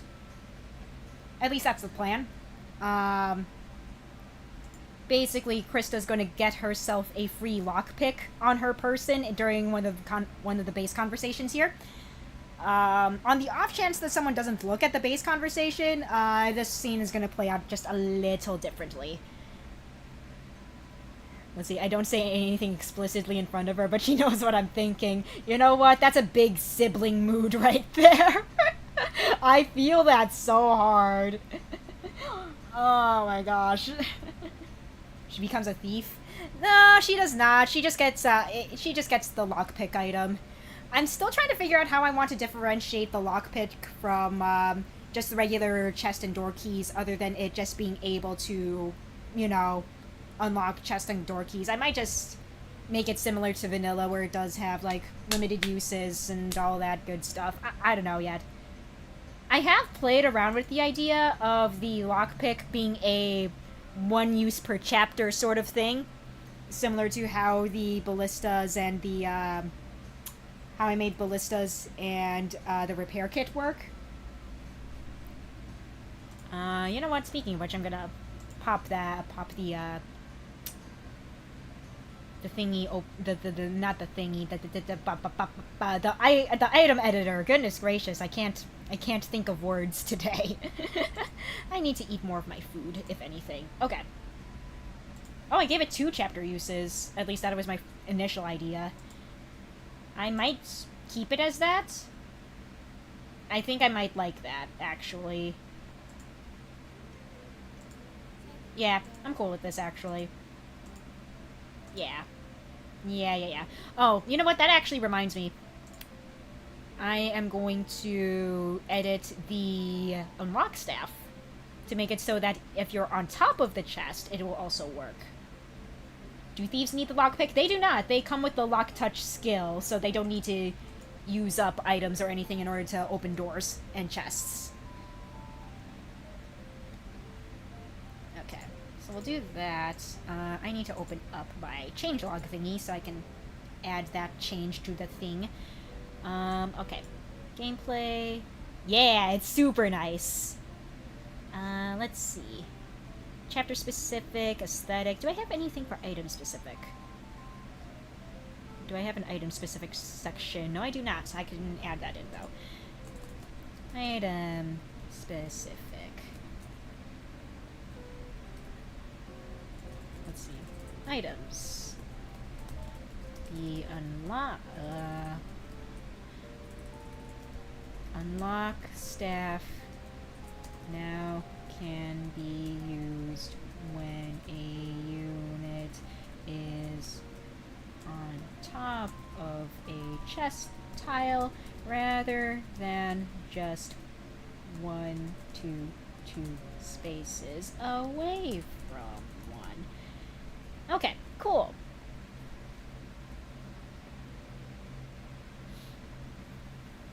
Okay, so we'll add that.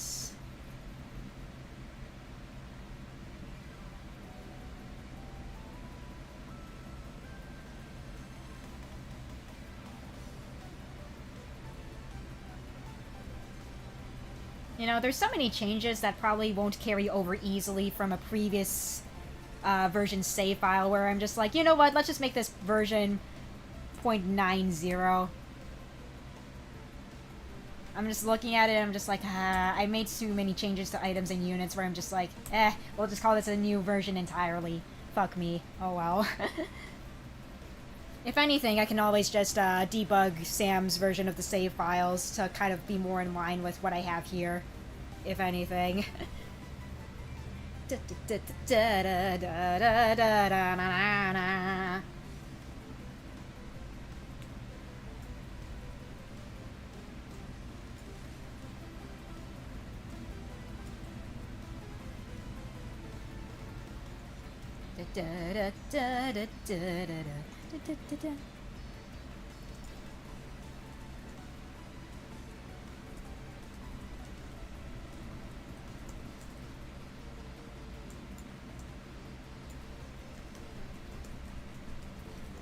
Alright.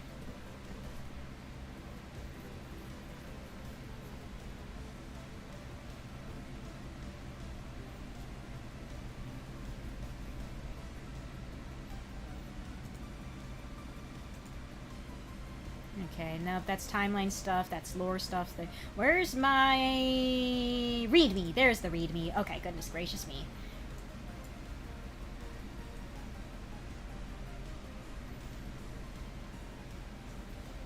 Okay, cool. Alright. So that should be ready to distribute at some point tonight. Awesome. Although I will have to go in here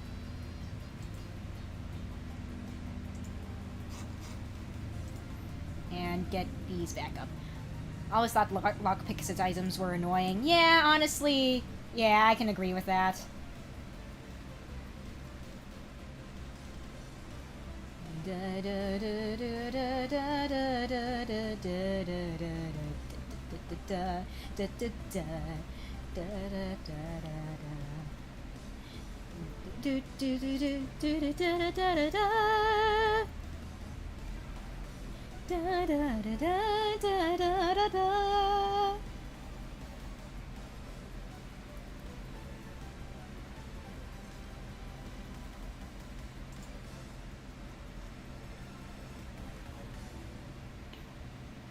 Gotta take my wife and son shopping. Thanks for the stream. Okay, thanks, Garrett. Thanks for stopping by, Garrett.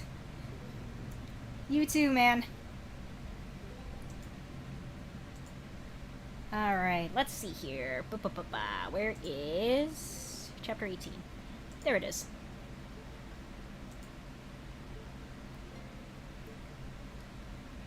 Yep, see ya! Alright, let's see here.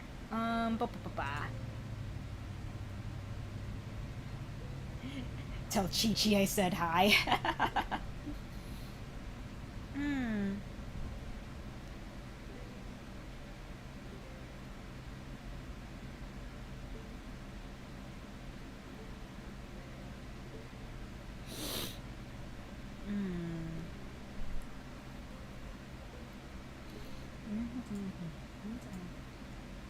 Okay.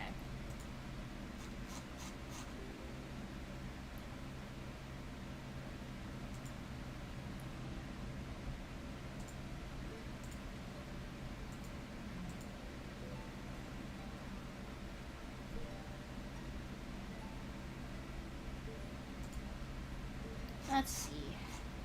Blah, blah, blah, blah, blah.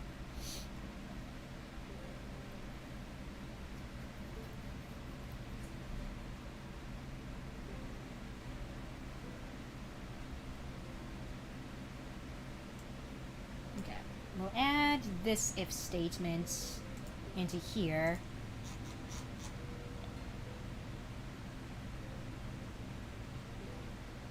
Okay. We need to add this in.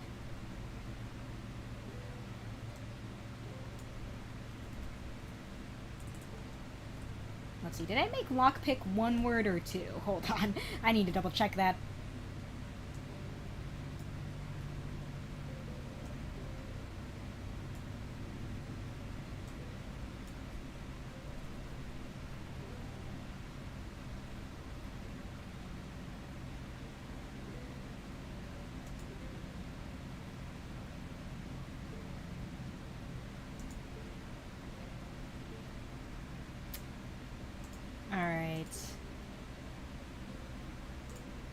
I said that lockpick was one word. Okay, perfect.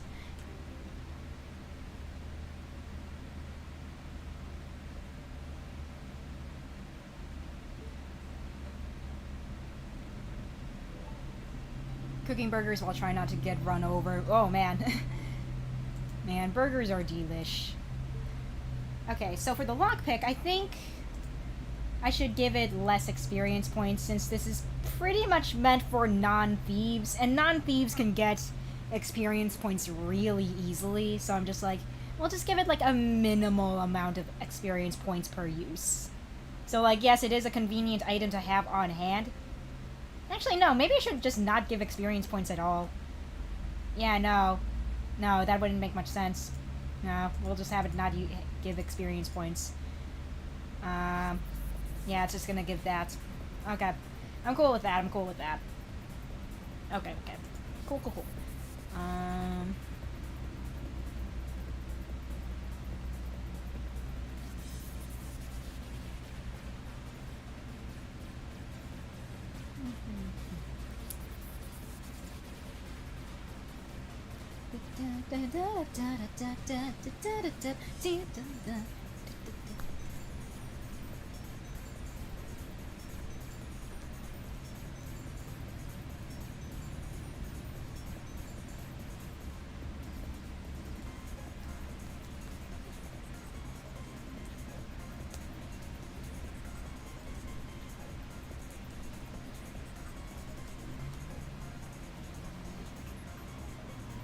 Okay, so I have like 3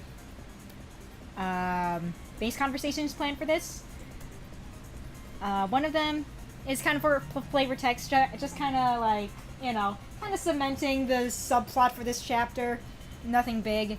Another base convo is going to be Krista getting those lockpicks, just for that one little bit of cutscene, but also just to get a useful item for the player in general. The third one is going to be also a bit of flavor text, I guess you could call it. But yeah, that's gonna be fun. Okay, so let's do that.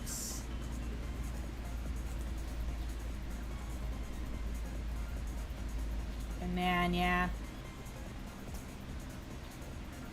Yeah, it's starting to get real windy, and the clouds are getting real gray.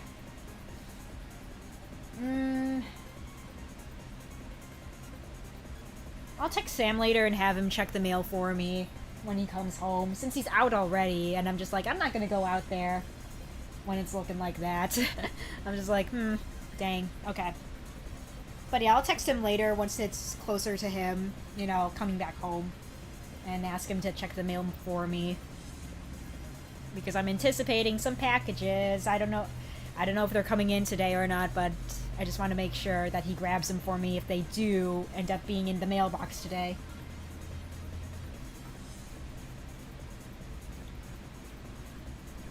I might take a short break in a bit, because I've just been sitting around all day and my mind is like... And I think I just need to take some time away from the script writing for a little bit. But that will be a little later. I'm just going to give myself a few more minutes to get all of this sorted out.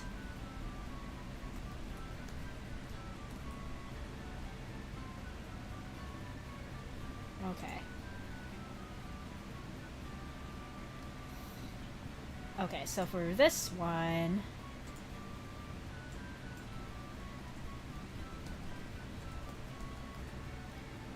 A little later, 2 months.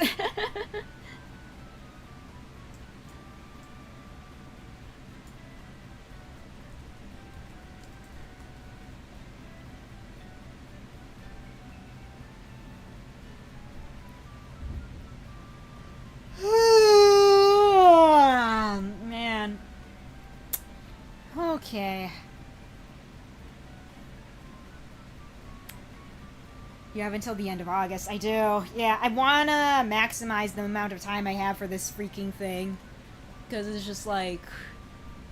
Oh my gosh. There's just so much to do. I want Cycle of Remorse to look the best it can be before the deadline, you know? So, I will... Okay, so here's kind of like the timeline of things. I kind of have it in mind. In terms of what I plan on doing. So I want to save this, like, this full week before the 25th for any video editing that I might need to do, just to give myself plenty of time to kind of... It might even be, like, these last couple weeks that'll involve the, capturing footage and editing the stuff. That way I can make it in time for the deadline. And then pretty much this entire month is going to just be dedicated to, you know, ironing out everything before shipping it out. I hope they'll be there for as much as I can for the Friday stream. Yeah, that's going to be fun. Because like I said, I probably will do enough script writing to actually make room for more CG drawing for Friday, hopefully. Because that's going to be fun. I don't know if I'll do the swimsuit thing for the Friday stream or not, because I'm going to be more focused on CGs I know for sure that are going to show up in-game. So there's that. There is going to be some sexy drawing of Krista, at least. Like I said, Mr. Flirty Archer Masashi is going to be imagining Krista looking all sexy, so there's that. That will be showing up in-game. It'll be relatively tame, though, But, like, you know, there will be a little bit of... There will be something fan-service-y. Relatively, I suppose. Anyway. Play is probably going to be until 10. Okay, gotcha. I might end up making the... I don't know what time I'm going to start the Friday stream. It might be noon, just because, you know, I need to get as much work done as I can. But yeah, I'm hoping that I'll get enough done in terms of getting stuff ready for playtesting, that I'll be able to do more personal drawings related to Cycle of Remorse. I'm counting the swimsuit thing as more of a personal drawing. Because, like, I've been itching to draw some personal promotional art for the freaking game at some point. I think that would be fun. Something fan-servicey, something featuring the characters and all that. Some key visual art, I don't know. Something along with those vibes, something along those lines. I don't know. I just want to have fun with my characters outside of, you know, completely focusing on stuff made specifically for the game. Okay, so for this particular one, I'm gonna have... Let's see.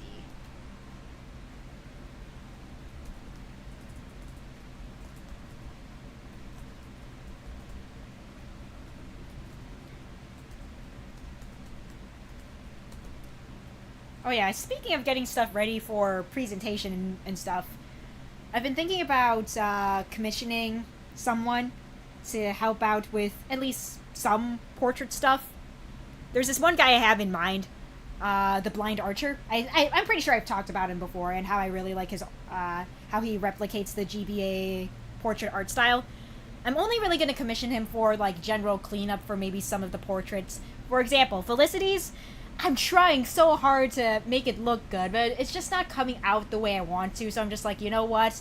I'm gonna hand it out to him. He knows what he's doing. I'm gonna pay him like $8 to do a general cleanup of what I've already done. I like his style, so I'm just like, I like how he replicates the style, so I'm just like, I'm gonna hand it off to him. I'll let him take care of it. That way I can focus more on how I do the rest of the characters myself. I hope there will be a swimsuit art stream sometime. I hope so too. It might not be this week, but it might be next week. For next week's work stream. Hopefully, maybe. I don't know yet. $8. Yeah, he charges $8 for like just general cleanup of a sprite, which is very affordable. So I'm just like, yep, I'm going to commission him to do general cleanup for Felicity's portrait. Because I will fully admit, this apparently making Felicity's portrait look the way I want is out of my wheelhouse, apparently. At least as of right now. So I'm just like, I'm cool with paying him $8. He has like a really long wait list though, so it won't be ready for the trailer to drop, but like at the very least it will be ready for when I would think it would be ready by the time the actual event is, you know? I think. Either way, it will get done in the future. At the very least, before Act 3 stuff gets going and whatever, which is all I really, really want. Give Ida...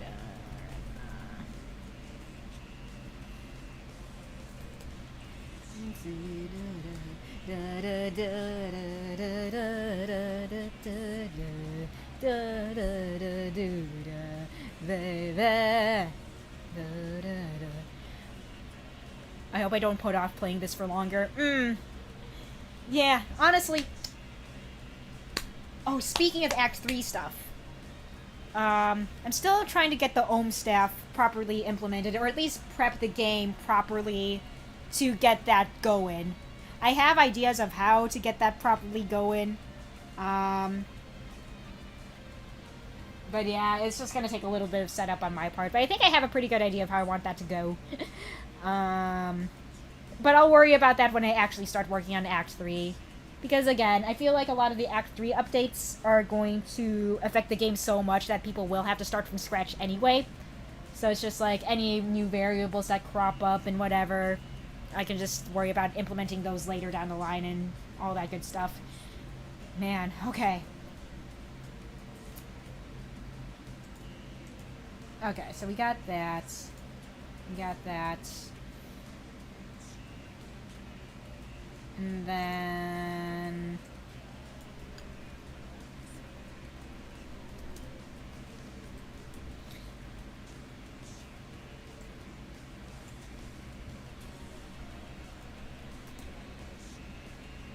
Okay, so for this...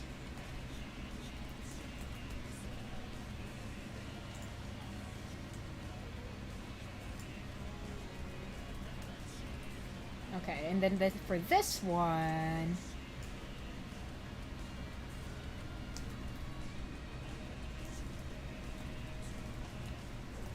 So for this particular base conversation that I'm setting up right now, it's going to be one between Forrest and Trevor. I won't go into too much detail about it, but it does give a little hint about Trevor's backstory, just a little bit. Again, I won't say too much about it, but there is a little bit of that going on. This is kind of mostly here just as a little hint, like, there's something going on with Trevor. And we'll leave it at that.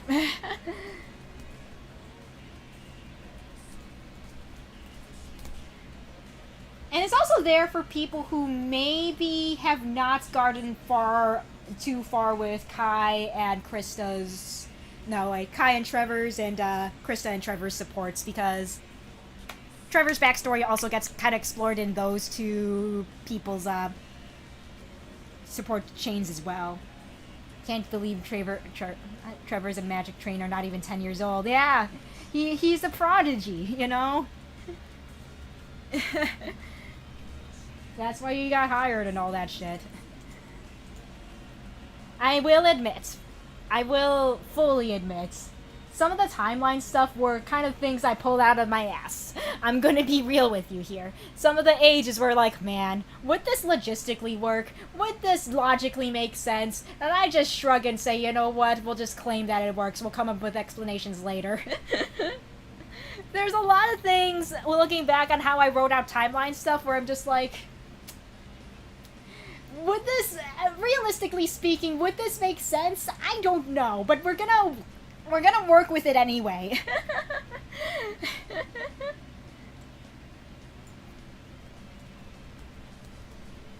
But yeah.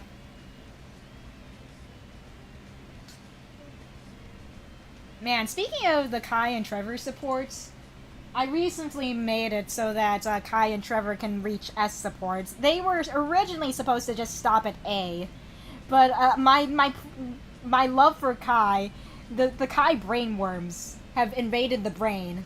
So like, yeah, now Kai and Trevor can now kiss. So that's a thing. Let's see, I think about stuff too hard and then I decide some way to make it work, no matter how badly. You know what? Same though. I'll figure out a way to justify a lot of this stuff, but I think I can make it work. It's fine. It's fine. We write upon the seat of our pants sometimes, and you know, with some refining later down the line, it'll be fine. It'll be fine. It'll be okay. Okay. Speaking of which, speaking of writing at the seat of my pants, a good majority of this intro cutscene is written at the seat of my pants. Okay.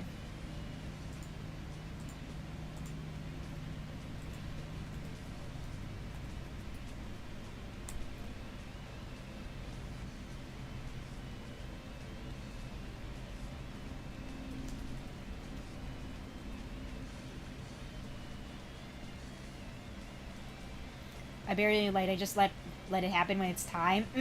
Yeah, you know, I feel that too. I feel that. See, the thing is with me, now that I have like an actual visible deadline, it's just like, okay, time to grind and just work, you know? So in other words, I'm more extreme pants writing. Fair enough, fair enough. I feel like I've been kind of coasting a little too much. So I think I've slowed down a little too much with the production of Act 2 to the point where I'm like, man, I just gotta rush this out. I don't want to rush it, of course. I want to make it good and take the time to actually have it be good, but like, dang. That almost month-long deadline is just really kicking my ass into gear a little. For live action, I go to location scouting so I know how stuff can work. Oh, that's cool. Nice, nice.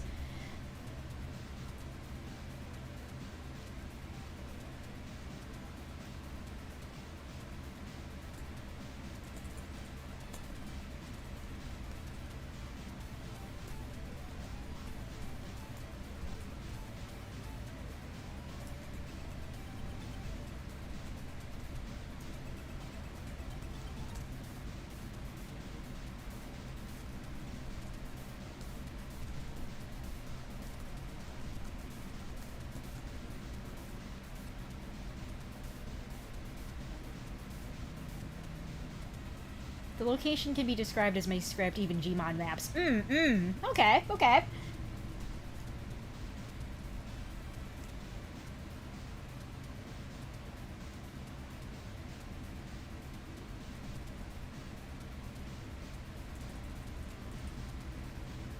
From what I heard, even Jackie Chan movies have locations as the scripts. Interesting. Okay, okay.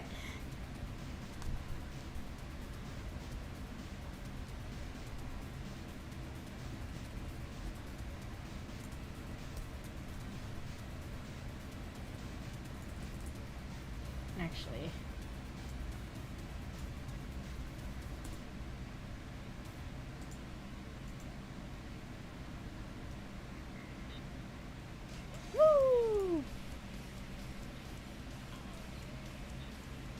whoops. Let's, round at the speed of sound. Got places to go, gotta follow my rainbow. Could stick around.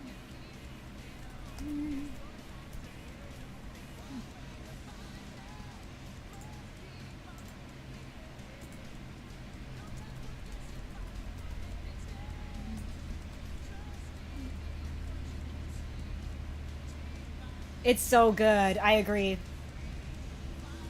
Having the first chapter of Hero Story have such a banger of a song, very good. It's just like, yeah. If there's anything that Sonic Adventure 2 did right, it's to have the Hero Story open up with this banger. Yeah, it's good. It's good stuff.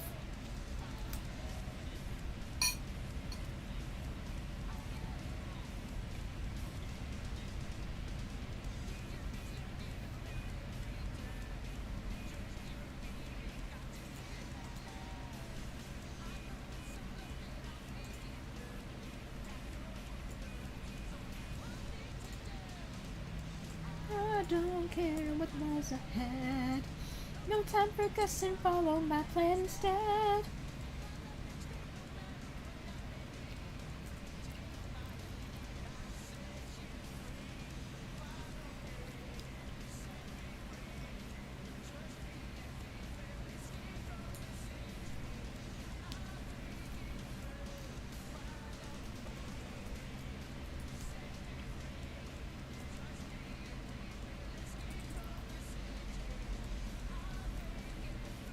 Okay, I need to get the cutscene map open again. Let's go. Okay. So let's see. The bandit is going to be right here in front of this door, and then he's going to move over here. So move unit. He's going to go up the stairs, and Shadow should have stayed dead. This isn't the first time I said that, and I feel like this won't be the last. And you know what? That's fair. That's fair.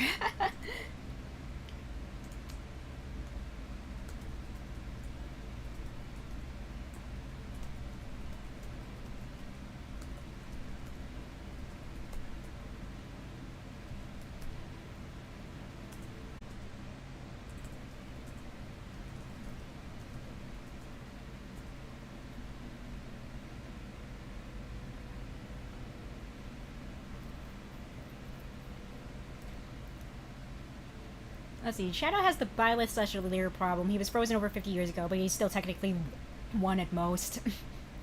Glad Lucky isn't going to be engaged. Yeah, you know, Lucky has always taken the role of the Avatar, but I think it's going to be really dang hard for them to take up the role of the Divine Dragon. It would just conflict too much with Lucky's origins as basically taking up Byleth's role.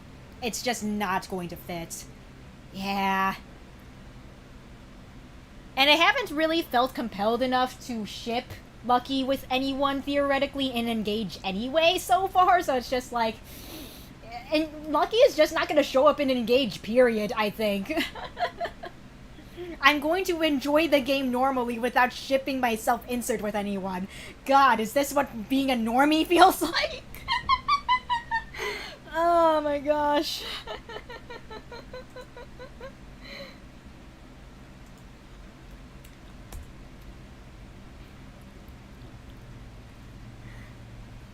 I might clip that. I don't know if I will or not, but we'll see. Anyway.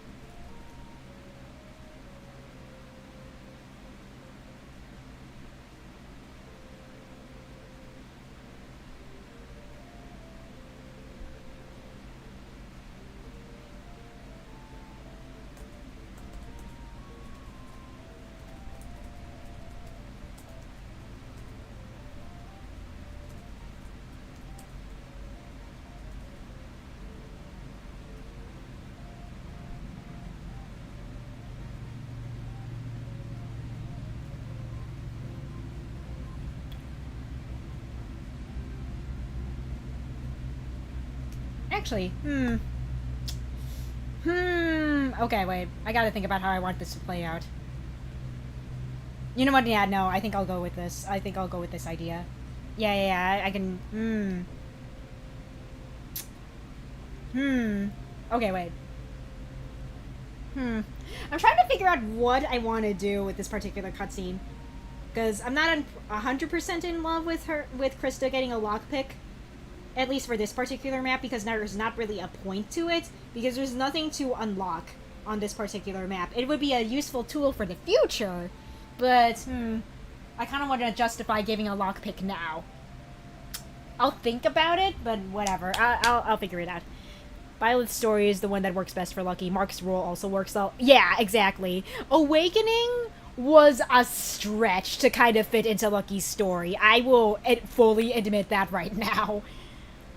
And then at least Violet's hair is close to Lucky. Yeah, exactly.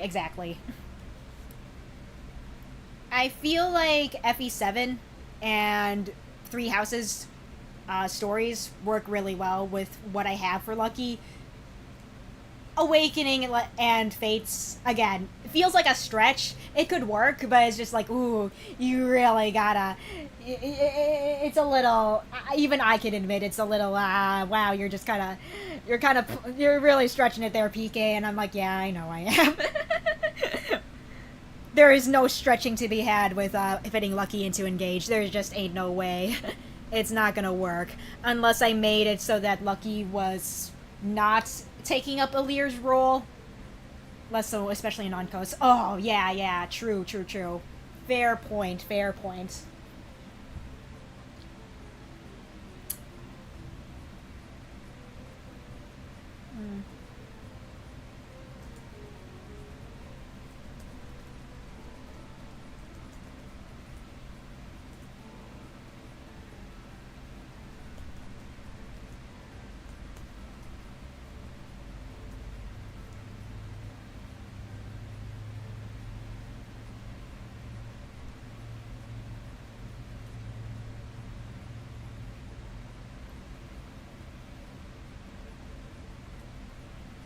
Unless Rhea had an affair with Anankos, and so is technically Lucky's dad and not the same someone who claims to be. You know what? Yeah, true. Very true. Yeah.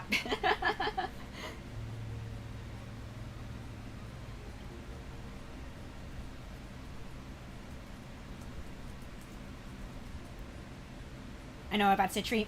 Yeah. I have like a vague idea. Like, I didn't fully go through the DLC stuff, so I only have like a vague idea of what Citri's situation is.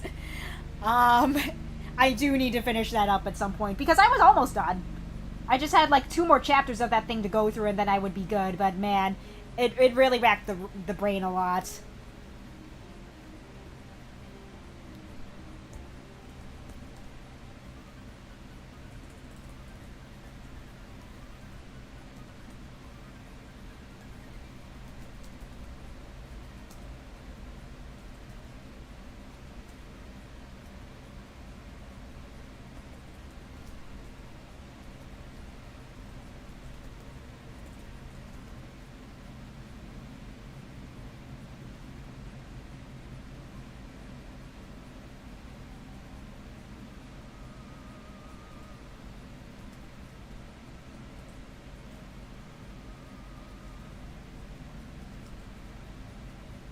Lucky would have an easier time fitting into New Mystery. Okay. That's reassuring. I need to play through New Mystery, actually.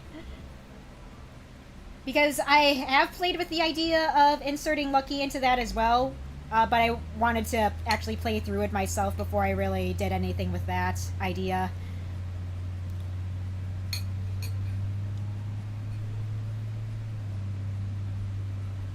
There's also this video that shows you have to download the patch. Okay.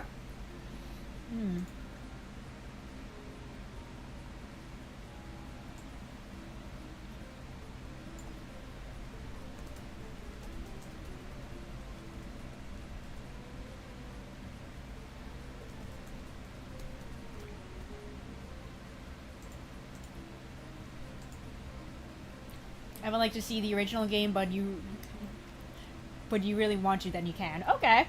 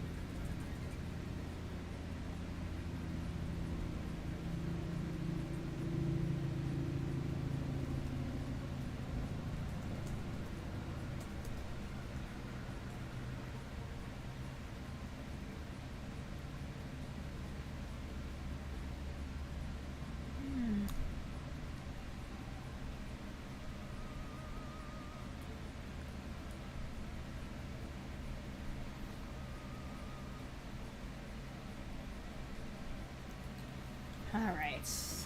This is going pretty well. You know what? I'll put a pin in the whole lockpick idea because I'm not sure if I want to do it now, necessarily. I think I'll save the whole lockpick idea for a different map. But I do have a pretty good idea of how I want this cutscene to play out regardless. So let me remove that from the cutscene here. Your past can be priest child, merchant's child, noble's child, farmer's child, and orphan. Oh, interesting. Okay, okay.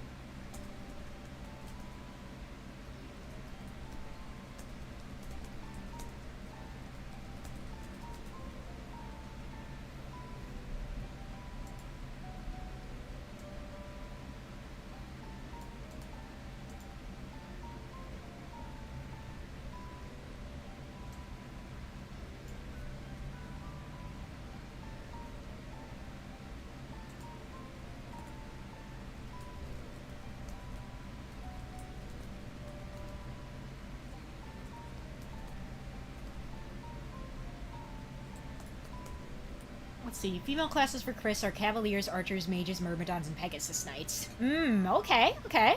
Cool. Good to know. Female exclusives being the Myrmidons and Pegasus Knights. Oh, Myrmidon is female exclusive? That's interesting. Okay.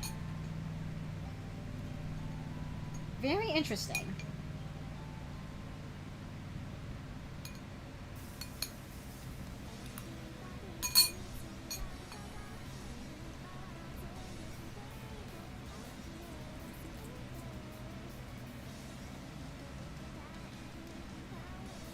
You can reclass male Chris into a Myrmidon. Okay, okay.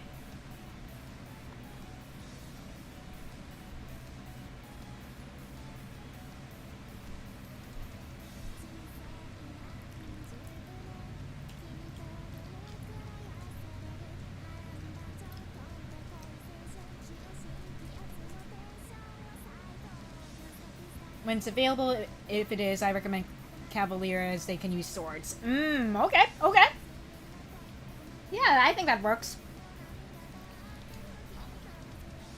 Which of these classes interest you?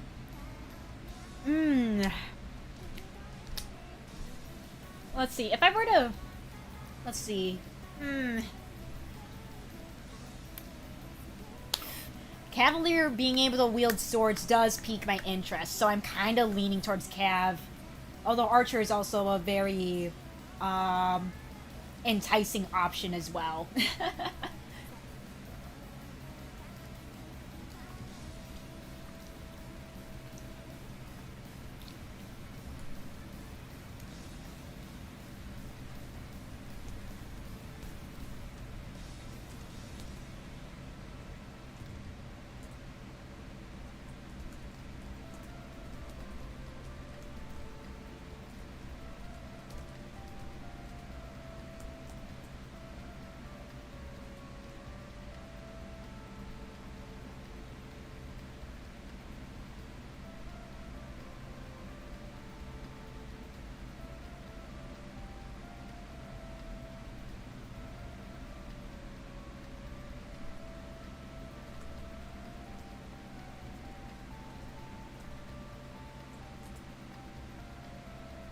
Even though male Chris X Katarina is implied, the dialogue isn't rewritten for female Chris.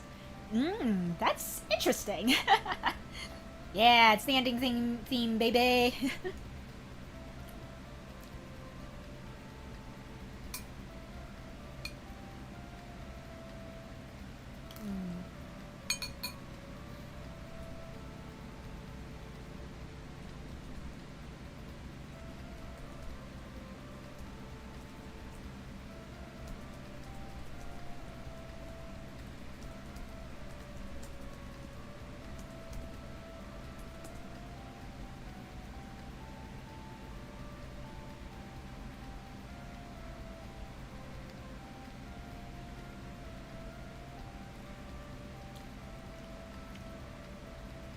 There's no explicit romance here, but you can imagine. Okay, okay, fair enough, fair enough.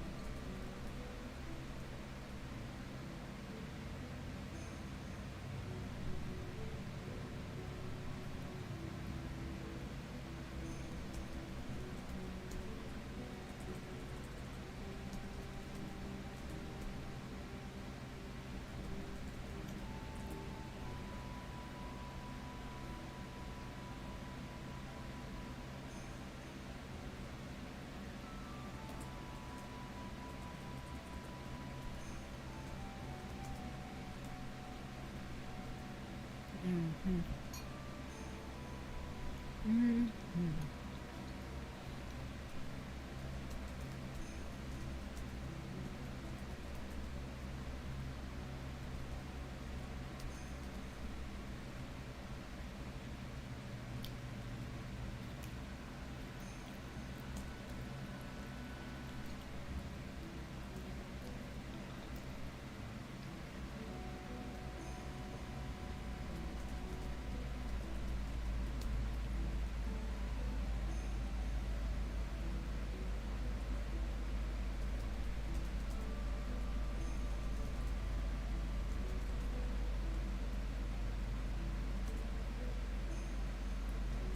Normal difficulty prologue can be a bit of a slog, but the tutorials can be skipped to next Sunday. Nice.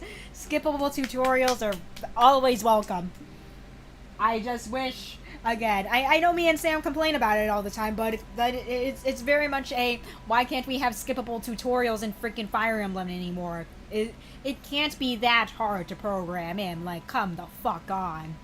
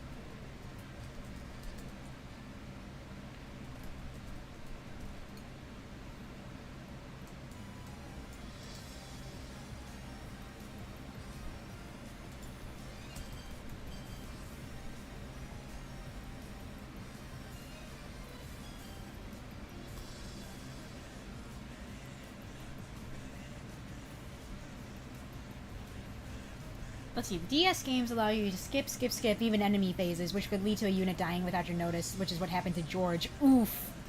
Yeesh, that sucks.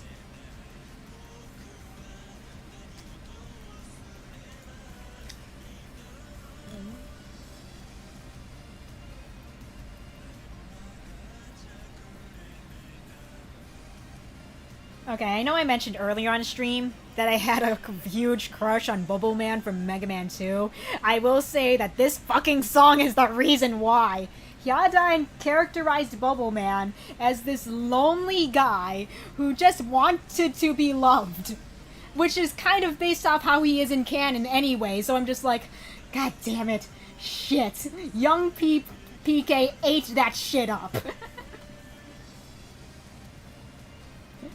Literally the nobody cares, let's go meme.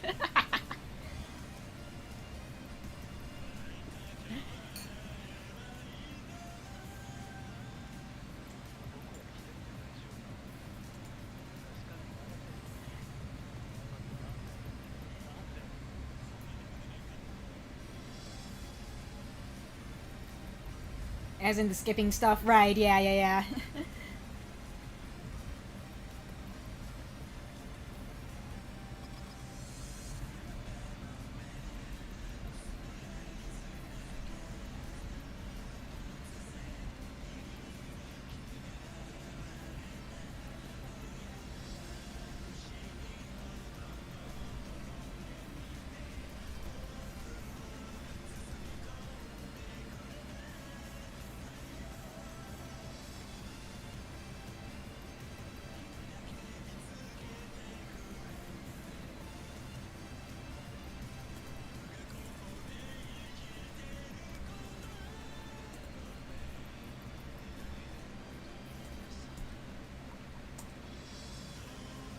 Yadon has a big voice range. He does, though. It's nuts. He was a big inspiration for me when I was starting off my YouTube channel because I admired his range so much. I'm just like, I want range like that. I want to be able to do both masculine and feminine voices like him. He was, like, one of the biggest inspirations for me. Still is, by the way.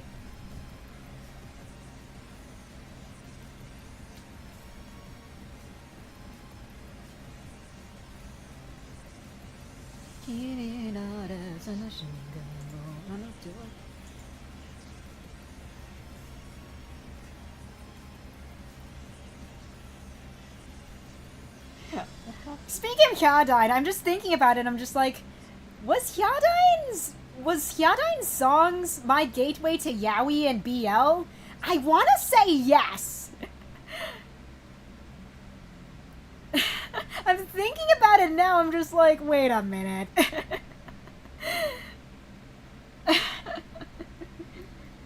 Was he my gateway for realizing that two boys can kiss? I really want to say yes. Man, what a topic. Anyway, I'm gonna continue writing this cutscene.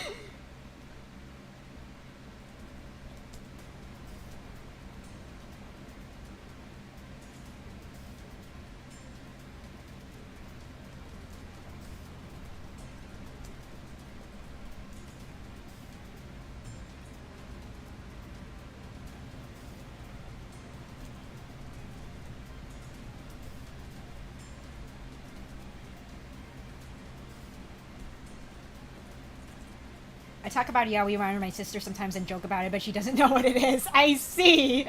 Oh boy.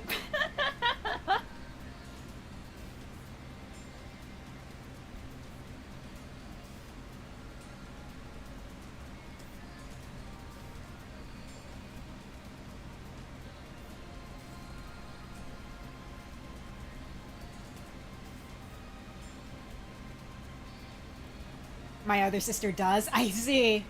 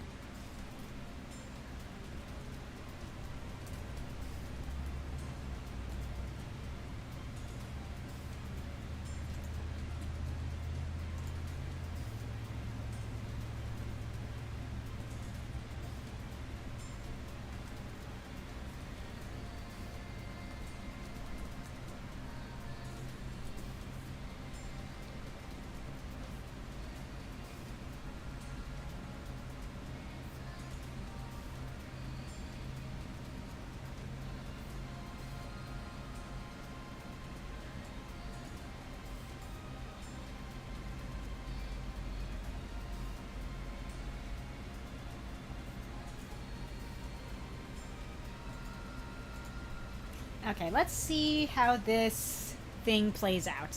I just need to make absolutely sure that this plays out okay. I'm gonna temporarily pause the music while I check up on all of that. Okay.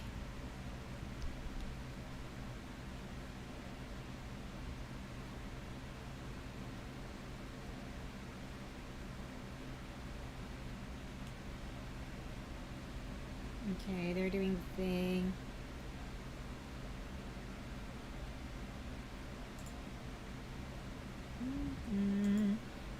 Yep.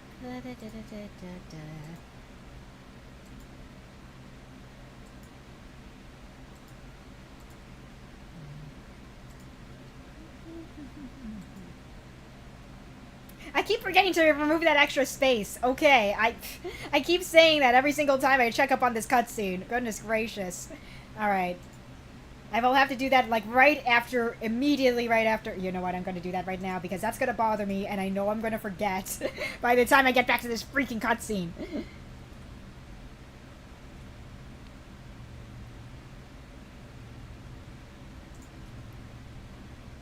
There! That's finally taken care of. Goodness gracious me. Okay. Oh my gosh. Alright.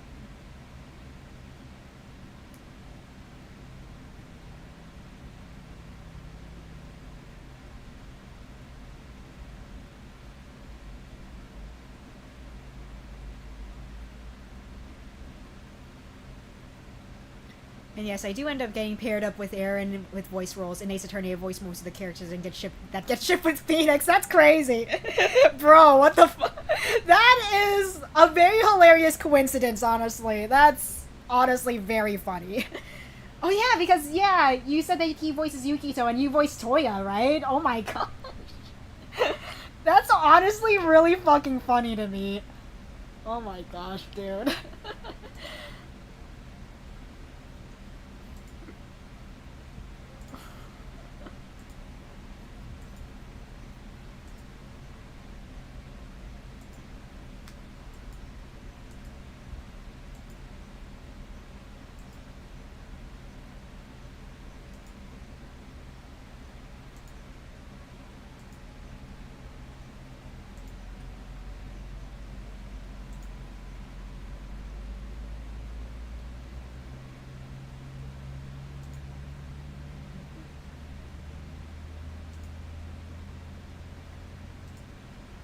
Let's see, I voice Basil and he voices Sunny.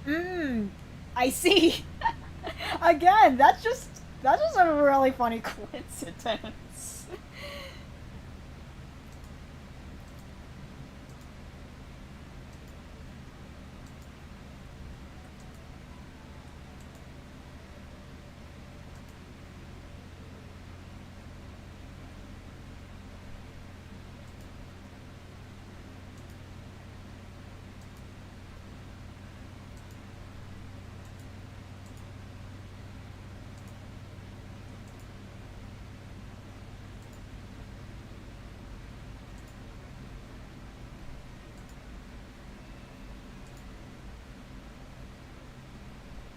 Let's see, and then we'll just continue onward. No problem.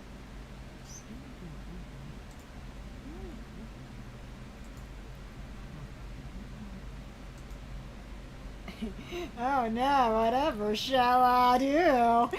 Take me away, big guy.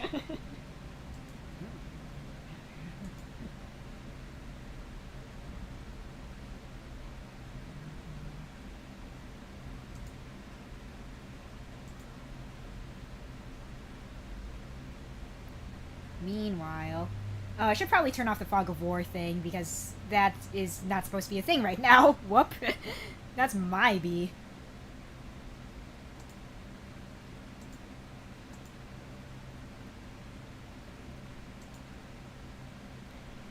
King Gamer is usually my dad.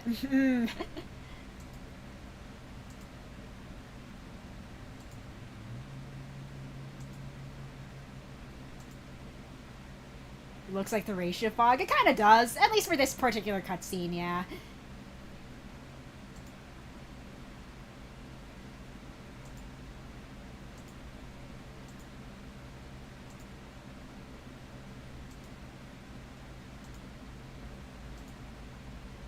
Okay, so we'll, okay, so everything looks pretty good so far. I just need to type out the rest of that freaking cutscene. Let's go.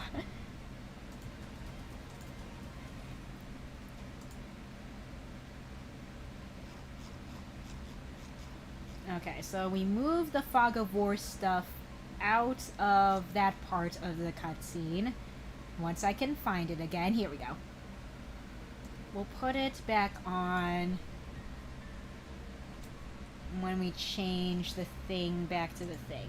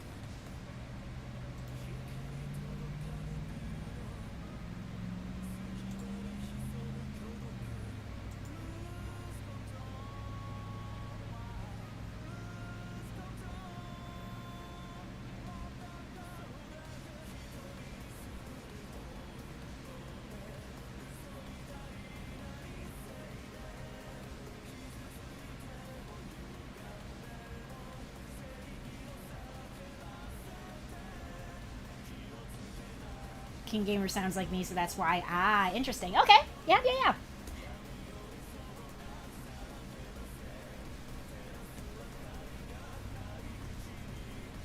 yeah. Okay, so I need the freaking cutscene map again as reference. There we go.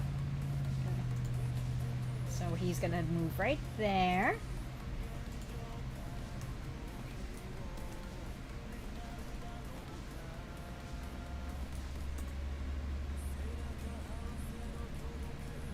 And he's gonna...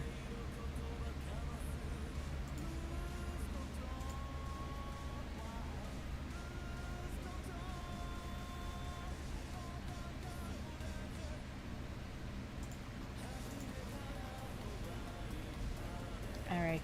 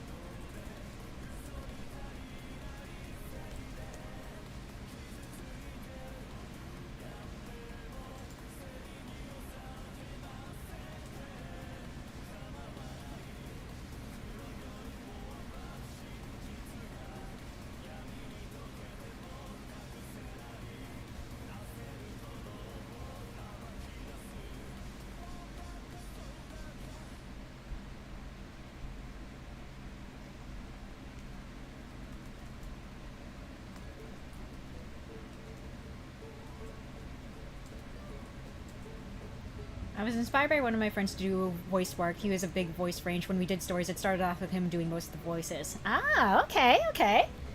Nice.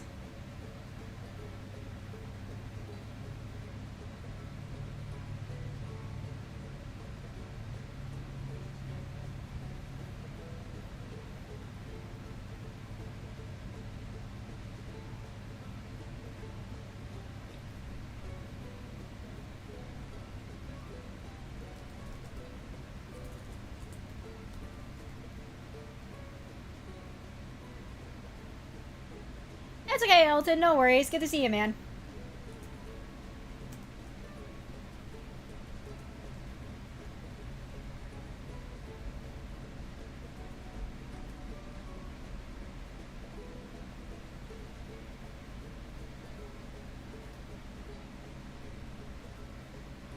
The main thing was Clement's Song and Adventure playthrough. He was on Twinkle Park. Ah, okay, okay.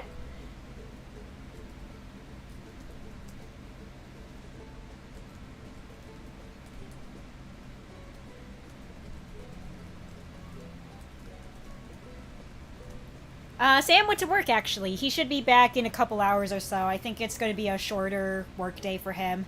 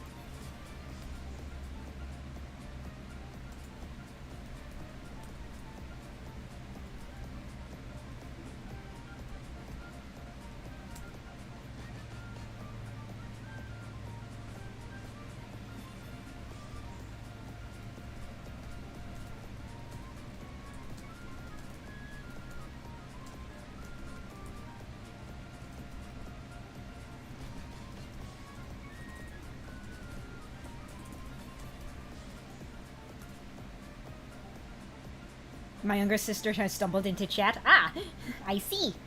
Hello. Anyway, Piki, did you ever play Three Houses? And if you've played it, what route was your first and what is your favorite? Yeah, I did stream it, like, when it first came out. My very first route was the Blue Lions route. And I actually... That's the only one I've ever played. I've just watched Sam do the other routes. But right now, I would say the Golden Deer route is my favorite so far. In terms of, like, you know, just how the story progression. Crimson Flower definitely has my favorite ending as of right now, but then again, Sam hasn't completed the Golden Deer route anyway. But the Golden Deer route really is shaping up to be a really good route in terms of story progression. But yeah, favorite character, obviously Sylvain. Although Ash is slowly working his way back up again.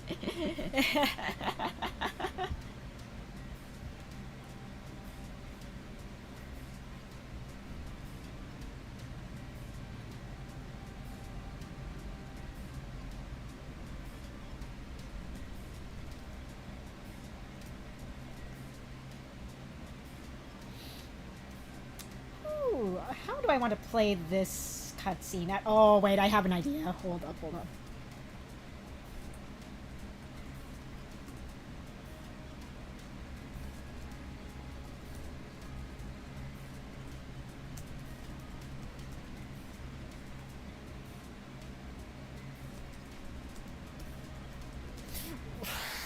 I can't believe I'm writing this!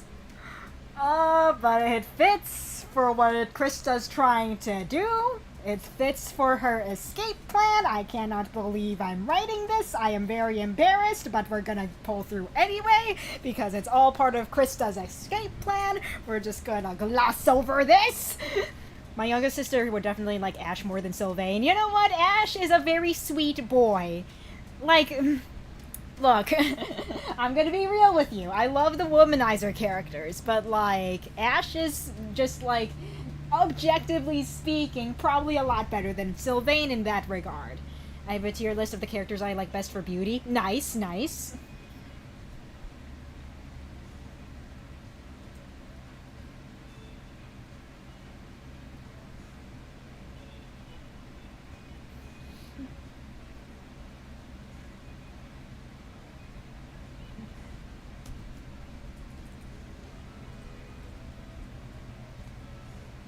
Ash time skip is not very beautiful for me. He does look a lot cuter in pre-time skip. I can agree with that for sure.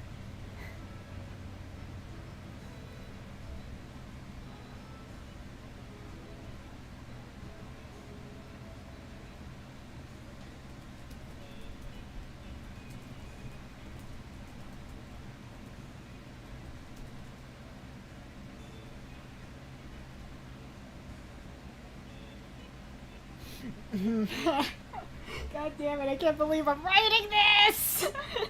I can't believe I'm gonna write this! Ah! Okay.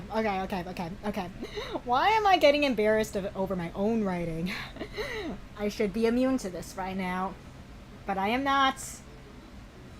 Oh, this is the exact reason why my not safe for work fanfics have not made any progress because I'm too embarrassed to write the sex scenes. Anyway.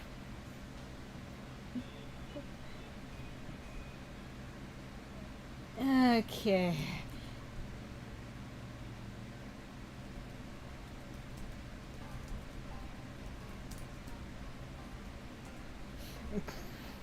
I can't believe I'm writing this. I can't believe I'm writing this, but this is part of Krista's escape plan. This is why she is saying these things.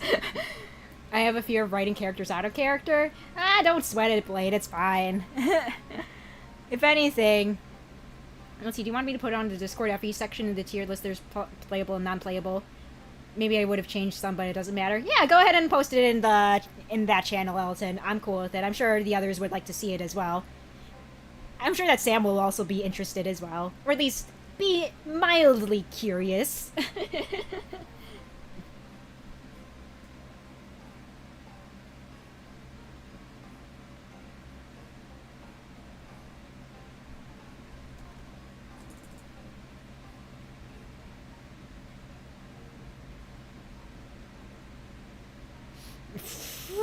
I can't.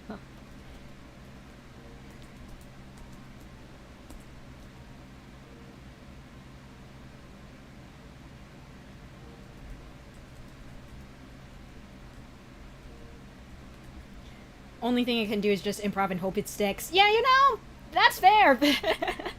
I feel that even though I write these characters, it does feel like a lot of it does come down to improv, because I have a vague idea of how they would act, but when it comes to what they would actually say, it really does come down to, okay, we're just gonna go off the cuff here. My youngest sister can't comment.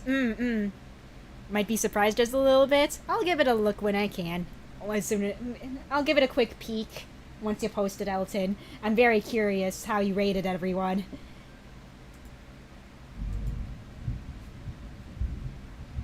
I do it for Engage too. Oh, okay, cool.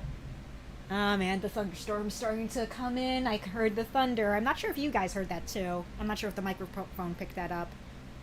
But yeah, like I said earlier on stream, if the stream suddenly goes down, it'll be because of the thunderstorm in the area. Hopefully it does not go down.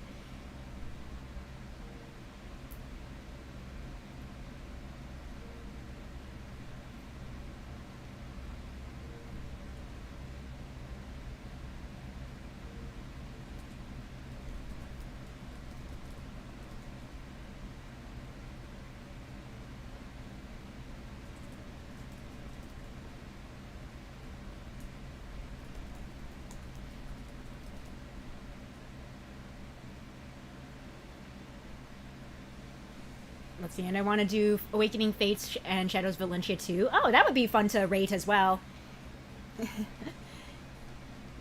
Man, that just reminds me. I know I did a hotness tier list for everyone in the Tellius games and the Yggdrasil games. I feel like I should do that for FE7. Like, specifically for FE7. Like, no one is, like, objectively hot. Everyone's attractive, but, like, I feel like I should do something in a similar vein for my favorite game in the series, you know? I feel like that's just something I need to do at some point.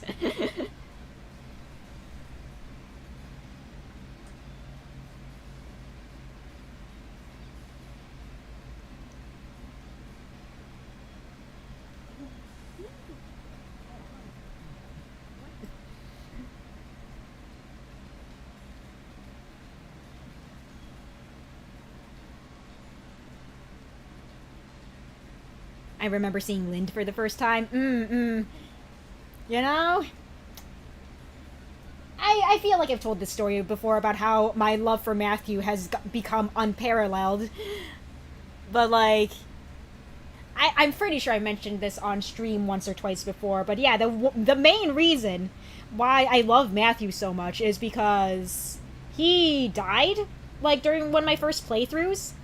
And, like, I didn't realize that permadeath was a thing. So, like, I felt really bad about letting him die, so I just restarted my run and just kept him safe for the entirety of that proceeding playthrough. And I'm just like, I just got so attached to him after that. I'm just like, I need to protect my boy. I need to protect him with my life. With every power in my... every little bit I could. I just had to make sure he survived. Yeah. It was crazy.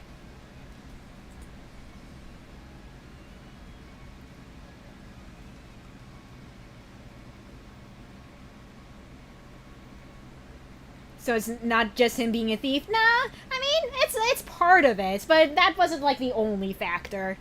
I do have, like, a liking towards thief characters and, like, thief-like.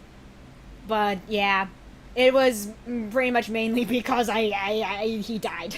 And I felt very overprotective of him.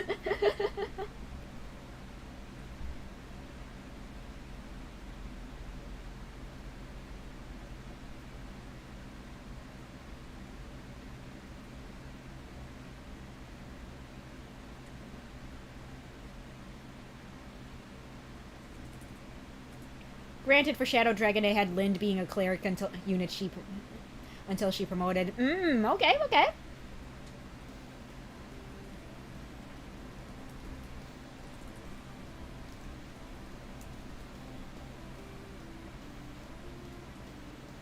To make sure she doesn't die. Okay, I'll give it a quick peek. Just a quick little peeky peek. Let's see. How did you rate everyone? Okay, okay. Alright.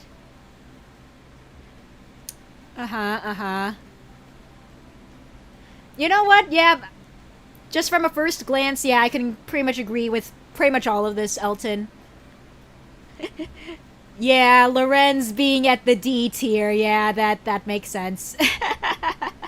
Yeah. Yeah, everything looks pretty, yeah. I can pretty much agree with all of this. I would personally rate Ignatz a little higher, but I think I pretty much agree with everything else. Yeah.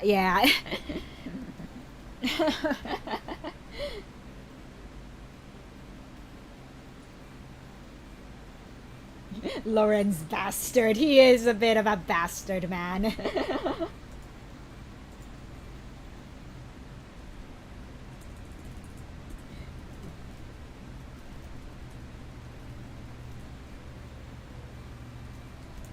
Oh, waifus in the S tier or A or B. You know what? Yeah, definitely.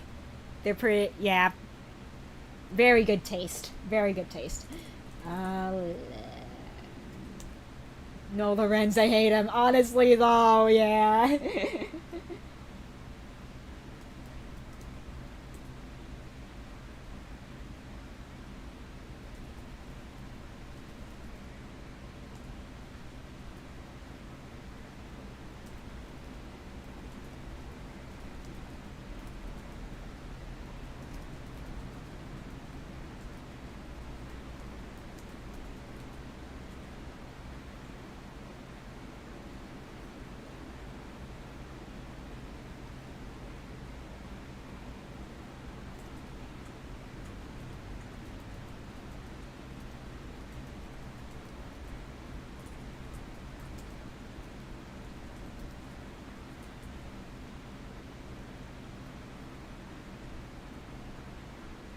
Ignatz, yes, I want to put a little higher. Okay, yeah.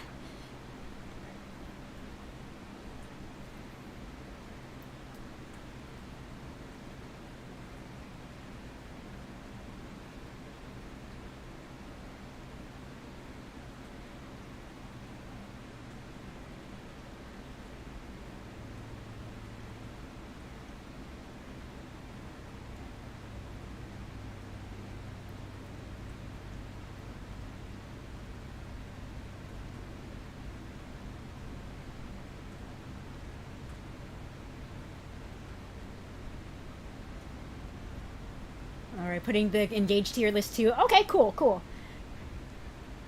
Let's see what we got for engage. Okay.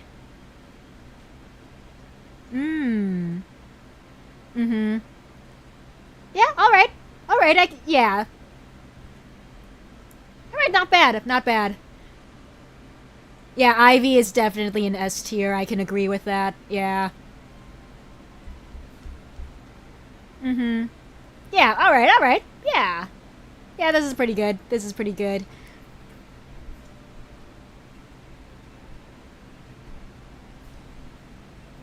Da da da da da da da da da.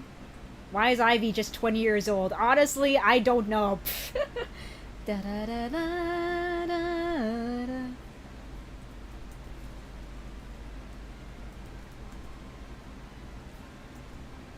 I'll give money when I can. Alright.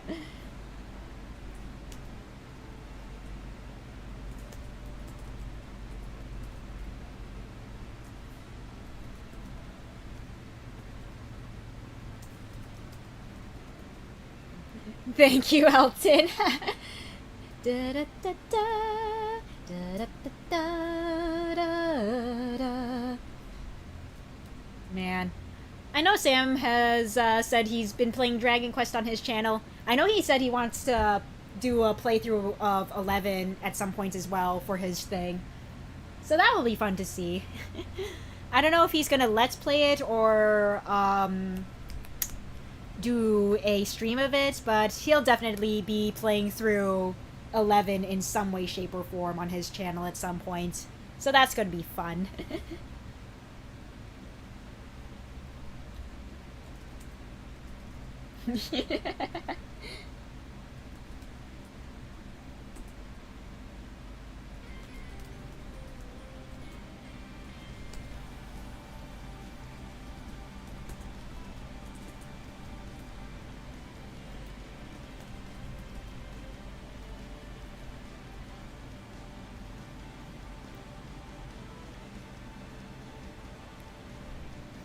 I can't believe 10 is a Japanese exclusive MMO. I know, right? Like, bro. Speaking of which, the other day I was watching a Japanese streamer go through a little bit of 10, and it looks really cool. And I'm pretty sure some group of people made a an unofficial like translated mod for the thing as well, at least for the single player version of 10. I think I'm gonna have to look more into it, but yeah. I'm sorry for Saline, but Ivy is my magic attacker. She's so strong. Nice, nice.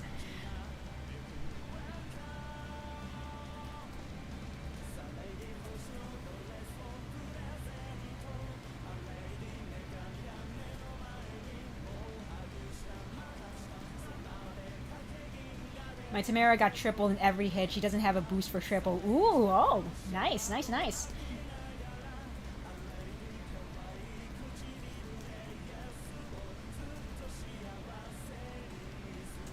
Gold Mary and Rosado are strong too. Nice, nice.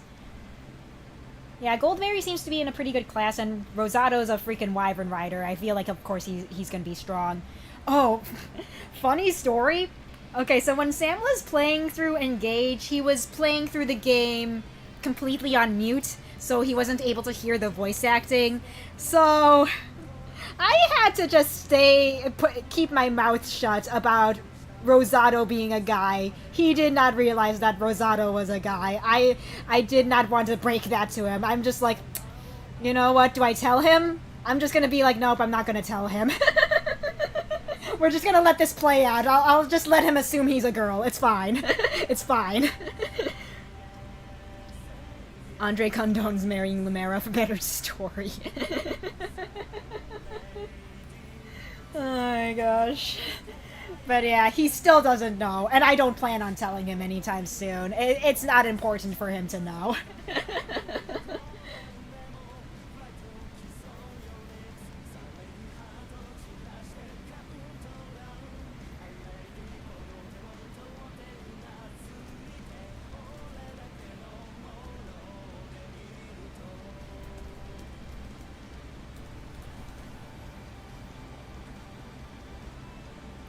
Rosado's Japanese voice actor is really good at sounding like a girl. Ooh, I have not heard Rosado's Japanese voice actor. I'm gonna have to listen to his voice lines.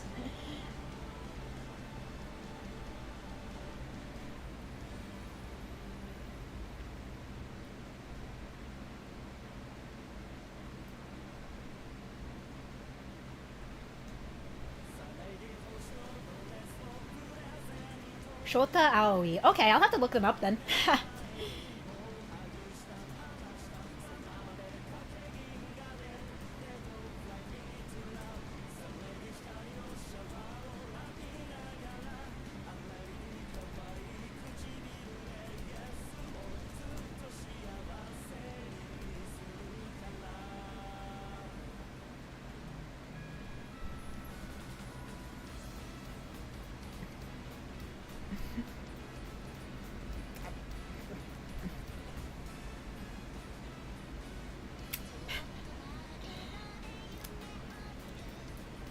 Thanks, Blade.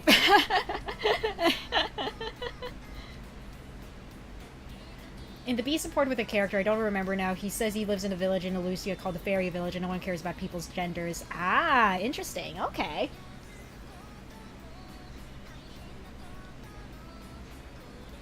Honestly, if Sam were to listen to the voice acting, he would turn it off immediately. Honestly, that's what happened. Like, he tried playing it with the sound on, but no, after he heard the voice acting, he immediately just muted it. So, yeah, he just went through the rest of the game just completely muting it.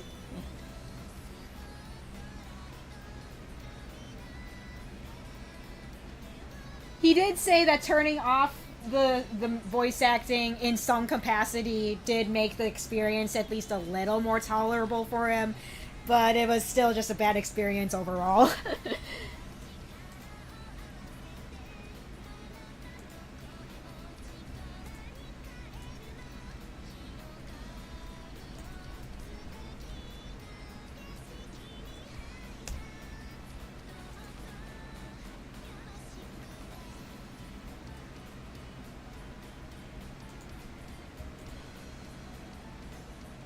To anime. Exactly.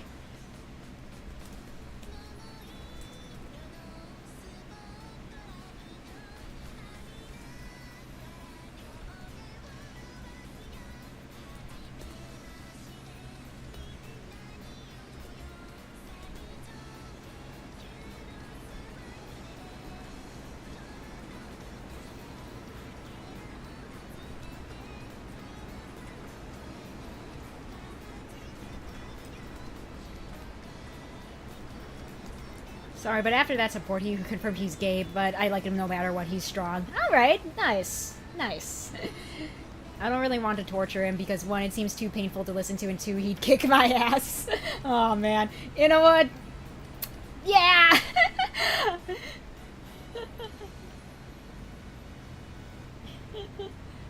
Man, the rain's really pouring down.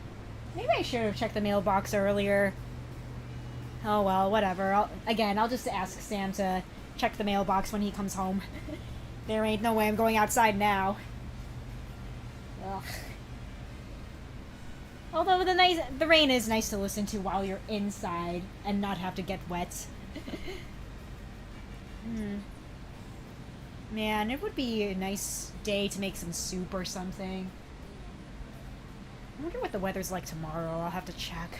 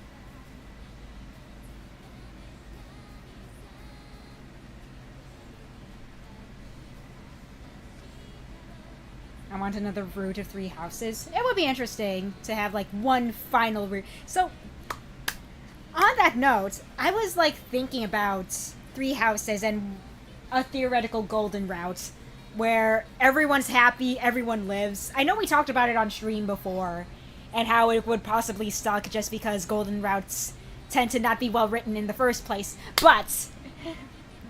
But you know, I feel like it could work for 3 houses. Because there's this whole, like, thing about, like, time travel and basically restarting and having New Game Plus and carrying over stats from your previous run. I feel like they could have integrated that better with, like, subsequent playthroughs. Like, let's say you keep going through a New Game Plus, you did every single route at least once with a New Game Plus, you unlock a new route where Byleth has all the memories of going through each route and is able to unlock an ultimate route where, with their foreknowledge of going through each route is able to save all of Foldland. I think that would have been cool, but that's just my 2 cents. And hello, Star Plush. Welcome. Welcome.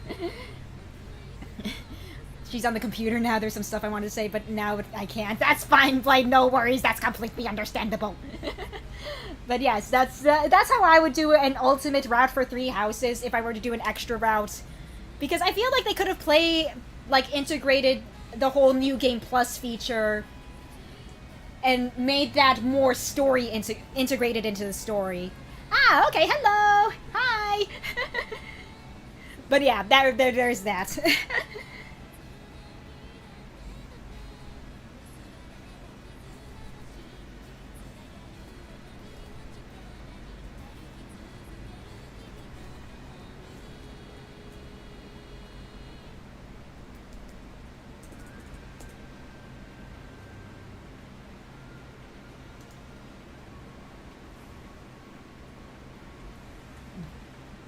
I sent stuff over Discord. Okay, give me 1 second, Blade. I'm gonna... Tap! I see the notification. I'm like, huh? Pardon? Ow! Okay.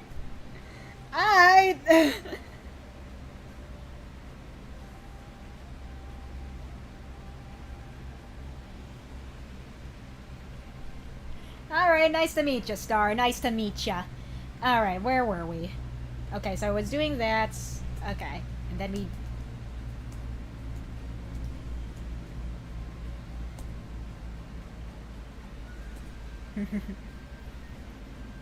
Okay.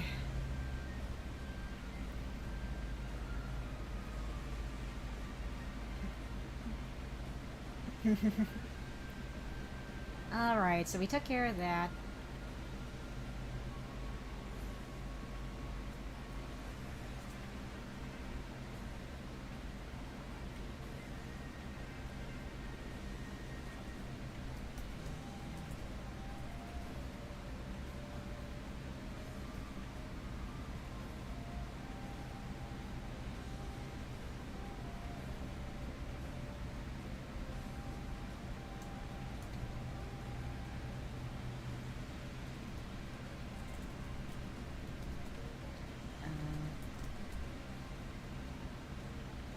So we're gonna move that guy over here for the cutscene for a little bit. Move and type.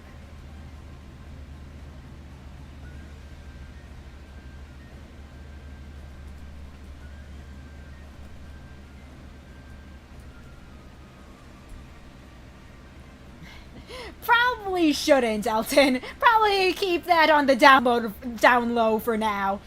It's a good thing that good thing nothing that's not inappropriate happened right now. True. Very true. Obviously nothing. Yep.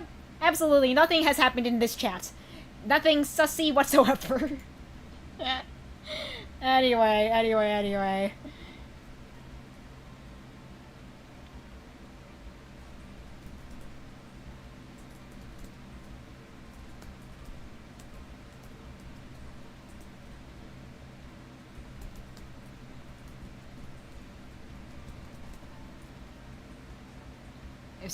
If Star saw Kai, she would notice the Yukito resemblance. You know what? Fair enough.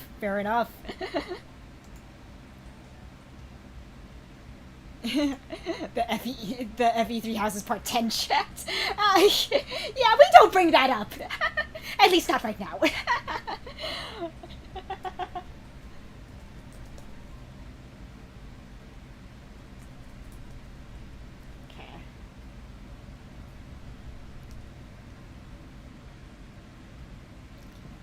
I don't believe him.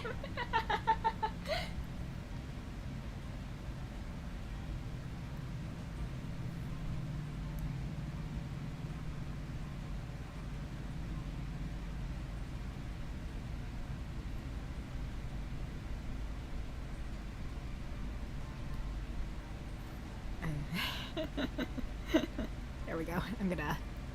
Okay, there we go. Alright, let's see. Where okay, there we go. Need to add this.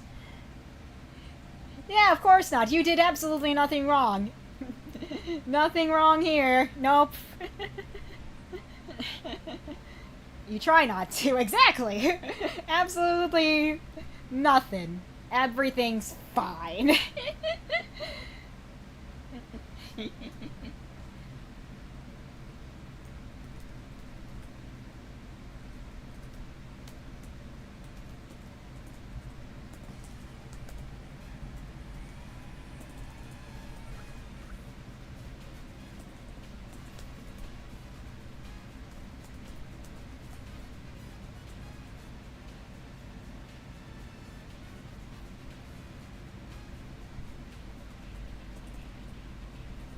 I might play Cycle of Remorse in front of her. Are you...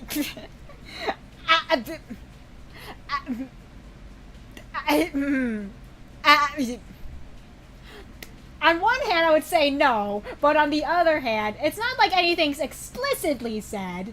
You can make it, you can imply certain, you can make assumptions about certain things. And that's all I gotta say about that.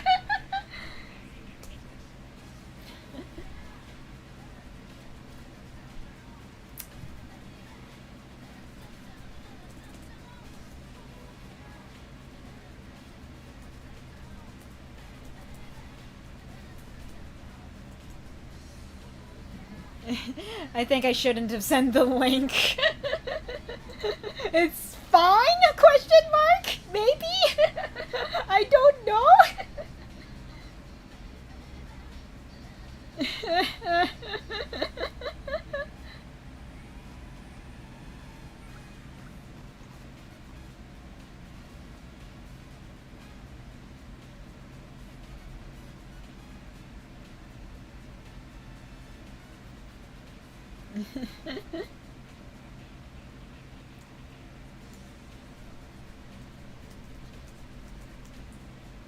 I can hear her laughing.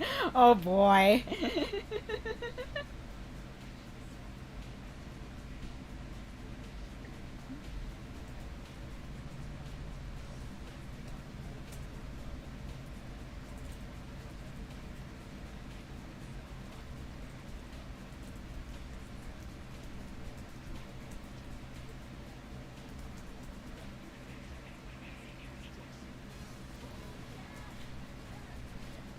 It was the karaoke stream. Yeah.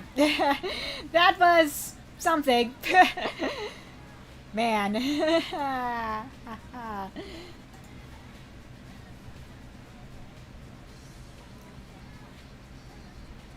We're not so far away, so that makes sense.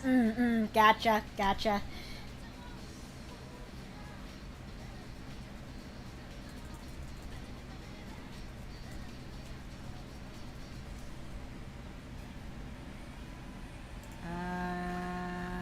Oh, whoops. Let's get...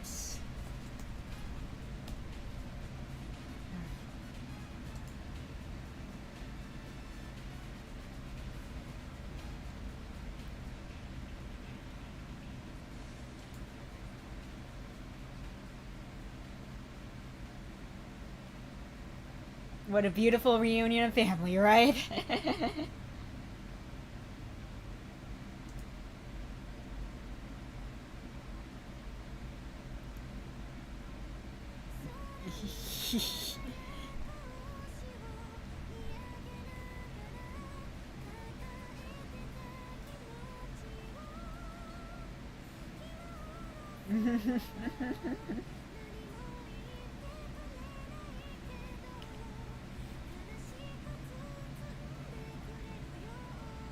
Let's see.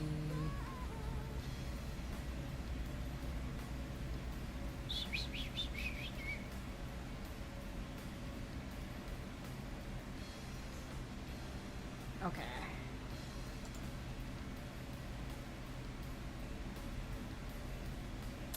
Okay. I'm just trying to think of how the rest of this cutscene will play out, because there's just a little bit more left to go with it. Okay, so we transition back to here.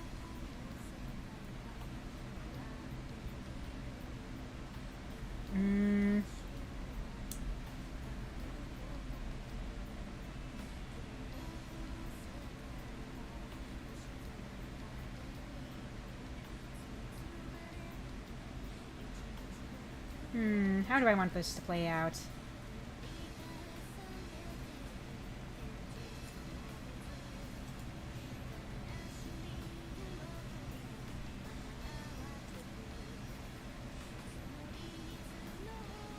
Okay, let's get rid of this. And I don't need on any of this anymore, so we can delete that. Okay. Okay, so we...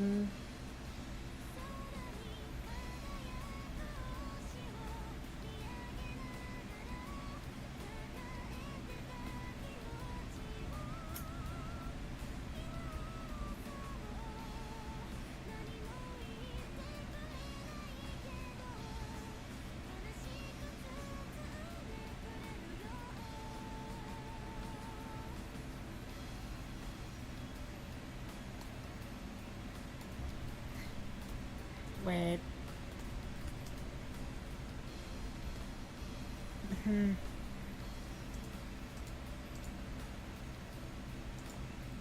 Don't join the genealogy streams? Are they that bad?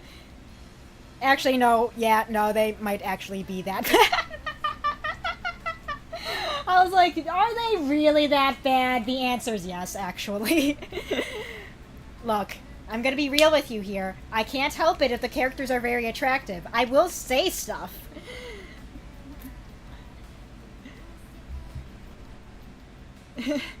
As for languages, I know Italian, Albanian, English, and a little bit of German, French, Spanish, and also Japanese. Nice.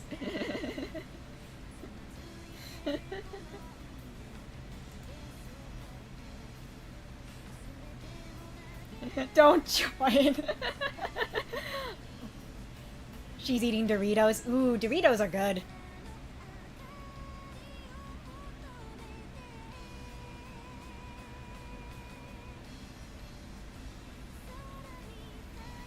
Let's...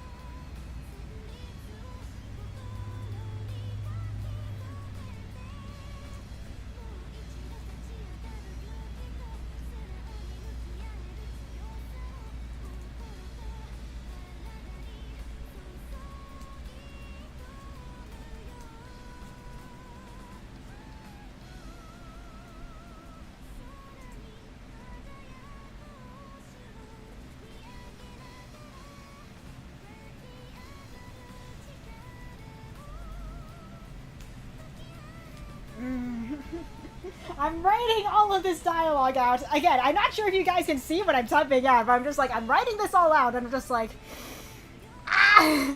I'm so embarrassed by what I'm writing, but again, this is part of the cutscene.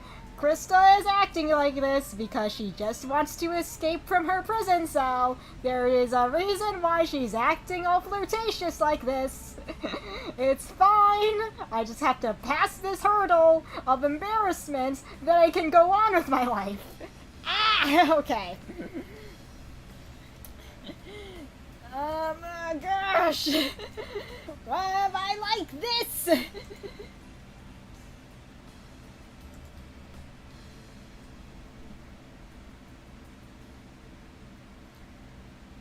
I can't see it, so it's okay for me. Cool. Thanks, Star. That does make me feel a little better. Yes, this is our Oifi, Childkel, Pearl, Faye. I'd say more, but I can't others, or I'd be in trouble. Fair enough, fair enough.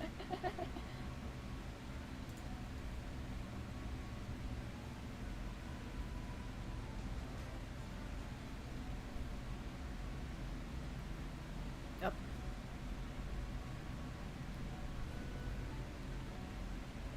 Whoop. Hello. Hey, Hey, darling. how are you? I'm good. What are you up to? I am still working on stuff, and I'm still streaming. And you're on speakerphone. Speakerphone? Yeah. So there's speaker and then there's speaker phone. Yeah, you're on speakerphone. The mic Oh, can probably pick you up speakerphone. right now. I see. Yeah. Also, my phone was still connected to my Bluetooth. I was still connected to my Bluetooth earphones, so I need to reconnect my thing, I think. Okay, let's disconnect and then reconnect. Okay, and then I'm gonna reconnect. Hopefully it can connect just fine. If not, we're gonna be without music for a little bit, but it's okay. I can fix that up later. So, Yes? how's the progress? The progress is pretty good. I'm making good progress with this intro cutscene for Chapter 19. Okay, we turned the power off, and then we turned the power on. So, Elton made a trick Uh-huh. about modern Fire Emblem, Mm-hmm. where everyone is just nice or pretty. No one is objectively hot. Uh-huh, uh-huh.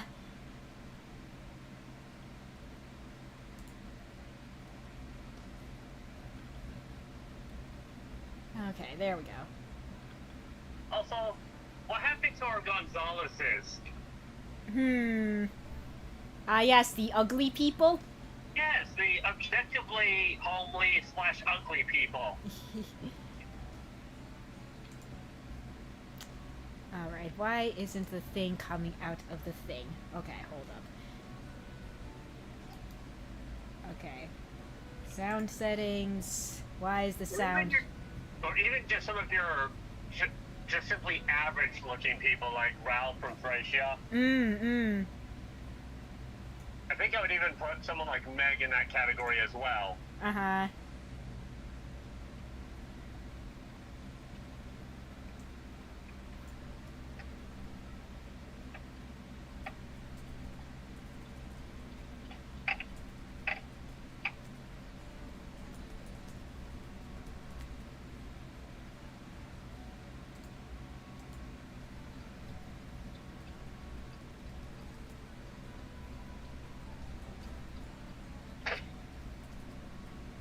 So I'm guessing you're on your way home? That's the plan. Okay. Yippee!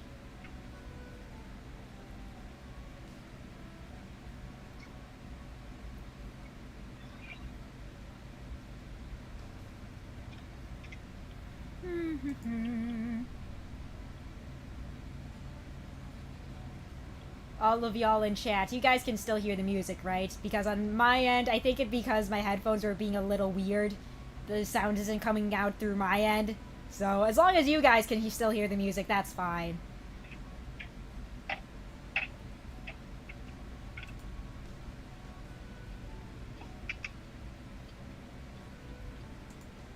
Okay, yeah, that's still going. Okay. So, what are you working on now? I'm still writing up the rest of this intro cutscene. Okay. It's still going. Like, there's a lot more going on with this intro cutscene than I anticipated, but you know what? I think that just makes it more interesting. I will say, that I can't wait to show you this, my darling, but, for this particular cutscene, Krista's flirting with a bandit in order to, steal a key from him to get out of her prison cell. So that's something. Oh my word. That's, she's got experience with this sort of thing. I can't hear the music. Fuck. Okay, give me a second. Give me a second. She's enjoying this way too much. Yeah, she is, though. Okay, hopefully. I might have to restart VLC. Give me a second, guys, while I troubleshoot. Give me 1 second. Well, you guys can see my social media assets. That's not too... Now you were able to? Dang it, I was, okay. Well, whatever. We fuck it if we ball. Shit, I should not say fuck. Shit. Fuck. The thing is, Sam, Blade's younger sister is in chat. I should not be swearing. Wait. No. Ah, a comedy of errors this is. Anyway. Especially given the story that you shared earlier today that you're kind of sort of worried about.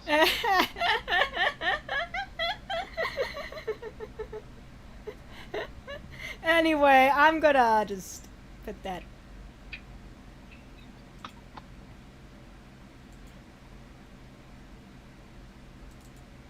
Okay. Come on, VLC media player, don't die on me. I could have said so many other swears, like I usually do. Yes, I said shut and duck. Yes, that is exactly what I said. Thank you, Elton. That is totally what I said a few minutes ago. Oh, we're using the automatic Google censorship. Yeah, we're just auto-correcting. Yep, we're just saying shut and duck. Yes, that is exactly what is going on. I see no duck. Okay. Why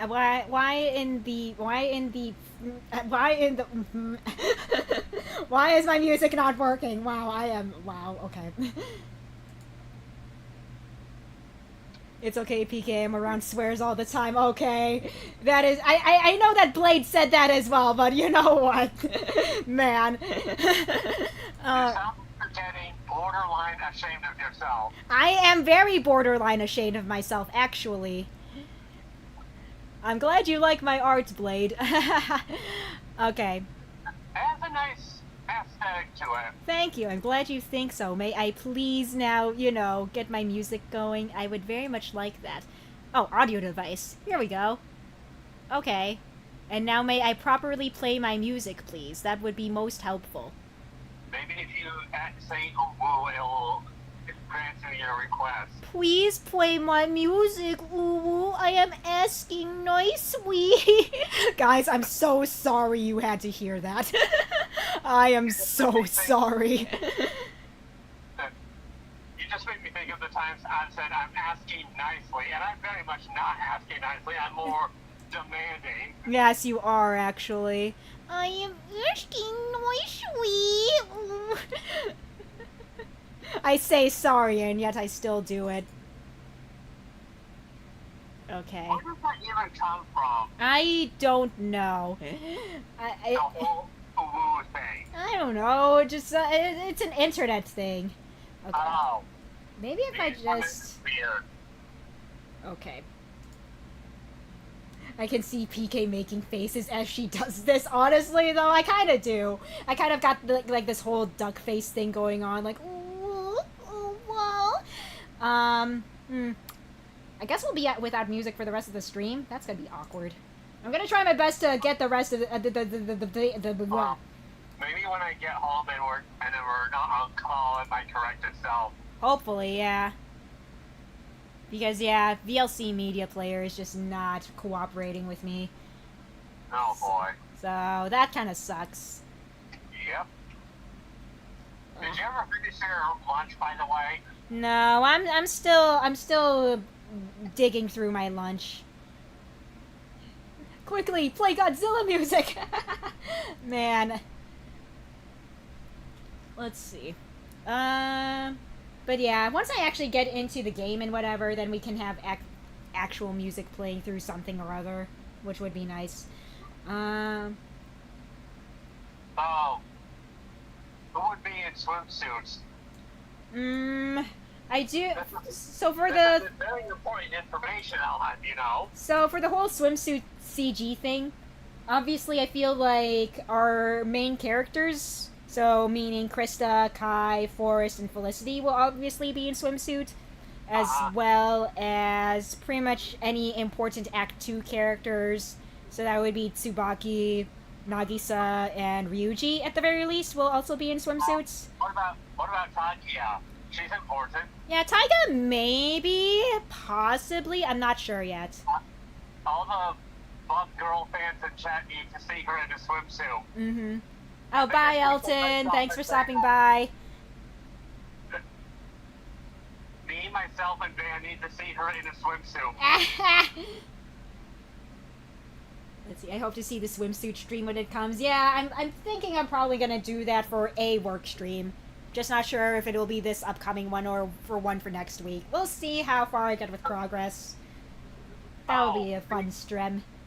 Okay, you know that project that the guy that was commissioning you for portrait editing? Yeah, yeah, yeah. Is he going to be releasing that at FE3 at all, do you think? There's a chance because, you know, he did say he was working on a trailer for FEE3, so I would imagine that he would have a public release coincide with that as well. Because there's at least a character, if not multiple characters, that I think Van would very much appreciate the design for. Oh yeah, absolutely. Well, from what I understand, it hasn't publicly been released yet. Yeah, nah.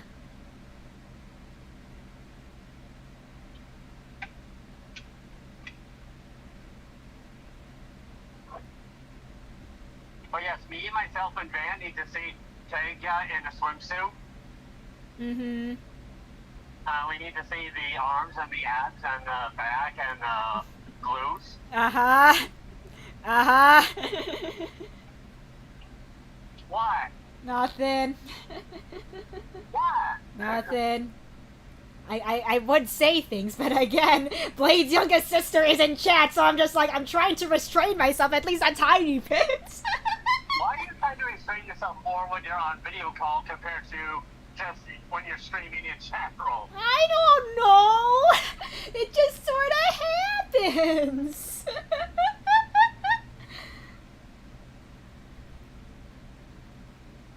I am checking chat once I get home. Don't worry about it. It's fine.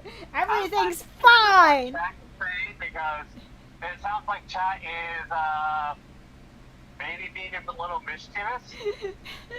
I gotta, no, everything's fine.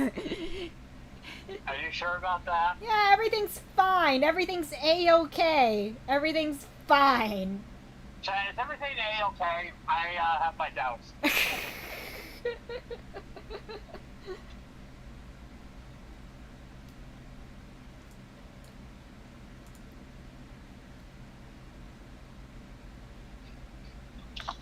Let's see, she might still be in chat while I'm in her rehearsals. Okay, got it, Blade. Blade says, I don't know. It might be okay, it might not be. I don't know.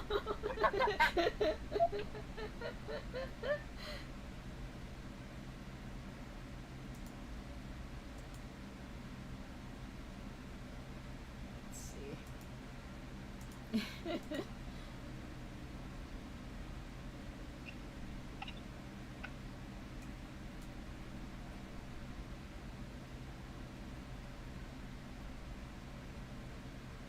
Let's see, likely I'll be here. Alright, sounds good, Star. Sounds good. Oh, you have a new viewer? Yeah, Star is Blade's sister. So she's in chat. Okay. Yeah. It's nice to hear that she joined the stream chat as well. Uh-huh. I hope she enjoys what you put out. Yeah, huh?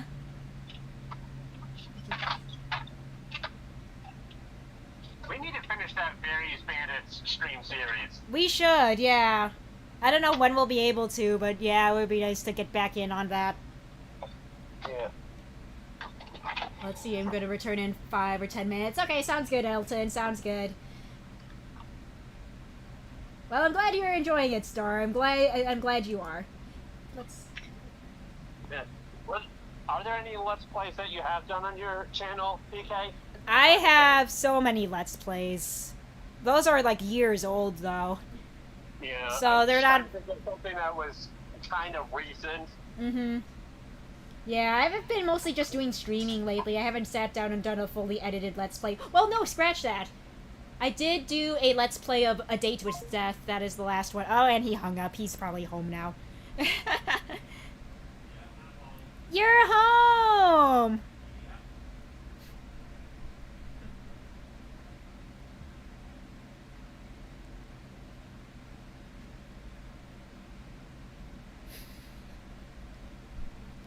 Alright, let's see here. Alright, so what have you been up to? I have been up to working on thingies. Oh, on thingies, you'd say. Yeah, on thingies. Nice. Yeah. Thingies. Let's see, I did Shadow Dragon, not happy with without it, how it turned out. Oof. Okay. What? You know what? I'm gonna show off this cutscene to you, my darling baby boy. Wait, what does Blade mean by he did Shadow Dragon? That's a good question. A Let's Play or more like a... Oh yeah, Let's Play, yeah, since we were on the topic of Let's Plays, yes. Alright, let's see. Okay. Let me just see, because I do need to check if this cutscene is working correctly.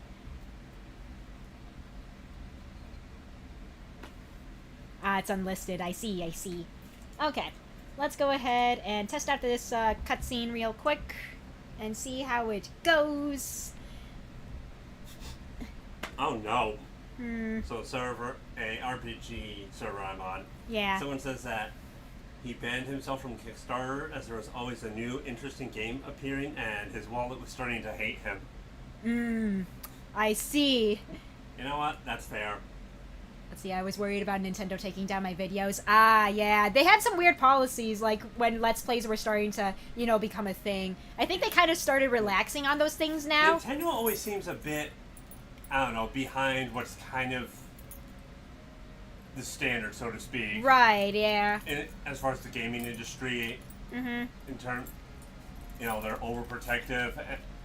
Well, a good example is almost every other company is fine with their games being ported to a Nintendo system. Yeah.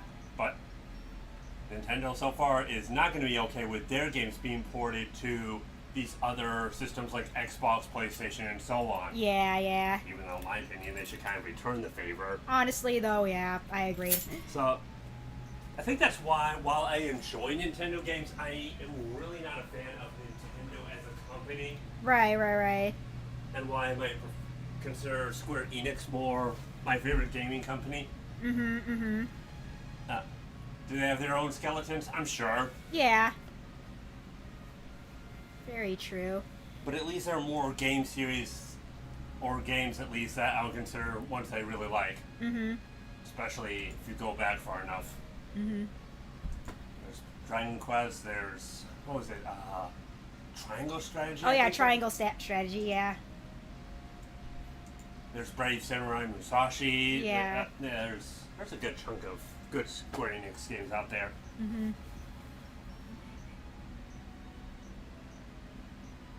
Let's see, Chapter 5 onwards is public. Oh, okay, cool. This kid has seen my Shadow Dragon LP. I see. Is there something you wanted to show me or not yet? Yeah, let me... You don't have to show me right now. I mean, it can wait a bit. Nah, I'm cool with you looking at this initial cutscene. Give me a second, because I do need to, test through it anyway and make sure everything kind of plays out the way I want it to. So let me start from the beginning, just so you can kind of see what's going on. Oh, Star has a cute avatar. I like that. Whoops. There we go. Alright. Ready to start looking, my darling? Alright.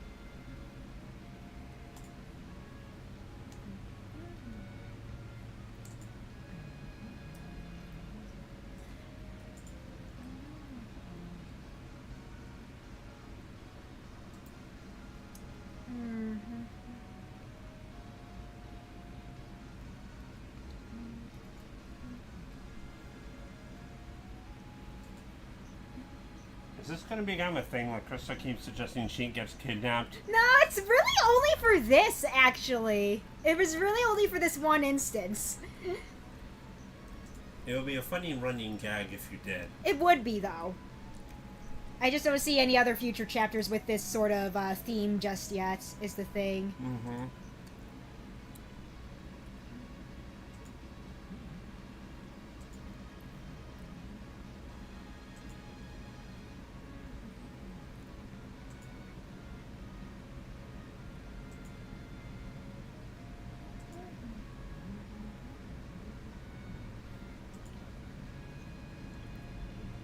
Hair is dark as night, skin white as snow. Are you just describing Snow White? Hee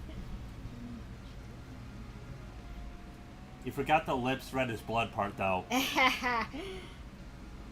Yes, I know my Snow White lore. Thank you for noticing. Of course you do. I might change up the dialogue a little bit here, but let's see. Blade is gone. Alright, I guess he had to go out for a bit, which is fine. No worries.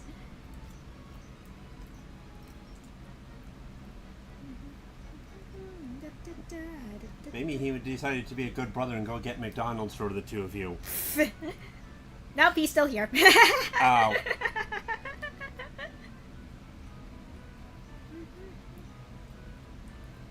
Is Blake gonna take over the Elton thing? I'm gone. No, I'm not. I'm back again. I'm gone. Back again. Bye. Back again.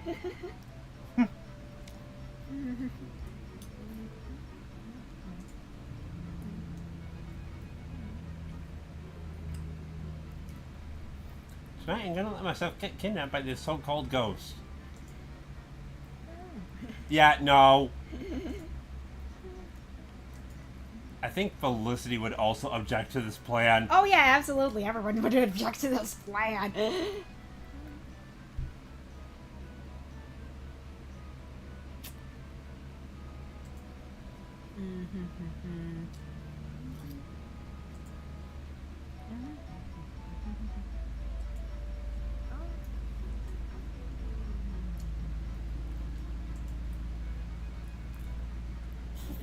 You know what? Fair enough, Blade. Fair enough.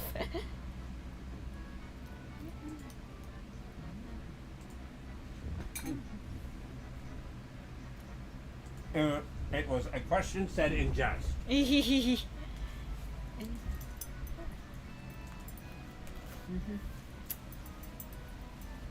Darling, shouldn't you work on one project at a time? I mean, perhaps I should be. As opposed to working on your crochet and stream at the same time? But I like working with my hands. I want to crochet for a little bit.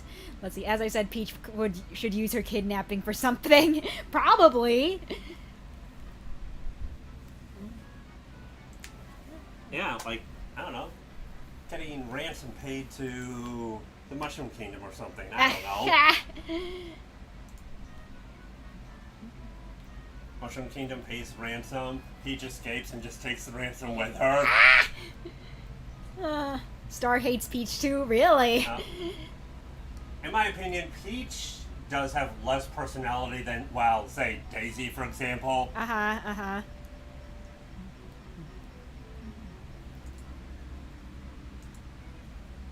I think this is especially apparent in the Mario Sports Mix and the racing kart games. Sure.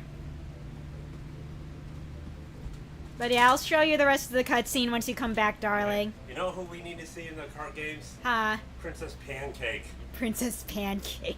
You know that Luigi saved? Oh yeah, the Princess of the Waffle Kingdom. Yeah. Princess Eclair. Yeah.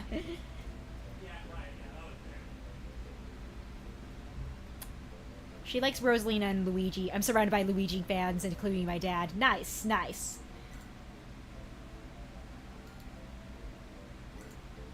see.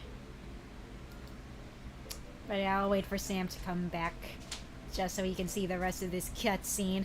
Alright, I'm back. You are back. Let's go back to the rest of this cutscene. Oh, this fabulous cutscene. Yeah.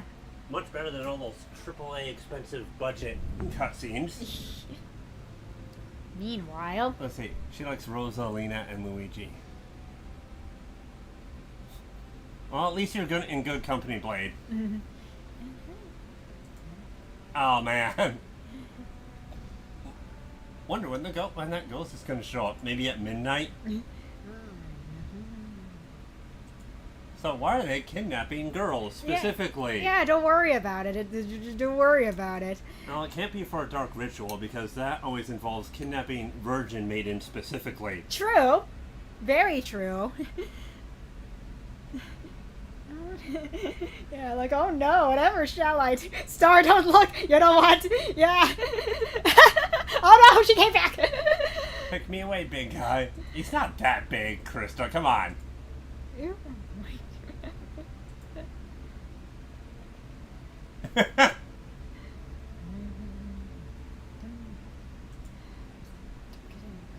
Don't get in over here, Ed.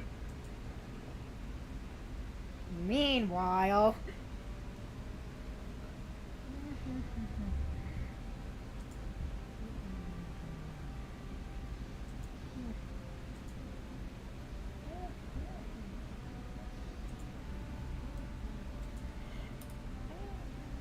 Alright, I can get us out of here before they have a chance to do anything.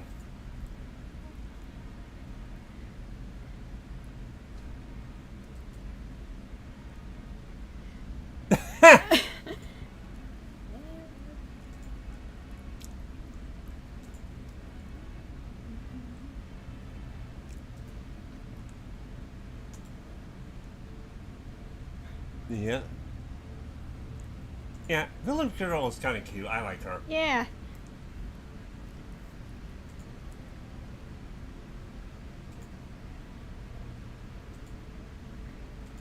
You should use that rope for something. Mm-hmm. Wait, ship you all off where? To the capital, basically. Capital where? Of Marinus. Oh, there. Yes, there.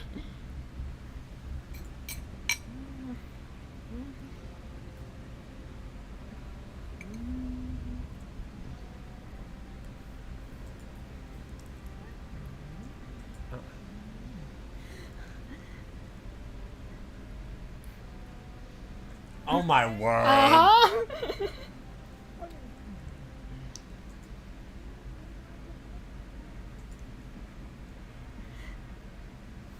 Oh, God. Uh-huh. Yes, darling, do you have something to say? Do you have something to say, my darling? You need to make this girl behave. I mean, she's doing what she can, you know?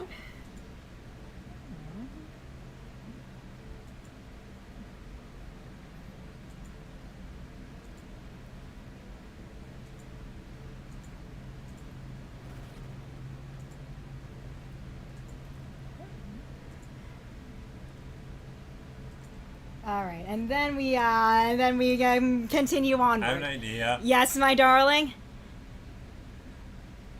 When they leave, Yeah. have this little thing where he's very much struggling to get untied, and he's puzzled how she's able to tie people up so well. That would be a very interesting thing, for sure. That would, yeah.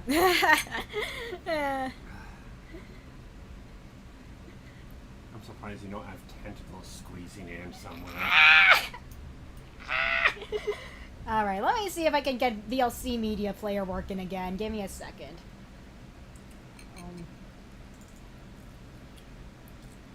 Okay, can I... Okay, there we go. Now we got the rest of that working. Okay, let's go ahead and close that up. Okay, now we got the BGM working back again and again. Okay, cool. Let's all do that. There we go. Got it back, baby. Alright, and then we have this. Let's stop that and shuffle the playlist and start... Oh, we'll start here. There we go. I did it. Alright. Cool. Okay, I need to write out the rest of that cutscene. Let's go. That sounds tedious.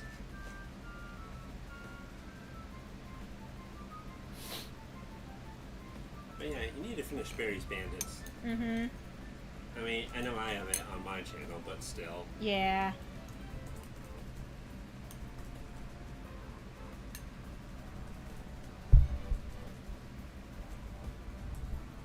It's a fun game and the humor is right up your alley. Mm-hmm.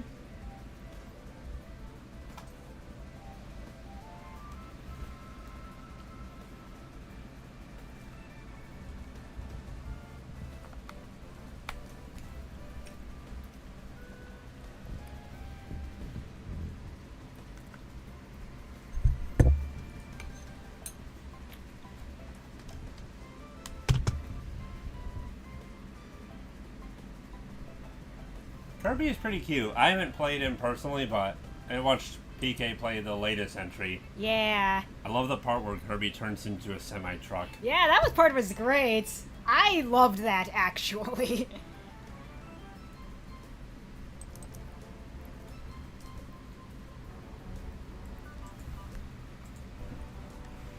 So...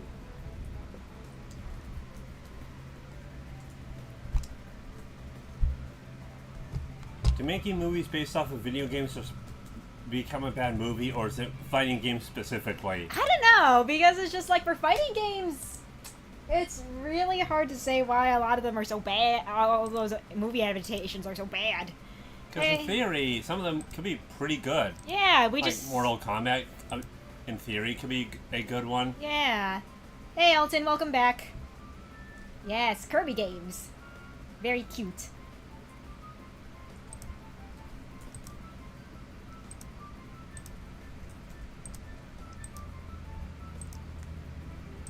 My brother always liked having Kirby copy one of the other fighters and then just take a picture of it for Brawl. Like Kirby copying Solid Snake, for example.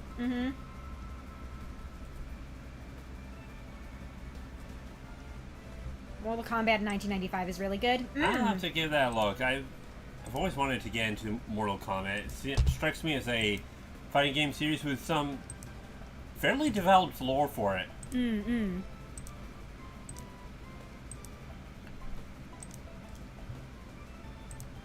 Which is rather impressive for a fighting game. Uh-huh.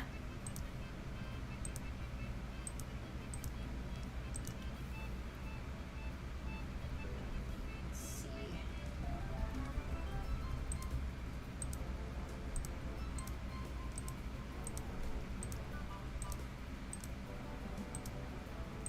Oh, babe, I forgot to ask you to check the mail while you were outside. Whoops. Sorry about that.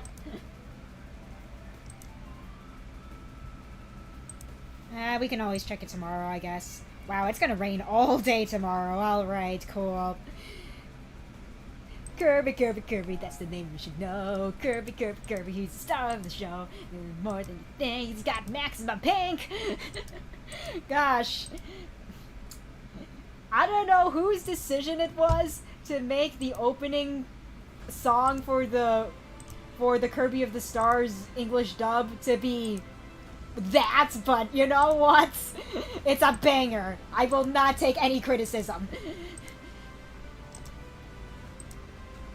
Let's see, Street Fighter, despite everything, is hilarious. I still need to watch the Street Fighter movie. I need to know how bad/good it is. Well, can't be that bad. I mean, they ruined Chun-Li in the latest Street Fighter entry.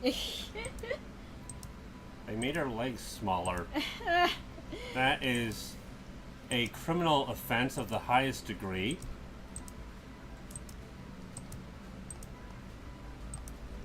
In fact, I'd argue capital punishment should be appropriate in this situation. Alright, let's see. So, Hey, if Ryu can get bigger every game, I see no reason why Chun-Li can't have bigger legs in every game.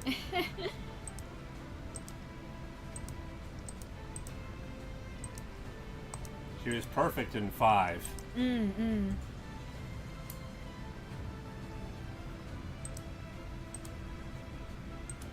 Okay. Let's see, we watch Kirby right back at ya. Yeah, so good. It was, you know what?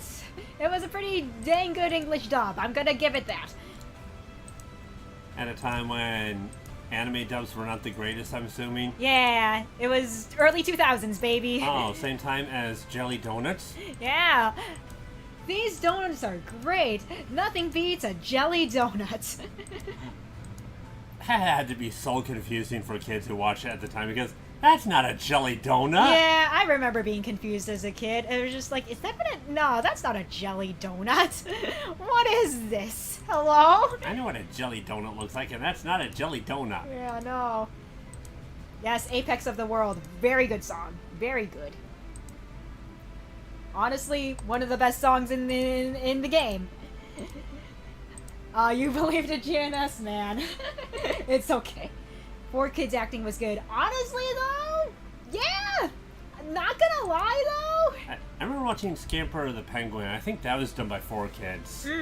I think it was I believe originally it was a Russian animated movie. Okay. About, well, penguins. Ah, you were lurking. Gotcha, man.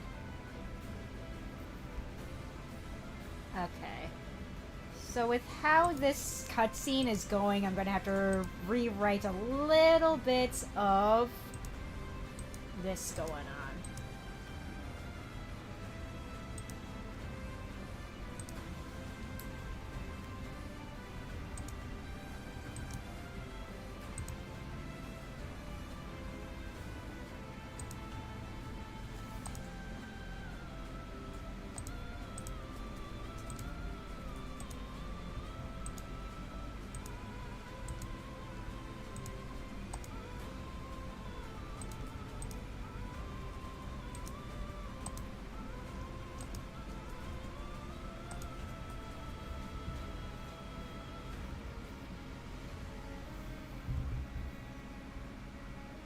And the song "It'll Go to the Radio Press Bell." Yeah, you know what?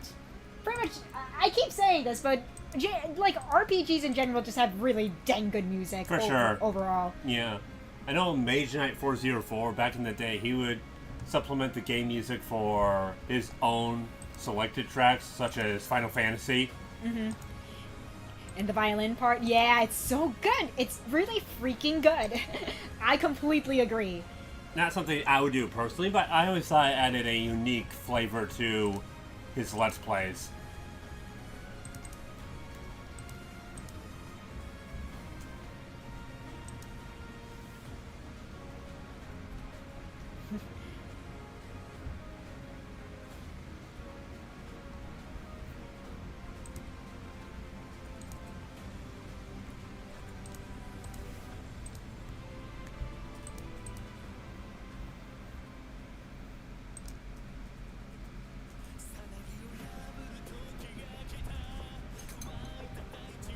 Cooking is a good skill to have. It's also fun. Mm-hmm.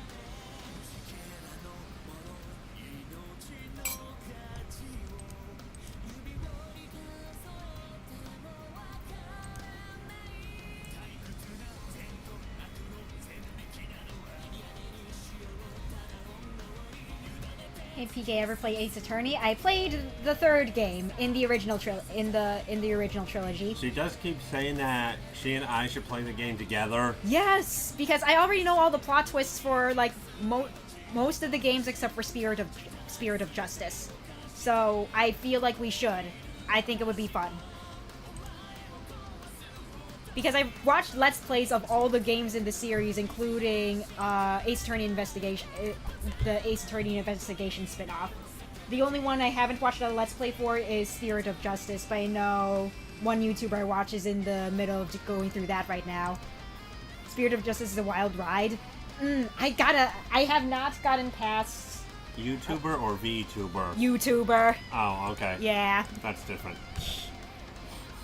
But yeah, that I still need to watch her Let's Play of that, because she's pretty far into it from what I can tell. So I'm just like, I need to get caught up. Yup.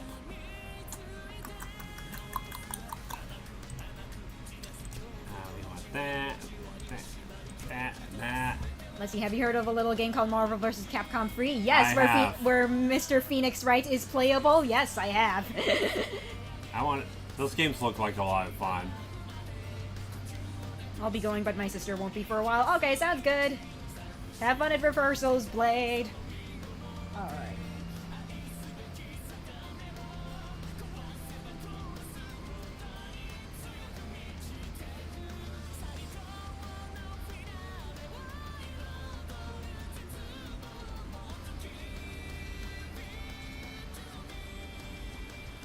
I think they have made up to 3. I want to say 2 is for the PlayStation 2. He also has a frame zero insta-kill move. That's nuts. Wow. That's hilarious, actually. Yep, it sure is.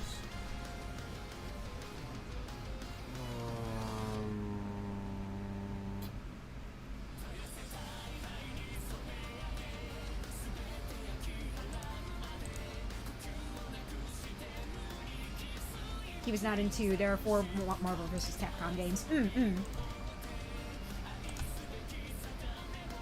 I would like to pick up that Marvel vs. Capcom collection that released for the Switch. I think that would be fun. That would be neat. Yep, it sure would. Yeah.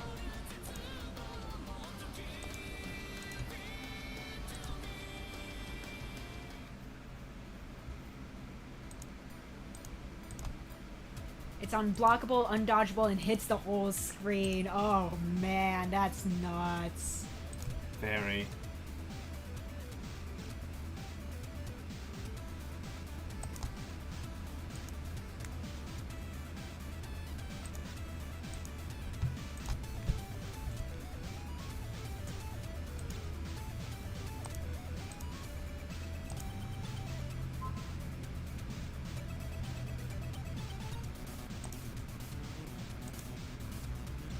Had to check my food. No worries, Star, no worries. Food is very important. Speaking of which... Absolutely. I need to eat my food.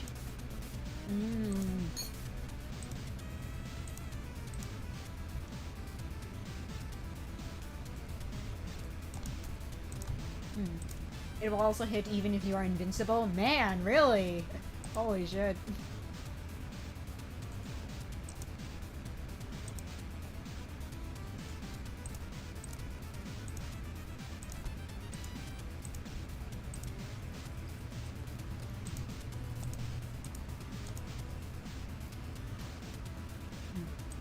Yeah, I gotta make sure that food is edible and nice and good tasting. Yep.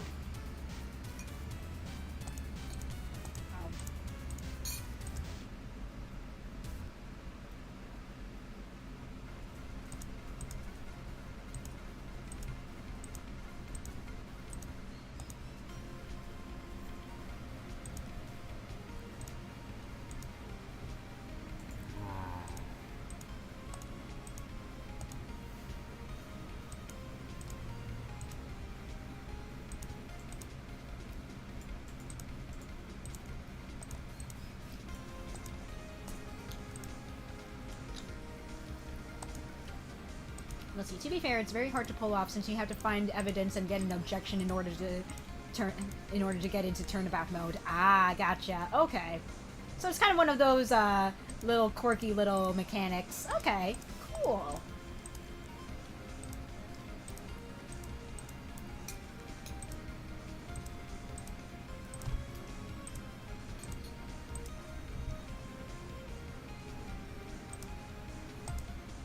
It also have 5 super meter. Okay, okay.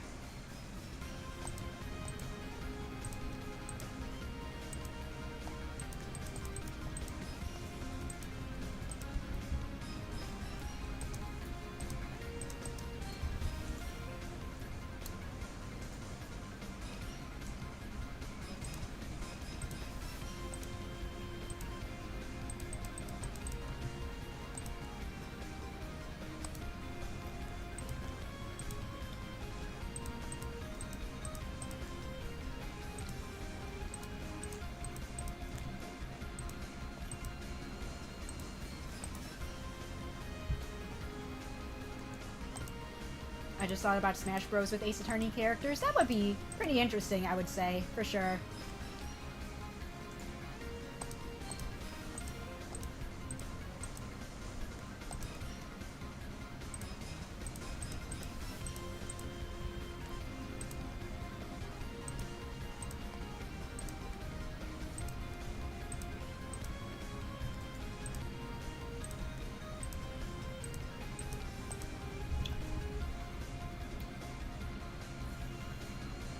It only insta-kills in the whole cast of the 3rd level X Factor damage boost. It only insta-kills in most...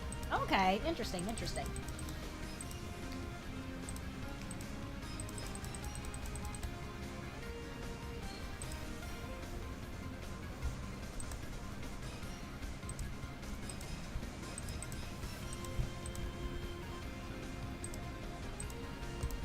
Let's see, for the game... For a game of Nintendo Direct, I'm so excited about 100 Last Line Academy. You know what? It looks fun. I just can't get over the fact it's basically the plot of Danganronpa 1 all over again. Oh, really? Wow. Yeah, it's the same sort of feel to it, and I'm just like, I will meme on that until the day I die. Not to say that's a criticism against it or anything, I just find it funny that this Sure. guy can only make one game, and it's Danganronpa, basically.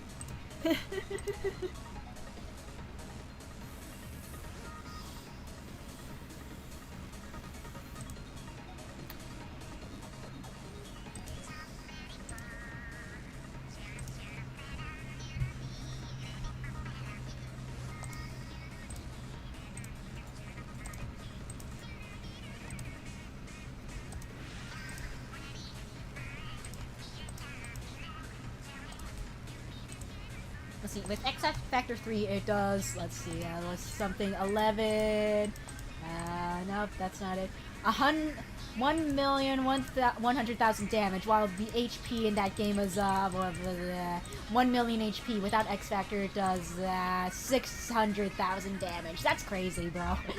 That's nuts. Very.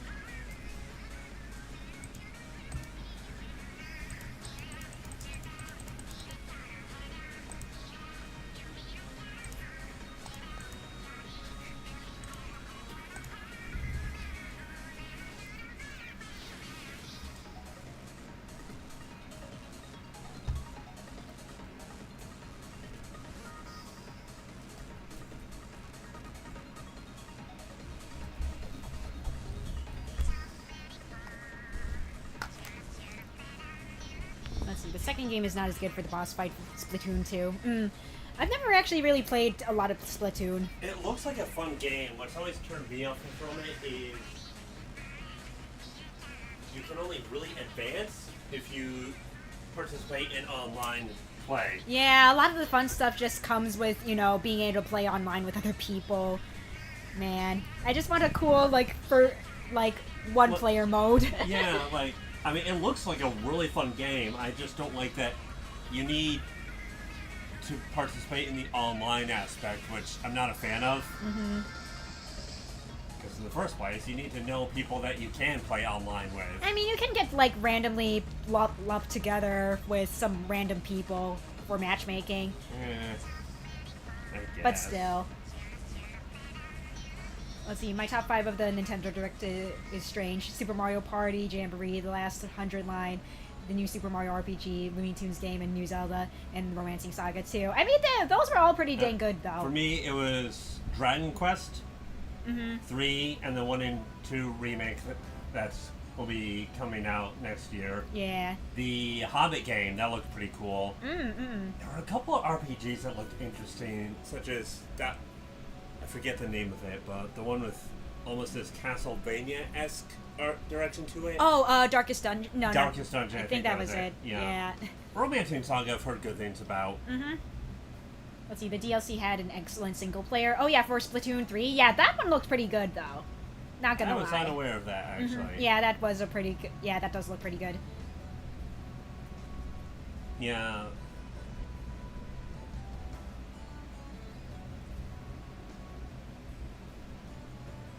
Wait, was a Dragon Quest 7 announced or something? No, there it was not. Oh. So it said, Dragon Quest, and then 7. Alright. How do I delete this? Gonna go. Okay, bye, Elton. Are you really going now?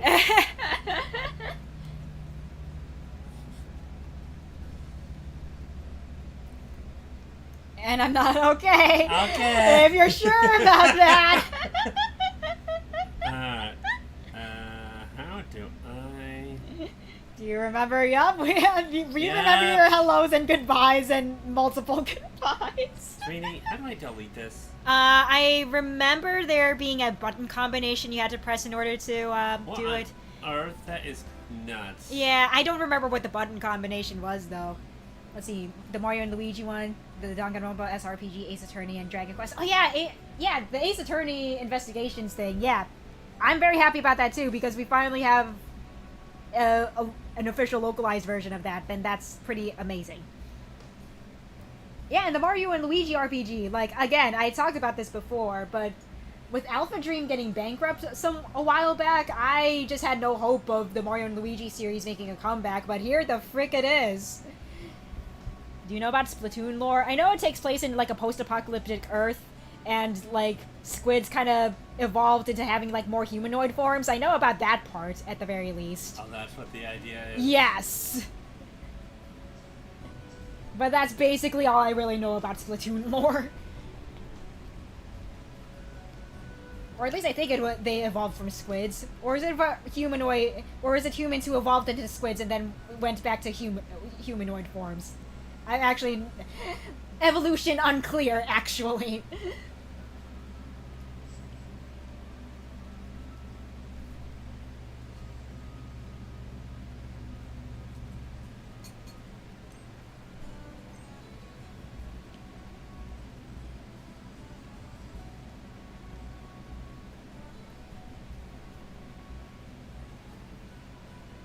Squids to humanoids. Okay, that's what I thought. That's what I thought.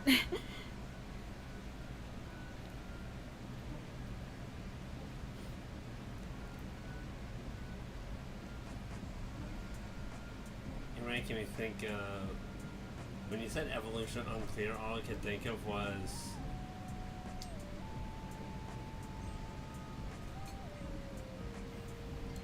Alright, what?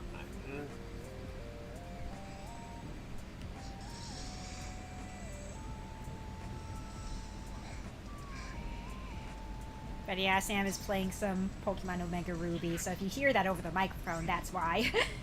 Some people are speculating that either Monolith, responsible for Xenoblade, or the company that made Brilliant Diamond and Shining Pearl are the ones working on Mario and Luigi. Oh, okay. I mean, it looks very promising, like, aesthetics-wise. It looks pretty nice. The 3D Swampert design is pretty cool for this. I still think the 2D running animation is funnier, though.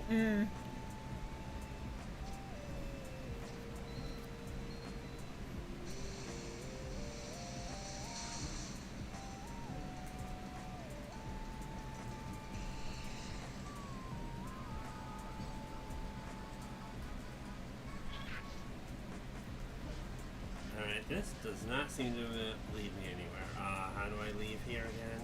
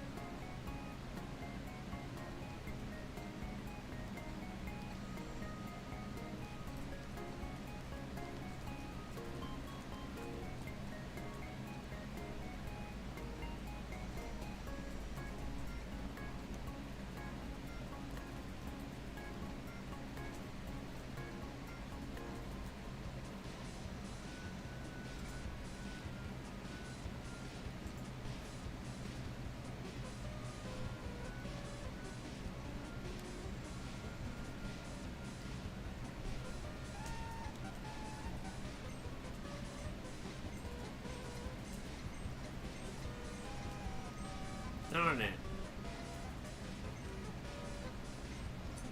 How do I leave? Imagine if Monolith is behind Mario and Luigi, and they put a Xeno character as a super boss. That would be crazy.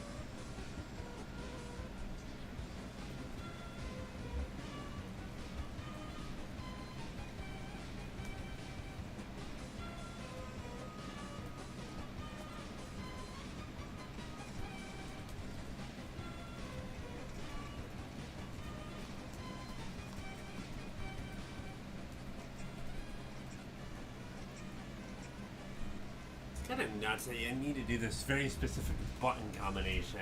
Yeah, to delete all of that. Yeah. Let's see, who wins? A robot capable of destroying whole galaxies and both canonically in gameplay and one of the most powerful creatures in existence? Or two Italians? My money's always on the two Italians, baby!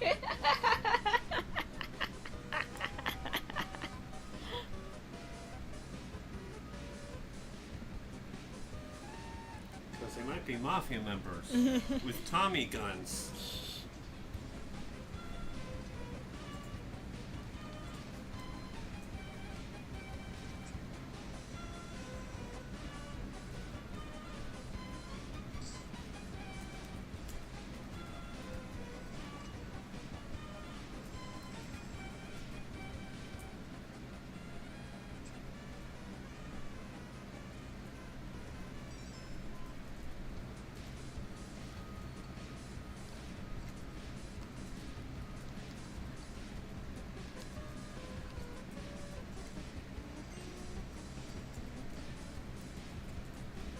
Or even better, who wins? A blade capable of cutting entire planets and also the ability to make you invincible, or hammers and shoes. Again, if two Italians are armed with big old boots and hammers, I'm gonna put my bets on the Italians, baby. A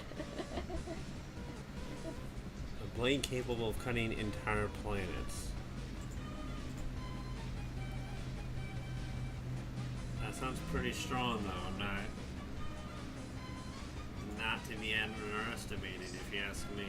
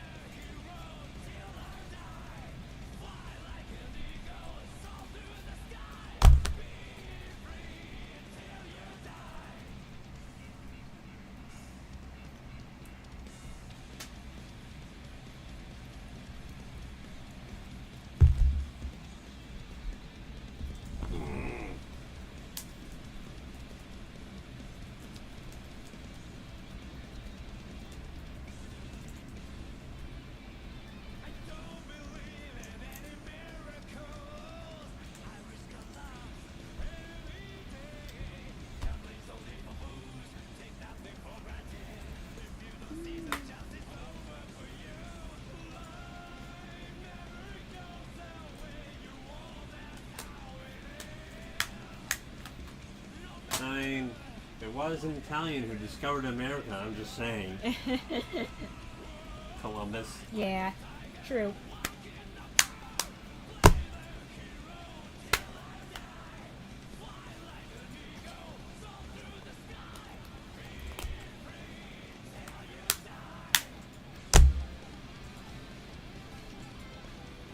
I was considering maybe playing Fire Emblem Awakening here, since that's been a hot minute. Oh? But that's just gonna delve into something Crom, you suck.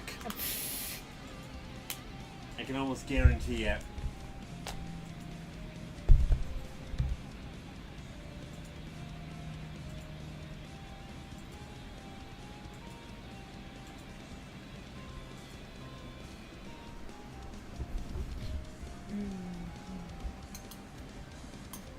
Let's see. Do you know who Regina is in the Donald Duck comics? No, I do not. I'm not well versed enough in the Disney comics in general. This Me neither, honestly. This somehow reminds me of the Scissors boss from the Paper Mario Origami King. I still need to play Origami King. I've heard good things about it. Oh, who's she?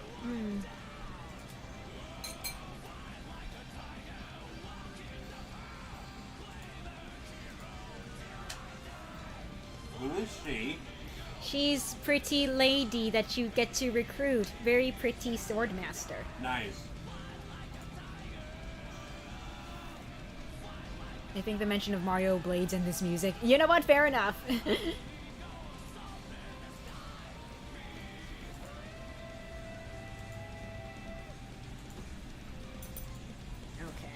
So the speech bubbles, goodness gracious, are kind of good to go. You know what? I think I'll just play something that I know how to play. What are you playing? Oh, Dragon Quest. Dragon Quest 8. Ah, Dragon Quest 8. Nice.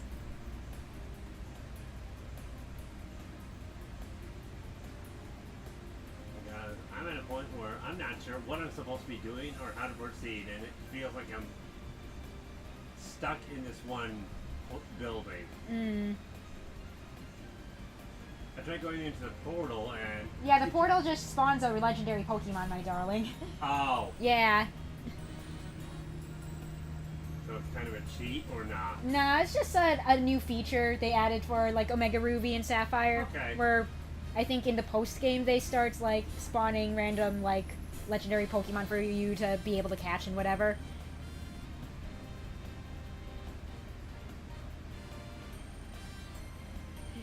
Go for it, Andre. I'm curious. I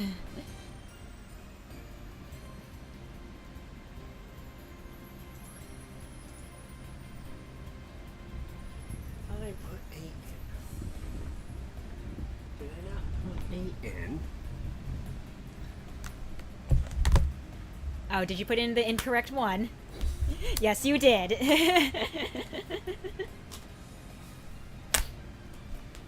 Did you get your Roman numerals mixed up, darling? Well, it's probably already in there, and I'm like, oh, okay, this is the one I want, and did not pay attention to what the cartridge itself said.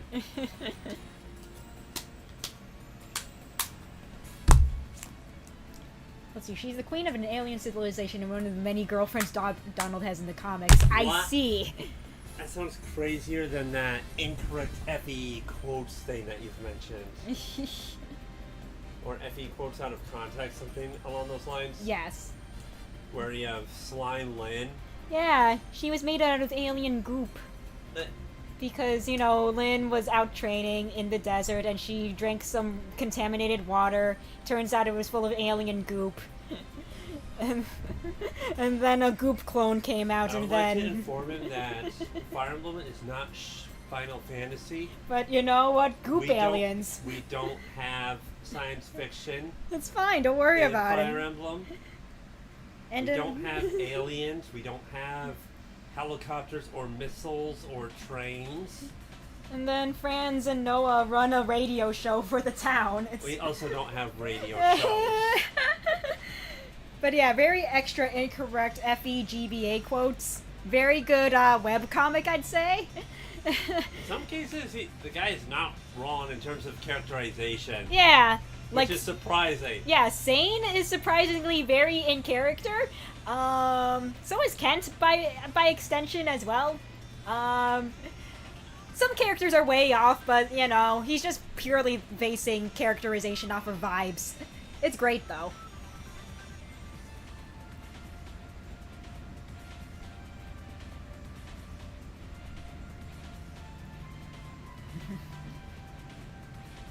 There was a beta build of Awakening where the characters go to Mars. Excuse me? What?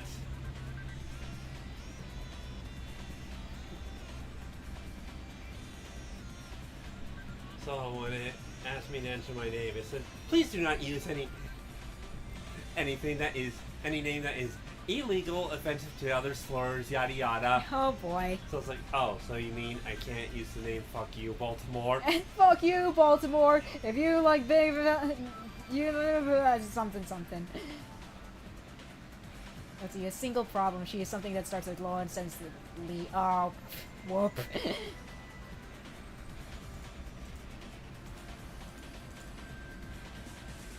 You know, sometimes I'm still really annoyed at Nintendo taking down the eShop for 3DS.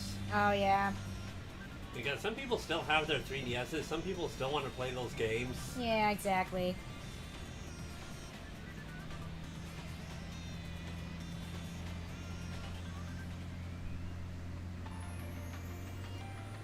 Hey, Munchie.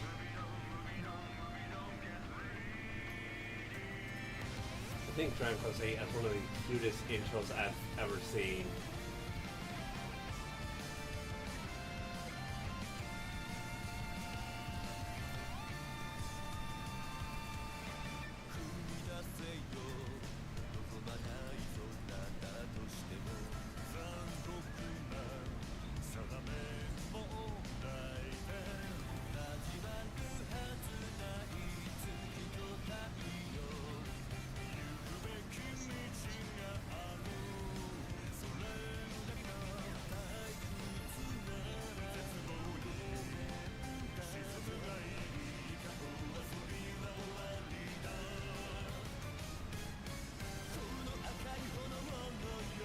See, I prefer the other girlfriends Donald has, like the robot cop from the future or the assassin slash super spy. Ooh.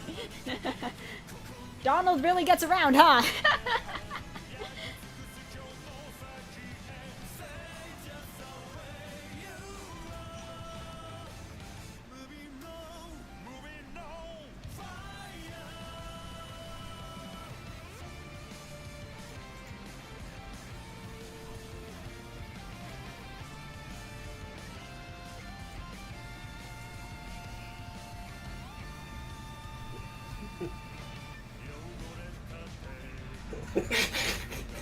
Having fun there, my darling? I just think it's hilarious how Square Enix censored certain word choices. Like here.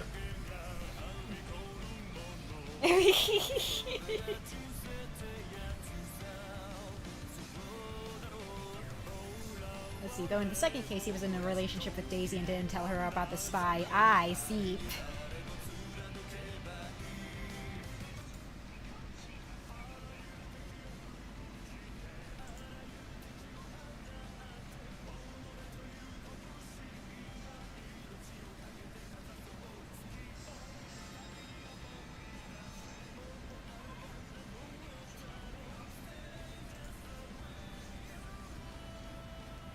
You know, at least Gov is a more tolerable word choice than Divine One, every other cent word. Let's see, the comics are buck wild, I will tell you. It sounds like they are, honestly.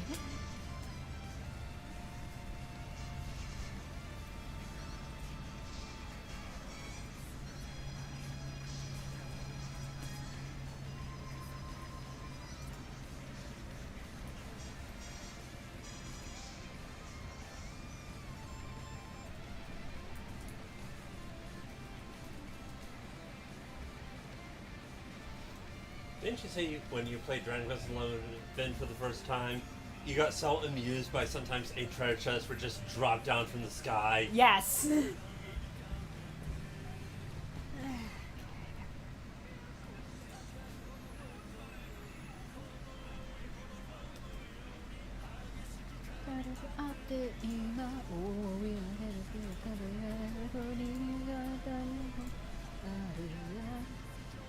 Kurosa, hello! Welcome to the stream. How you doing? Oh, do you have a new person? Yes, we do. Hello. I want to give you a little advertisement spiel on what you're all about. Yeah, I'm working on a Fire Emblem fan game right now for FEE3. I think I recognize your username. Aren't you the guy who, I know that you were making an FE project as well. Because your name looks familiar. I just can't put my finger on what you worked on. Because I remember seeing you on FEU. I swear I can remember, but I'm not right now. Ah! Always nice to see more Lex Talionis devs. Yeah! Oh wait, aren't you the guy who worked on Captain's Log? I think that's you, right? What's Captain's Log? It was a one-chapter thing made for the Celica competition. Create entertaining something maps, something. I don't remember what that acronym was stand for.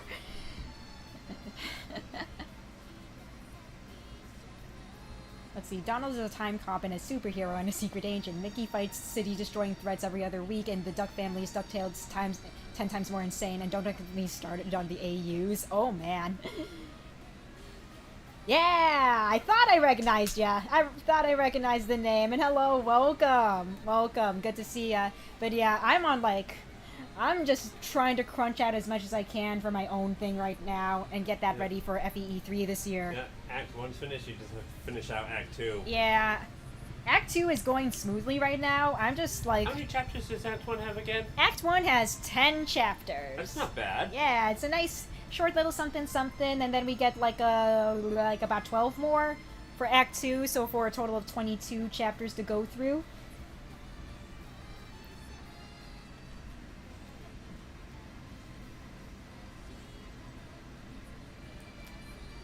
Although if any of y'all in chat do want to download it, I'd say wait until a little bit after stream, because there is an update I would like to upload, because there are some little things here and there that need to be fixed up. It is really fun though, and she has some pretty fun objectives for the maps. Yeah.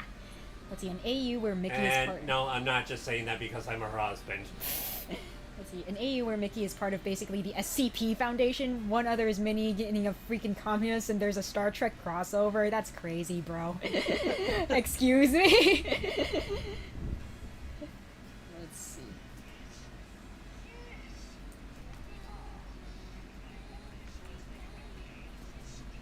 I really like that guided map you have for Anna and Jake.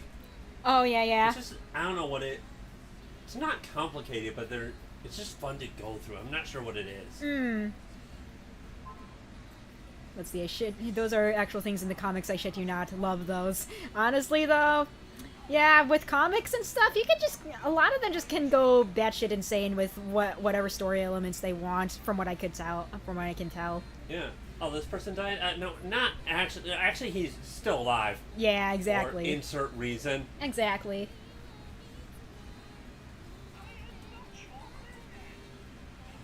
Love to check it out later. Yeah, it's super fun. I'm biased because it's my own thing, but... But yeah, I've been meaning to check out more LT stuff as well. It's just that I've just been super busy with my own thing. Have not been able to play anything else.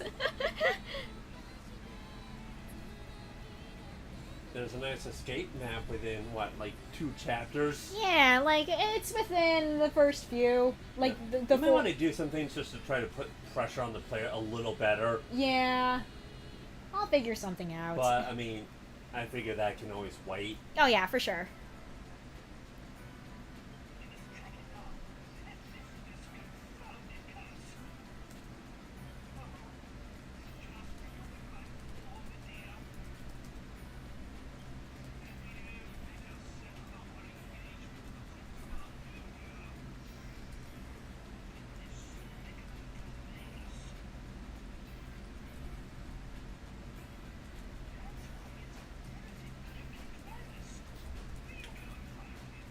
So, whenever Ben had the option to in these games, he always liked answering no, just to see what the response was. Yes. Ah, yes, the illusion of choice in Dragon Quest. It's been there ever since the beginning as well.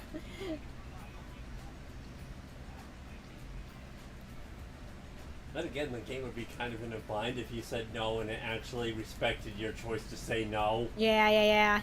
Like in the very final like boss for Dragon Quest 1. Yeah. Yeah.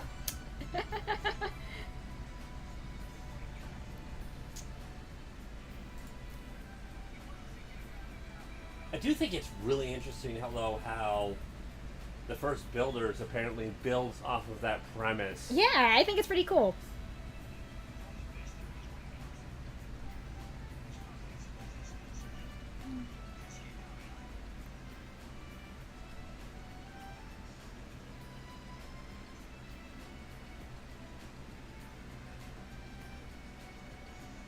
Which, yeah, speaking of Dragon Quest builders, Yeah. that's a really fun game. Yeah, I need to play more of Dragon Quest Builders too, because I'm still in the middle of the main story right now.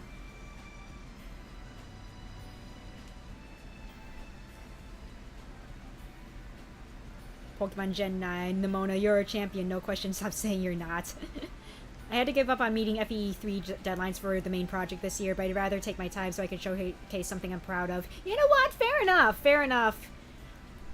For me, it's just like, I know I can get this done in time for FE3 if I just, put all my... if I buckle down. Because that was the plan since the beginning of this year, to get Act 2 ready to show off for E3 this year. So, yeah, I'm working it. I'm working towards that goal right now.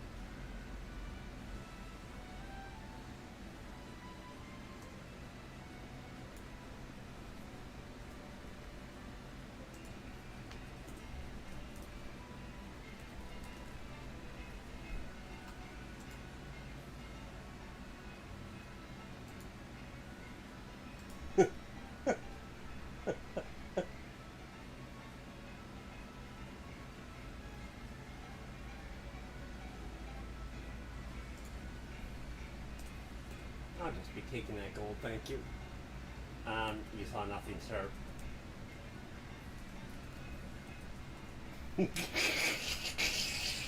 Having fun there, my darling?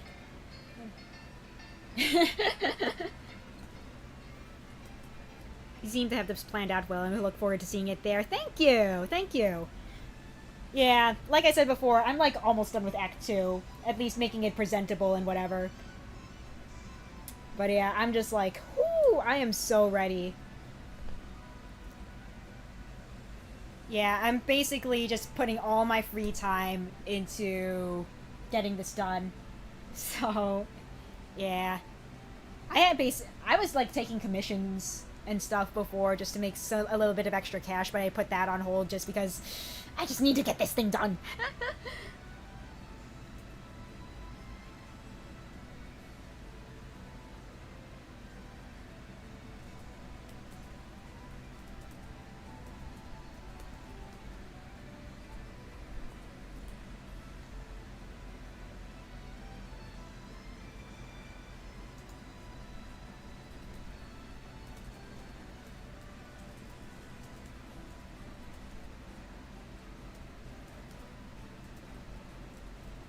Okay.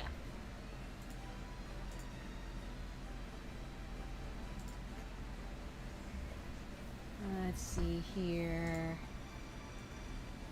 Where's that bit of dialogue that I wanted to check for? You know what? Yeah, let's just check this. Yep.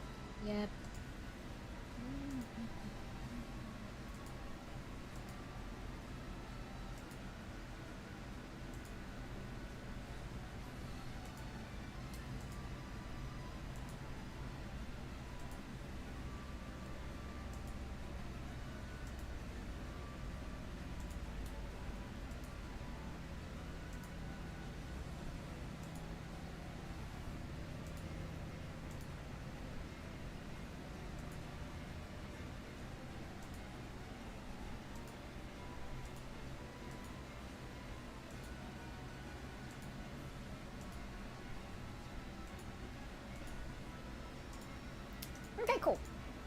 Okay, actually, you know what? I'm gonna adjust one little thing with that recruitment convo, and then I think it's good to go. Gonna put that all onto the same speech bubble there. Okay, but yeah, other than that should be good.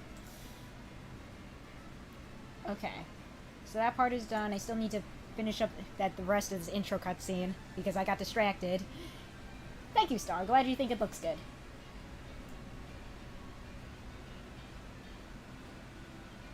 Okay. Alright, okay, so now I remember. You know what? Let me double check something. What portraits do I have on my person? I need another generic bandit-looking girl. I need to import one over just for this one particular scene. Okay, hold on. Let's see what we got here. What do we have in my saved stuff from the repository? Let's take a look and see what we got.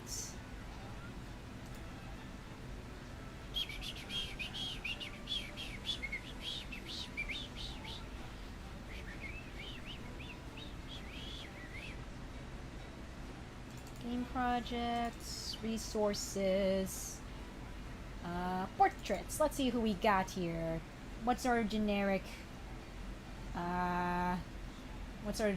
do we got here? What looks good?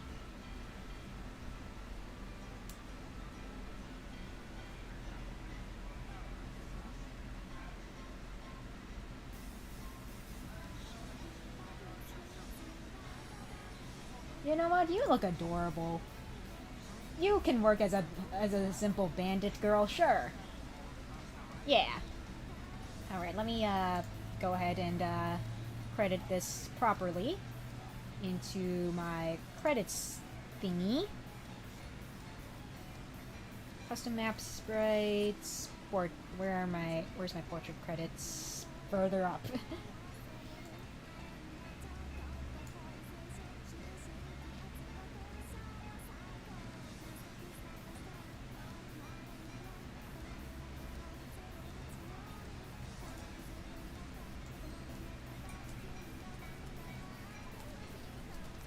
Generic female bandit. This was made by Candy? Okay, cool. Let's go ahead and get this girl imported in.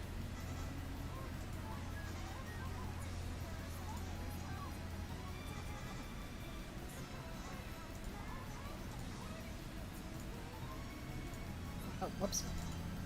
That was the correct folder. There we go.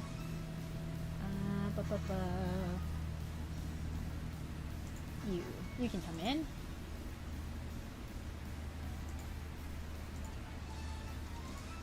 Yeah, okay. You look good. There.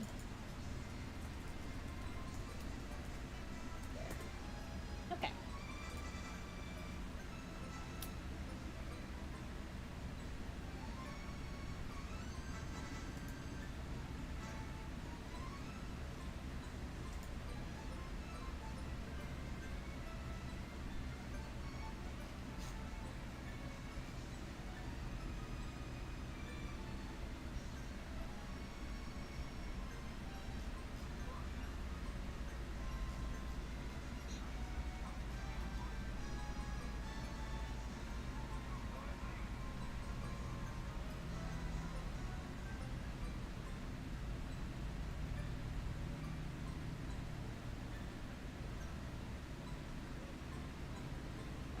We need to add in a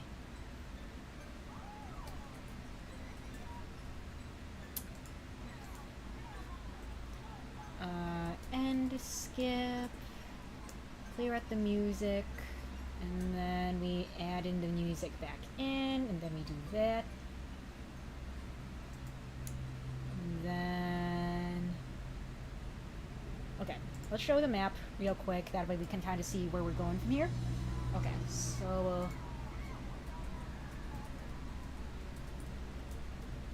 okay, so we'll center the cursor right on this fort right here. And then add unit firm. And we're gonna have you stand on this fort right here.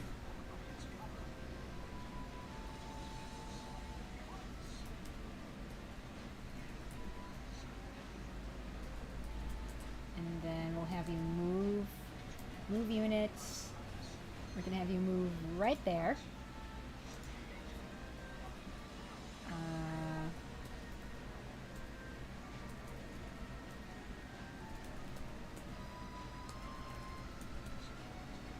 Okay.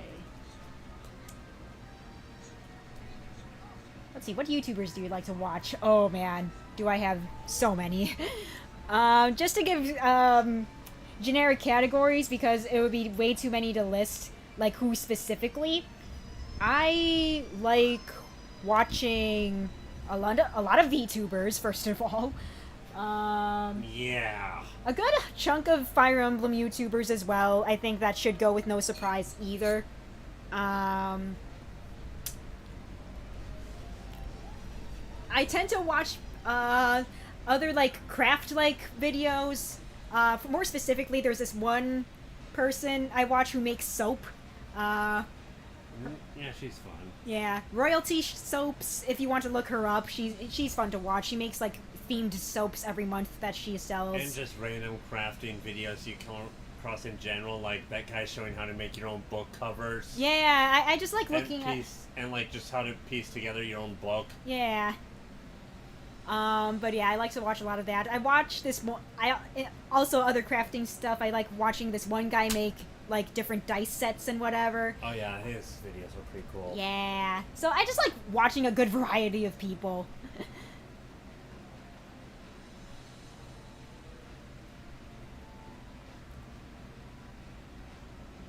Oh, whoops, did I accidentally? I did accidentally.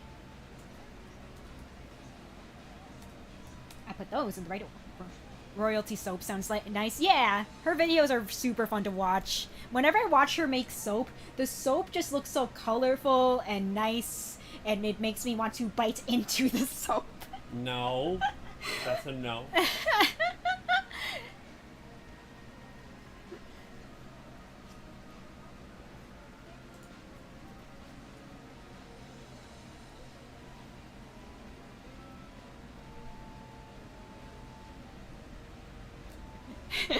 Andre says yes. I do it, Pika. I'm not gonna actually bite into the soap she makes. I have bought some of her soap before. It smells very nice. Yeah, her soap is really good. Andre, don't give bad advice, please.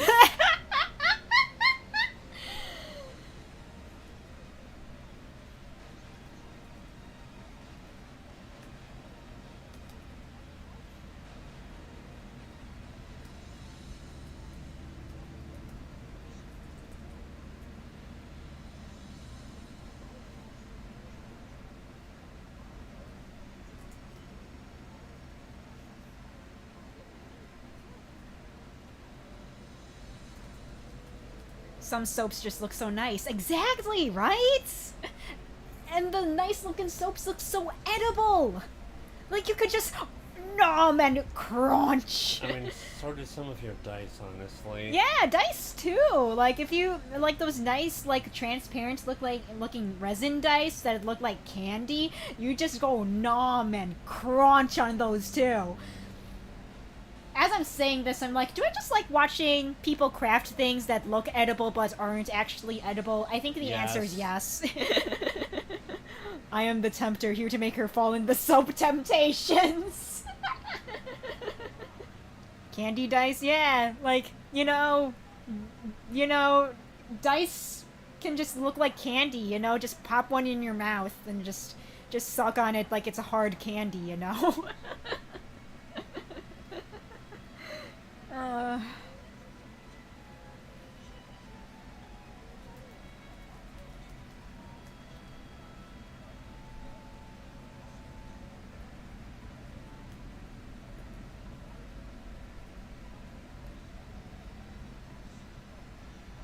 make food that looks like them. Honestly, though, yeah, that would be amazing. Just like, yeah, make food that looks like soap, make food that looks like dice. It would just, you know,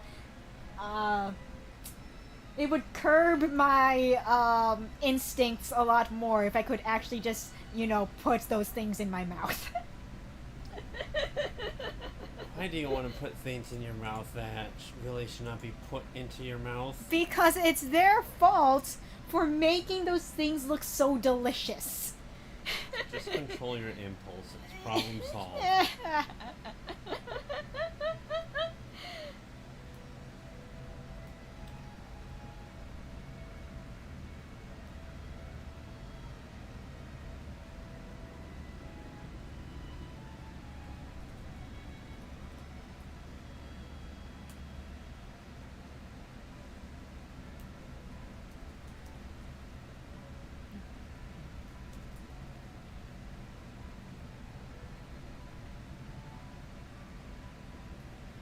Alright, before we talk to the friendly girl, let's see if there's any money we can take. Let's see, so we're Nothing gonna there. move this Myrmidon right over here.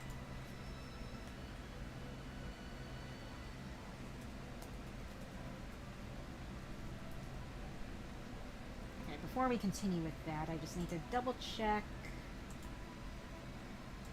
Okay. Just gonna renumber these units here.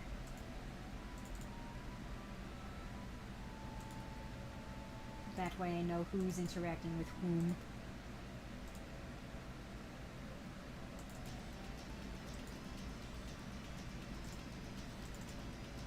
Alright.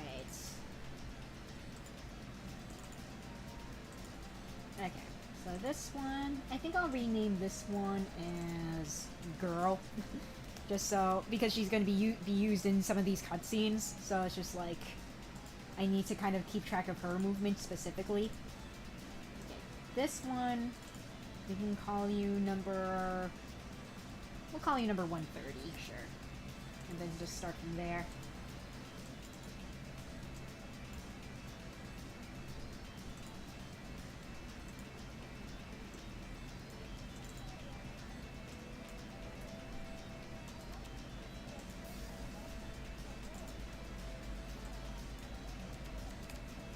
Okay.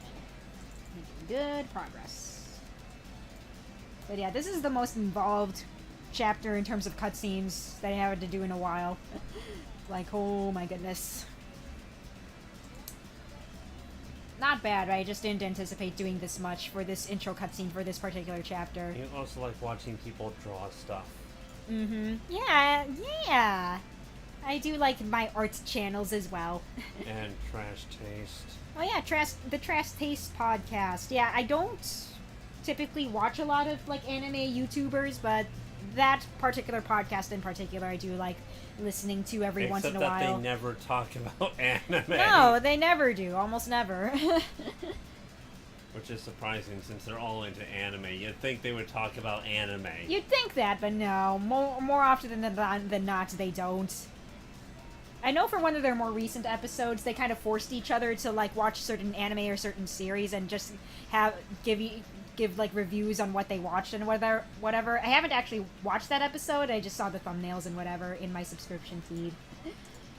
So I am kind of curious about that one in particular. Okay, I need the map just so I know where I'm moving people.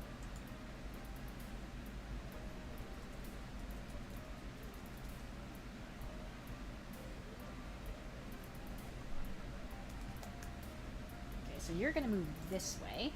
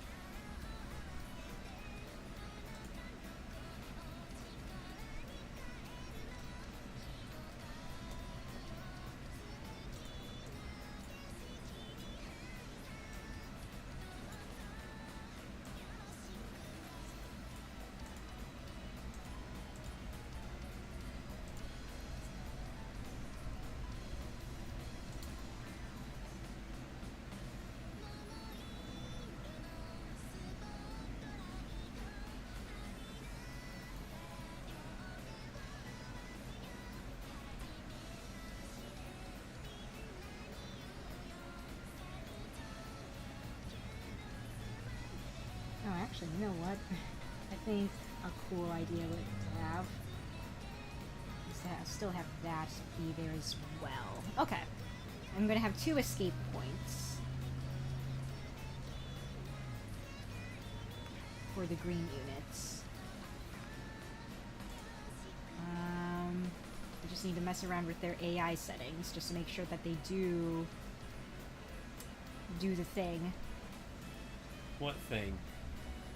Go towards both escape points if they can, whichever one's closer to them. So let's see. Escape. Let's do this. Actually.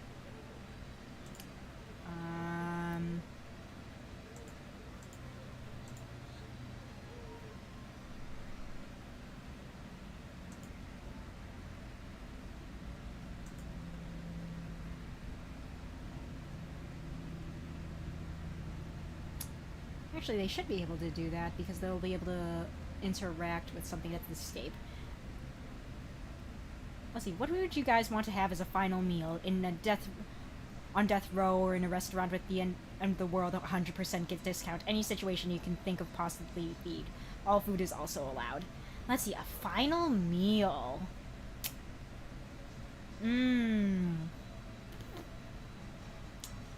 That's a good question.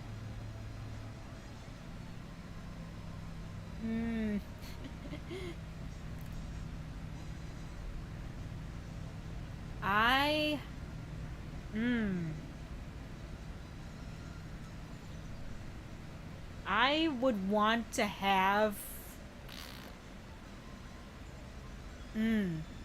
Let's see. You know... Man, I gotta really think about this one. Oh, you know what?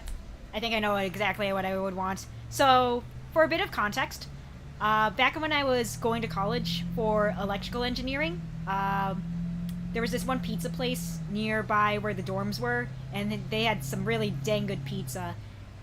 And me, my ex-boyfriend, and his friends, whenever we hung out and watched anime together, we would always order a pizza topped with sausage, pepperoni, and pineapple.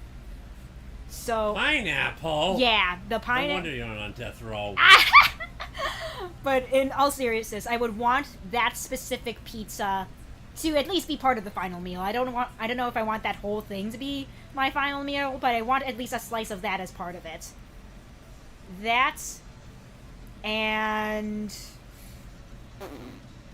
You have an ex-boyfriend? Yes, I do. Actually, multiple. Actually. Why is that such a shock? Sam wasn't my first or my only. He is my last, I'll give him that, but he wasn't my first or my only. Pineapple ain't awful. Exactly, thank you, Star. I was joking with that because... just because how some people are about it. Yeah. But yeah, I would definitely want that pizza specifically from that place as part of my final meal. Non-profit. Probably some political phone call. Yeah, probably. But yeah, I want a slice of that pizza specifically. And you know what? In terms of drink, I think something alcoholic. It's gonna be my last meal. I might as well go out with a bang. Give me like a glass of like blueberry wine. I think blueberry wine paired with a nice, you know, pepperoni, sausage, pineapple pizza. I'll take that. Don't jinx it by making him die before you.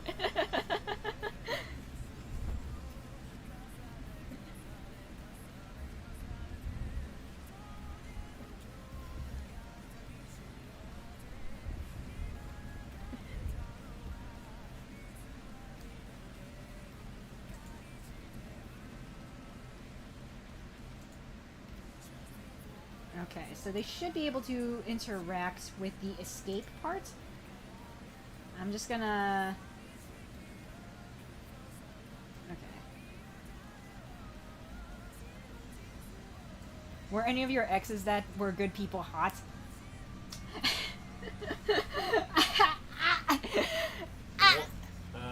One of of them definitely was not. The ones on the fencing team might have been, though. I mean, not to throw any shade, because they were good guys, but they were average. I would say they were average. At least they were in shape. Yeah, honestly though, yeah. Very true. Very true. I have a hard time imagining someone not being in shape if they do fencing. And where can I find them asking for a friend? Heck if I know where they ended up, Andre. I don't think they're in Brazil. I'm sorry, dude. I'm sorry, man. Maybe they're in Wisconsin. I don't know. Or was this the trade school? Oh, peppers. Not desperate or anything? Okay, Andre, sure. I totally believe you.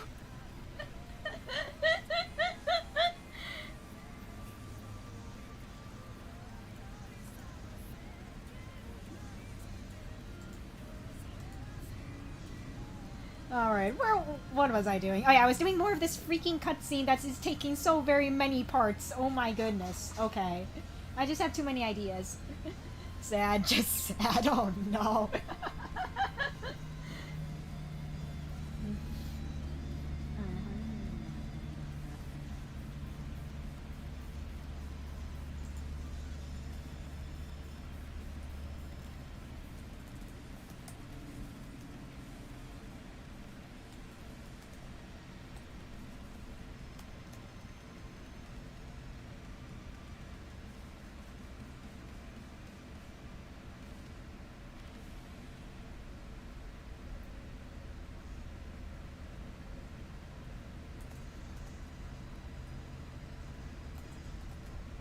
Oh, how goes Dragon Quest VIII, my darling? Pretty good. Nice. Oh, you're going up against the little slimy slime. Oh, And the candy cats. oh, they're baby. They're so cute. Little baby mans. I think sometimes they'll wash their face instead of attacking, too. That's adorable. Yeah. I say it and one just did it now. Aw, little baby. Let's see. I would like Portuguese pizza, a chicken and Brazilian cream cheese Kaluhina, hot chocolate, apple, green pepper, scrambled eggs with black pepper, Australian bread, and a fruit cocktail. Ooh, fancy. Very fancy.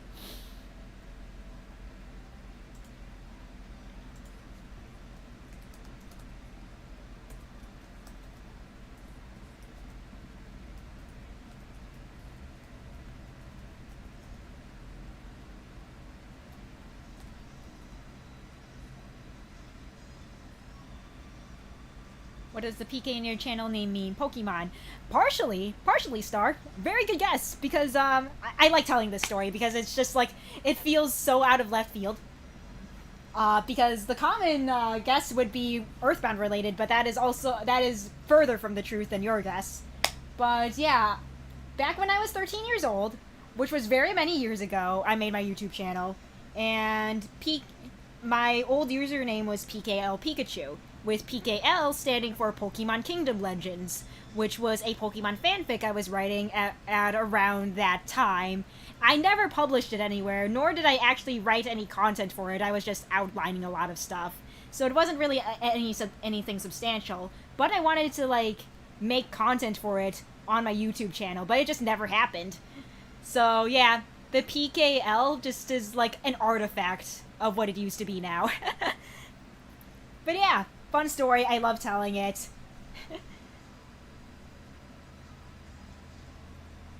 How did I pronounce I think I pronounced it Kohina? I'm probably very wrong on that. No, you're going to have to tell me how to pronounce that, Andre. Kotsi? Dang it, I wanted to read it. I know where it all started. Yeah, I never actually wrote anything substantial for it. I probably have, like, old sketches and stuff for it, though. I had, like, this whole world map for it and everything. Very wrong. Yeah, that's what I thought. That's what I thought. That is what I freaking thought. But yeah, I think you know what, scratch that. I did post the world map I drew up on Twitter because I was looking at, like, old drawings that I had back at my parents' place. Cola is pronounced like cola. Okay. Alright. And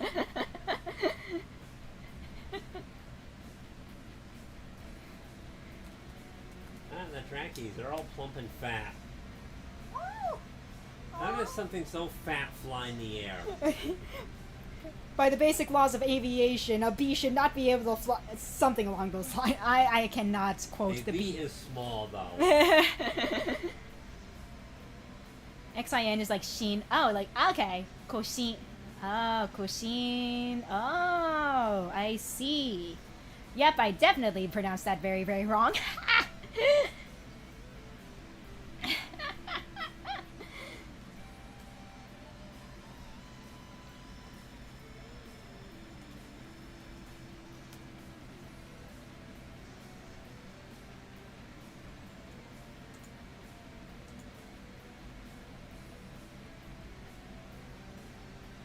You know, not that we're talking about Pokemon Kingdom Legends. Actually, no, I gotta work. Maybe some other time, guys. Maybe I'll show you that world map I found in my old drawings and whatever. Maybe another time. NHA is pronounced similar to nya. Not a true comparative to English, I'm afraid. Like, nya, nya. Koshin, nya, nya. Oh, blah, blah. Koshinya. This guy should have brought the radiant spell back. Hmm. Although it is kind of cool having the torch. Mm-hmm.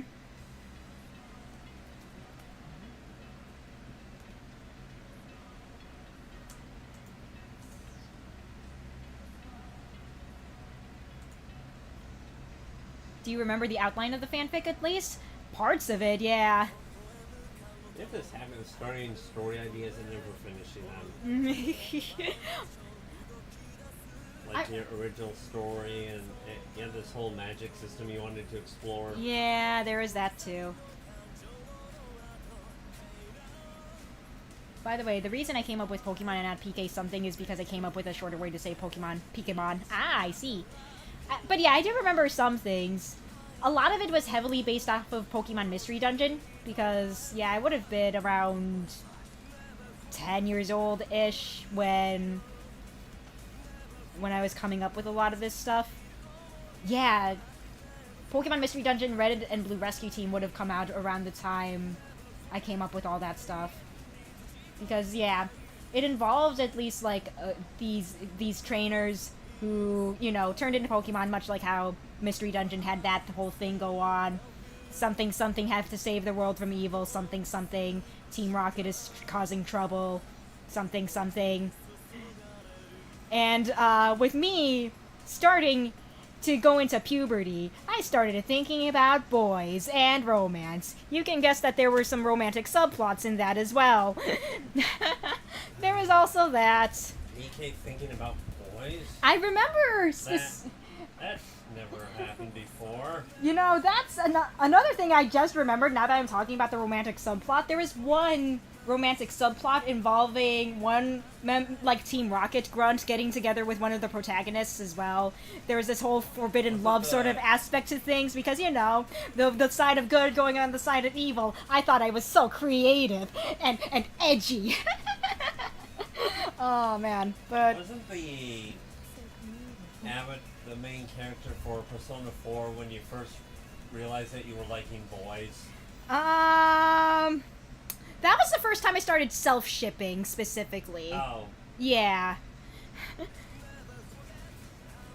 But yeah, that's kind of most of what I could remember of Pokemon Kingdom Legends. But yeah, When did you first realize that you liked boys? That's a very good question. I distinctly remember that when I was playing through Pokemon Shadows of Almia, specifically, there was this one villain that I thought was really cool, and I was like, and I didn't know how to define these feelings at the time, because I was like 10-ish, maybe 11, and I was like, wow, this guy's cool, I wonder why I'm feeling this way, you know? I just thought, wow, this guy's really cool, and stuff, and then I look back on that, I'm just like, oh, I had the hugest crush on that guy. Yes, yeah. so yes, the circle game. the game where you drew the circles. But man, you know what? Now that I bring him up, because you know what, I'm gonna. Look, guys, I'm just curious. How good is my taste in men? Okay, how good was 11 to 10-year-old PK's taste in men? Hold on. Probably not the greatest. Hold on. All right, guys. Feel free to dunk on me for this one. I'm gonna just take just a quick break from this. Okay, please, judge my taste in men. Do you really want that? Yes, I do. Where is my man? There's my man. Okay. This is the man. This is the man that's 10 to 11-year-old PK had a crush on. Yay or nay? Smash or pass? Okay. Anyway, I'm gonna put him away for now. Good music though. Yeah, that game had really nice music. I liked it a lot. What game had good music? Pokemon Shadows of Almia. Oh. Yeah, Ice. He was cool. No pun intended. Who was cool? Hold on, I gotta bring him up again. Hold on. Let me bring up my man again. Let me bring him up. He's okay? Okay, cool. Here he is. Here's the man that PK wanted to kiss. I mean, when she was 11 years old. He has a jacket. Yeah, I like him. I think that's you realizing that you like guys in suits specifically. You know what? I wouldn't be surprised. My love for evil men started off really young. I'm gonna put that right out there. Something that you still tend to like. You still like guys in suits. Yeah, I still like them a little evil too. So I'm just like, yep, that started at a really young age. That hair. Yeah, I mean, you know. It could be worse. It could have been a lot worse. Yeah, it could have been. Let's see.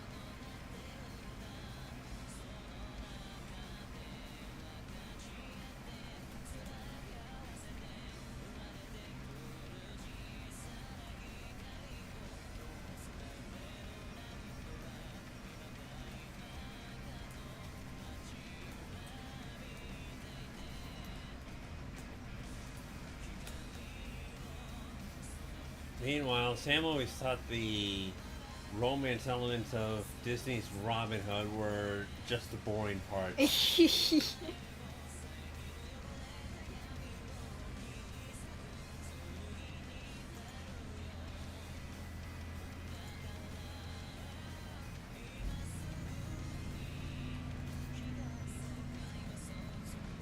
Let's see, what's your favorite Pokemon game? Let's see, in terms of mainline games, this is probably, no, Pokemon Heart Gold. Definitely my favorite mainline. Is that the one with Totodile? Yes. I think it's the perfect introduction to Pokemon. Mm-hmm. Yeah, it's really good. It just takes you through the basics of what you need to know about Pokemon without being excessively handholdy. Yeah, it's super good. I love it a lot. In terms of also, you can walk around with your Pokemon. Yeah, it's so cute.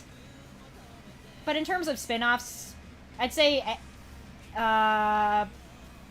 Mystery Dungeon Explorers of Time. I would say either Mystery Dungeon Red or Blue, but like Time and Darkness just had so many like good quality of life features. I'd say it's just the better version. I haven't played any other Mystery Dungeon games beyond Time and Darkness, though. Not even Explorers of the Arceus Sky. was very interesting. I liked all the RPG quest-like elements that it had going for it. Yeah, Arceus was pretty good. I like that a lot as well. I think it is lacking, though, with the whole... There's not really much in... as far as the battling aspect. Yeah, it's so that really... so that is lacking. Yeah. But I liked the agile and strong style. I thought that was very interesting. Yeah, it's a very interesting element to work with, yeah. It was nice where you could just swap moves in and out of a Pokemon versus losing that move forever. Mm-hmm. And yeah, I really liked the whole, more quest fulfillment element going on with learning about the Pokemon. Oh, yeah.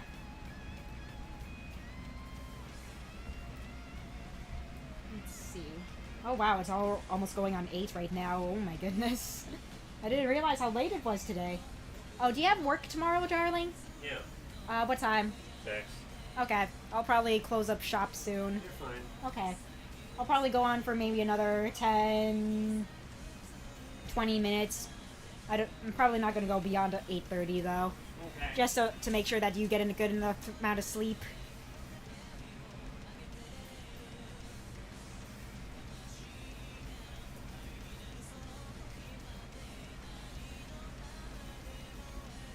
Favorite Fire Emblem game, Fire Emblem 7, hands down. Fucking love Blazing Sword. Yes. Star. I'm currently working on a Let's Play for that. Yeah, but yeah, Star asked what's about a favorite Fire Emblem game. Fire Emblem 7, very solid. Very solid choice. Mm-hmm.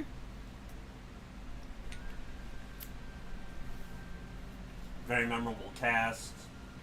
Story is nothing special per se, but it's a pretty satisfying plot all said and done. Mm-hmm.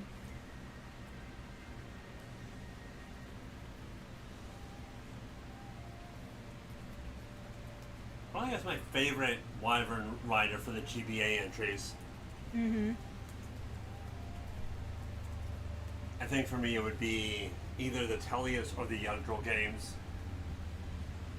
So Path of Radiance / Radiant Dawn or Genealogy of the Holy War / 776. Mm-hmm.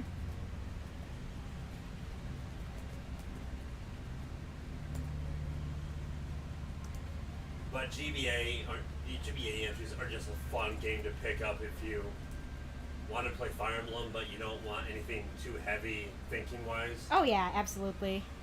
Modern Fire Emblem is getting really heavy with the amount of depth and crunch it has going on for it mechanics-wise. Yeah. Where it's becoming more and more a build that you might have for this or that character. Mm-hmm. Which I want to say Heroes is probably very much largely to blame for that. Let's see, would you ever make an entire song? You know, I have dabbled in music composition a little bit. Most of the stuff I've made is really short, and nothing involving vocals, really. But I would like to. I think it would be really cool to do something like that. Yeah. I'm just not very well versed in music composition at the moment, and I don't really have the time to really go in depth with my knowledge of such either, unfortunately. But again, it would be cool to do. Absolutely.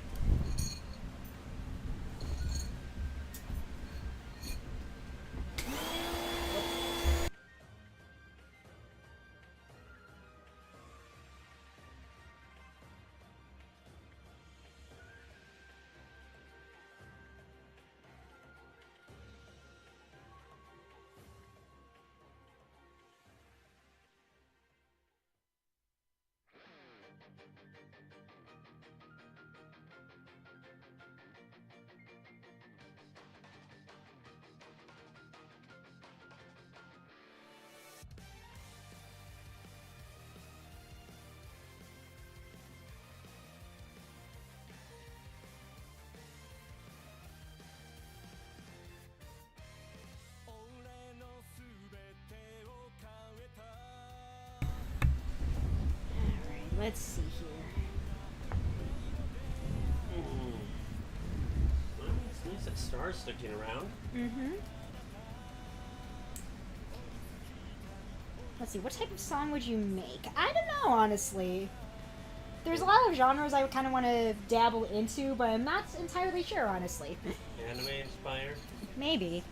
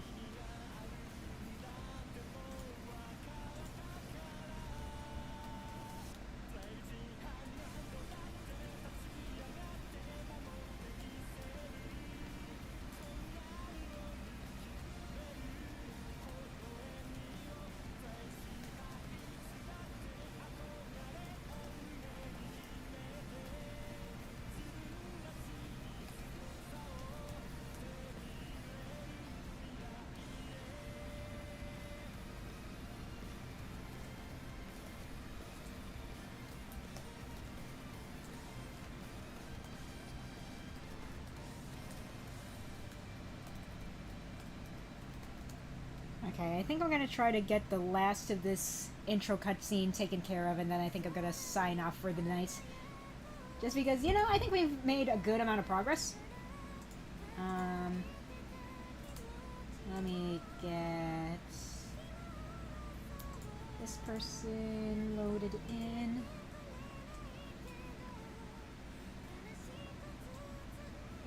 But yeah, almost done here. Nice. Yeah. But yeah, good amount of progress today. Most of it was just dedicated to Chapter 18, which I honestly did not expect, but you know what? That's just how it be sometimes.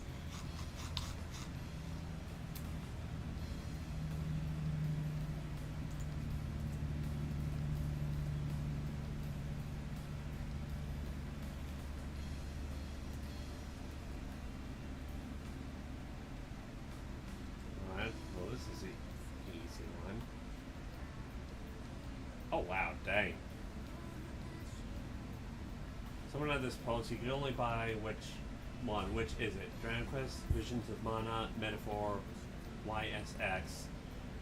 46.6% are voting Dragon Quest 3. I see.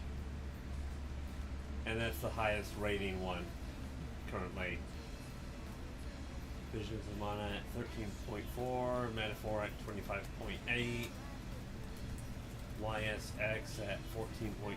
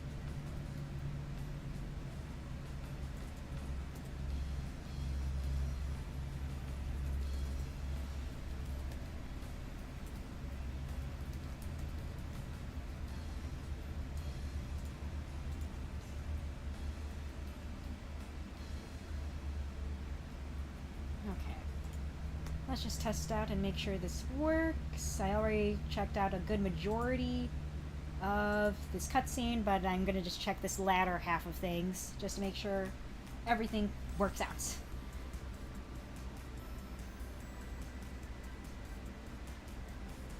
Okay,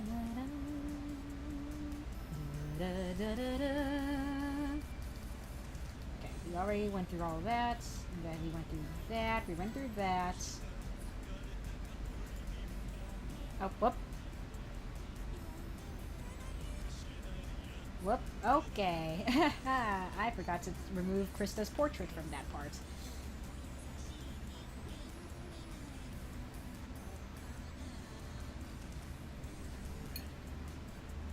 That's okay, Star. There's no need to talk or anything. We just chill here. Yep.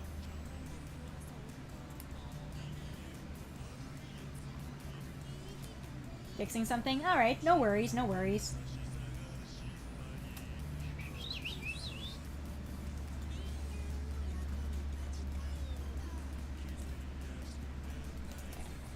Alright, let's double check that cutscene real quick and get up to that point.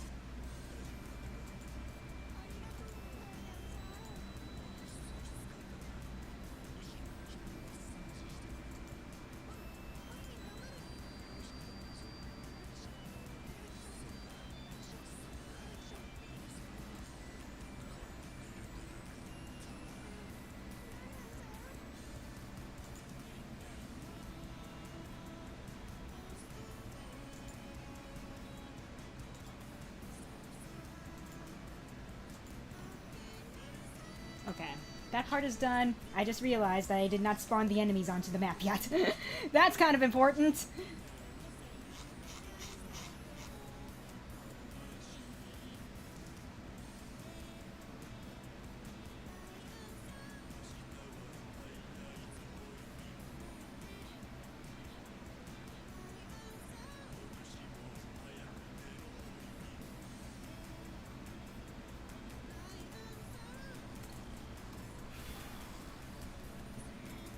Yeah, I gotta...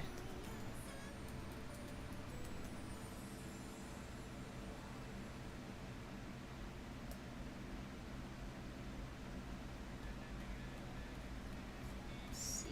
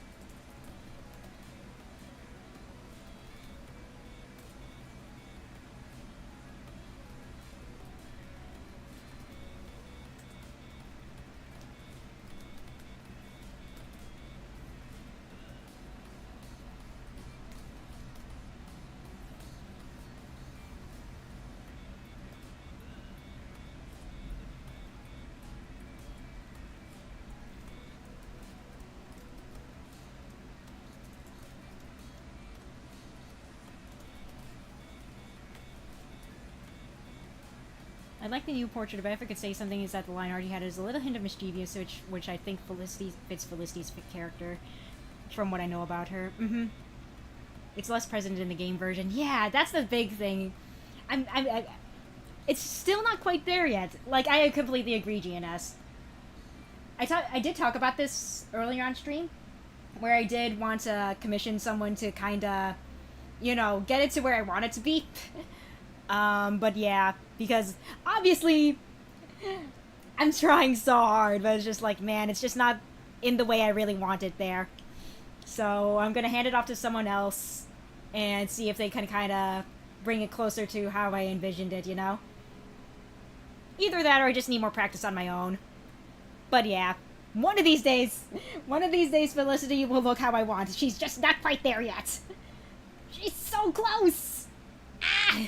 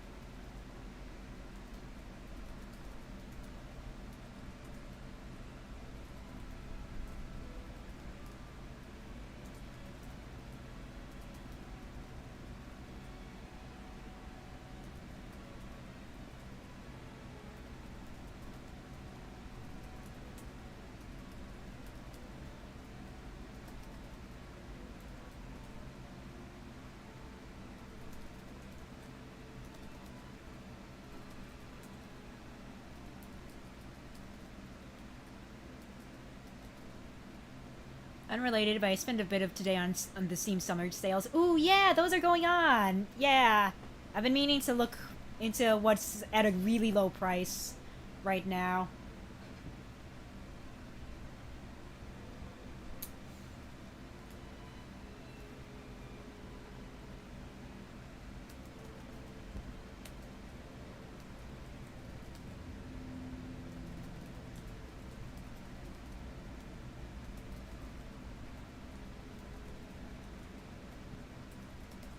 There we go.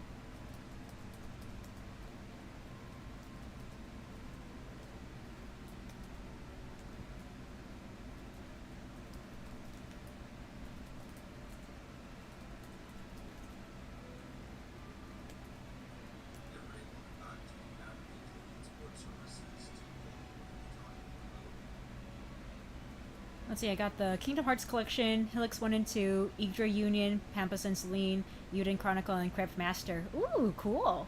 Very cool.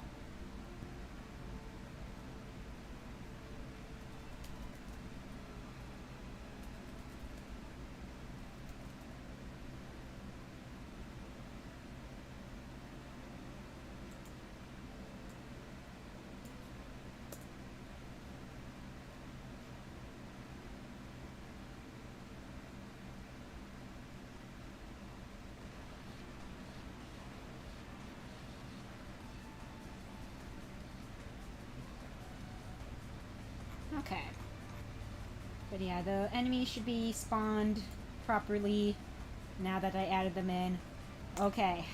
Cool. So that should be all good now.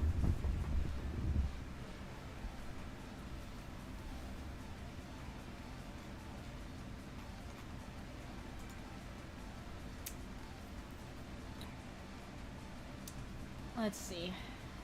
Okay, I think I'm gonna call it here for tonight, now that that's all taken care of. But yeah, I think that will do it for tonight. Thank you all so much for watching. Wednesday's gonna be more genealogy, and then Friday's gonna be another work stream, probably a little shorter than this one. I'll probably be working on more cutscene stuff on Friday, maybe. I don't know yet, but we'll see. But yeah, I'll see you all next time. Goodbye, everyone. Hope you all have a good night, or whatever time zone y'all are at. I honestly have no idea how late it is for you guys right now, but bye!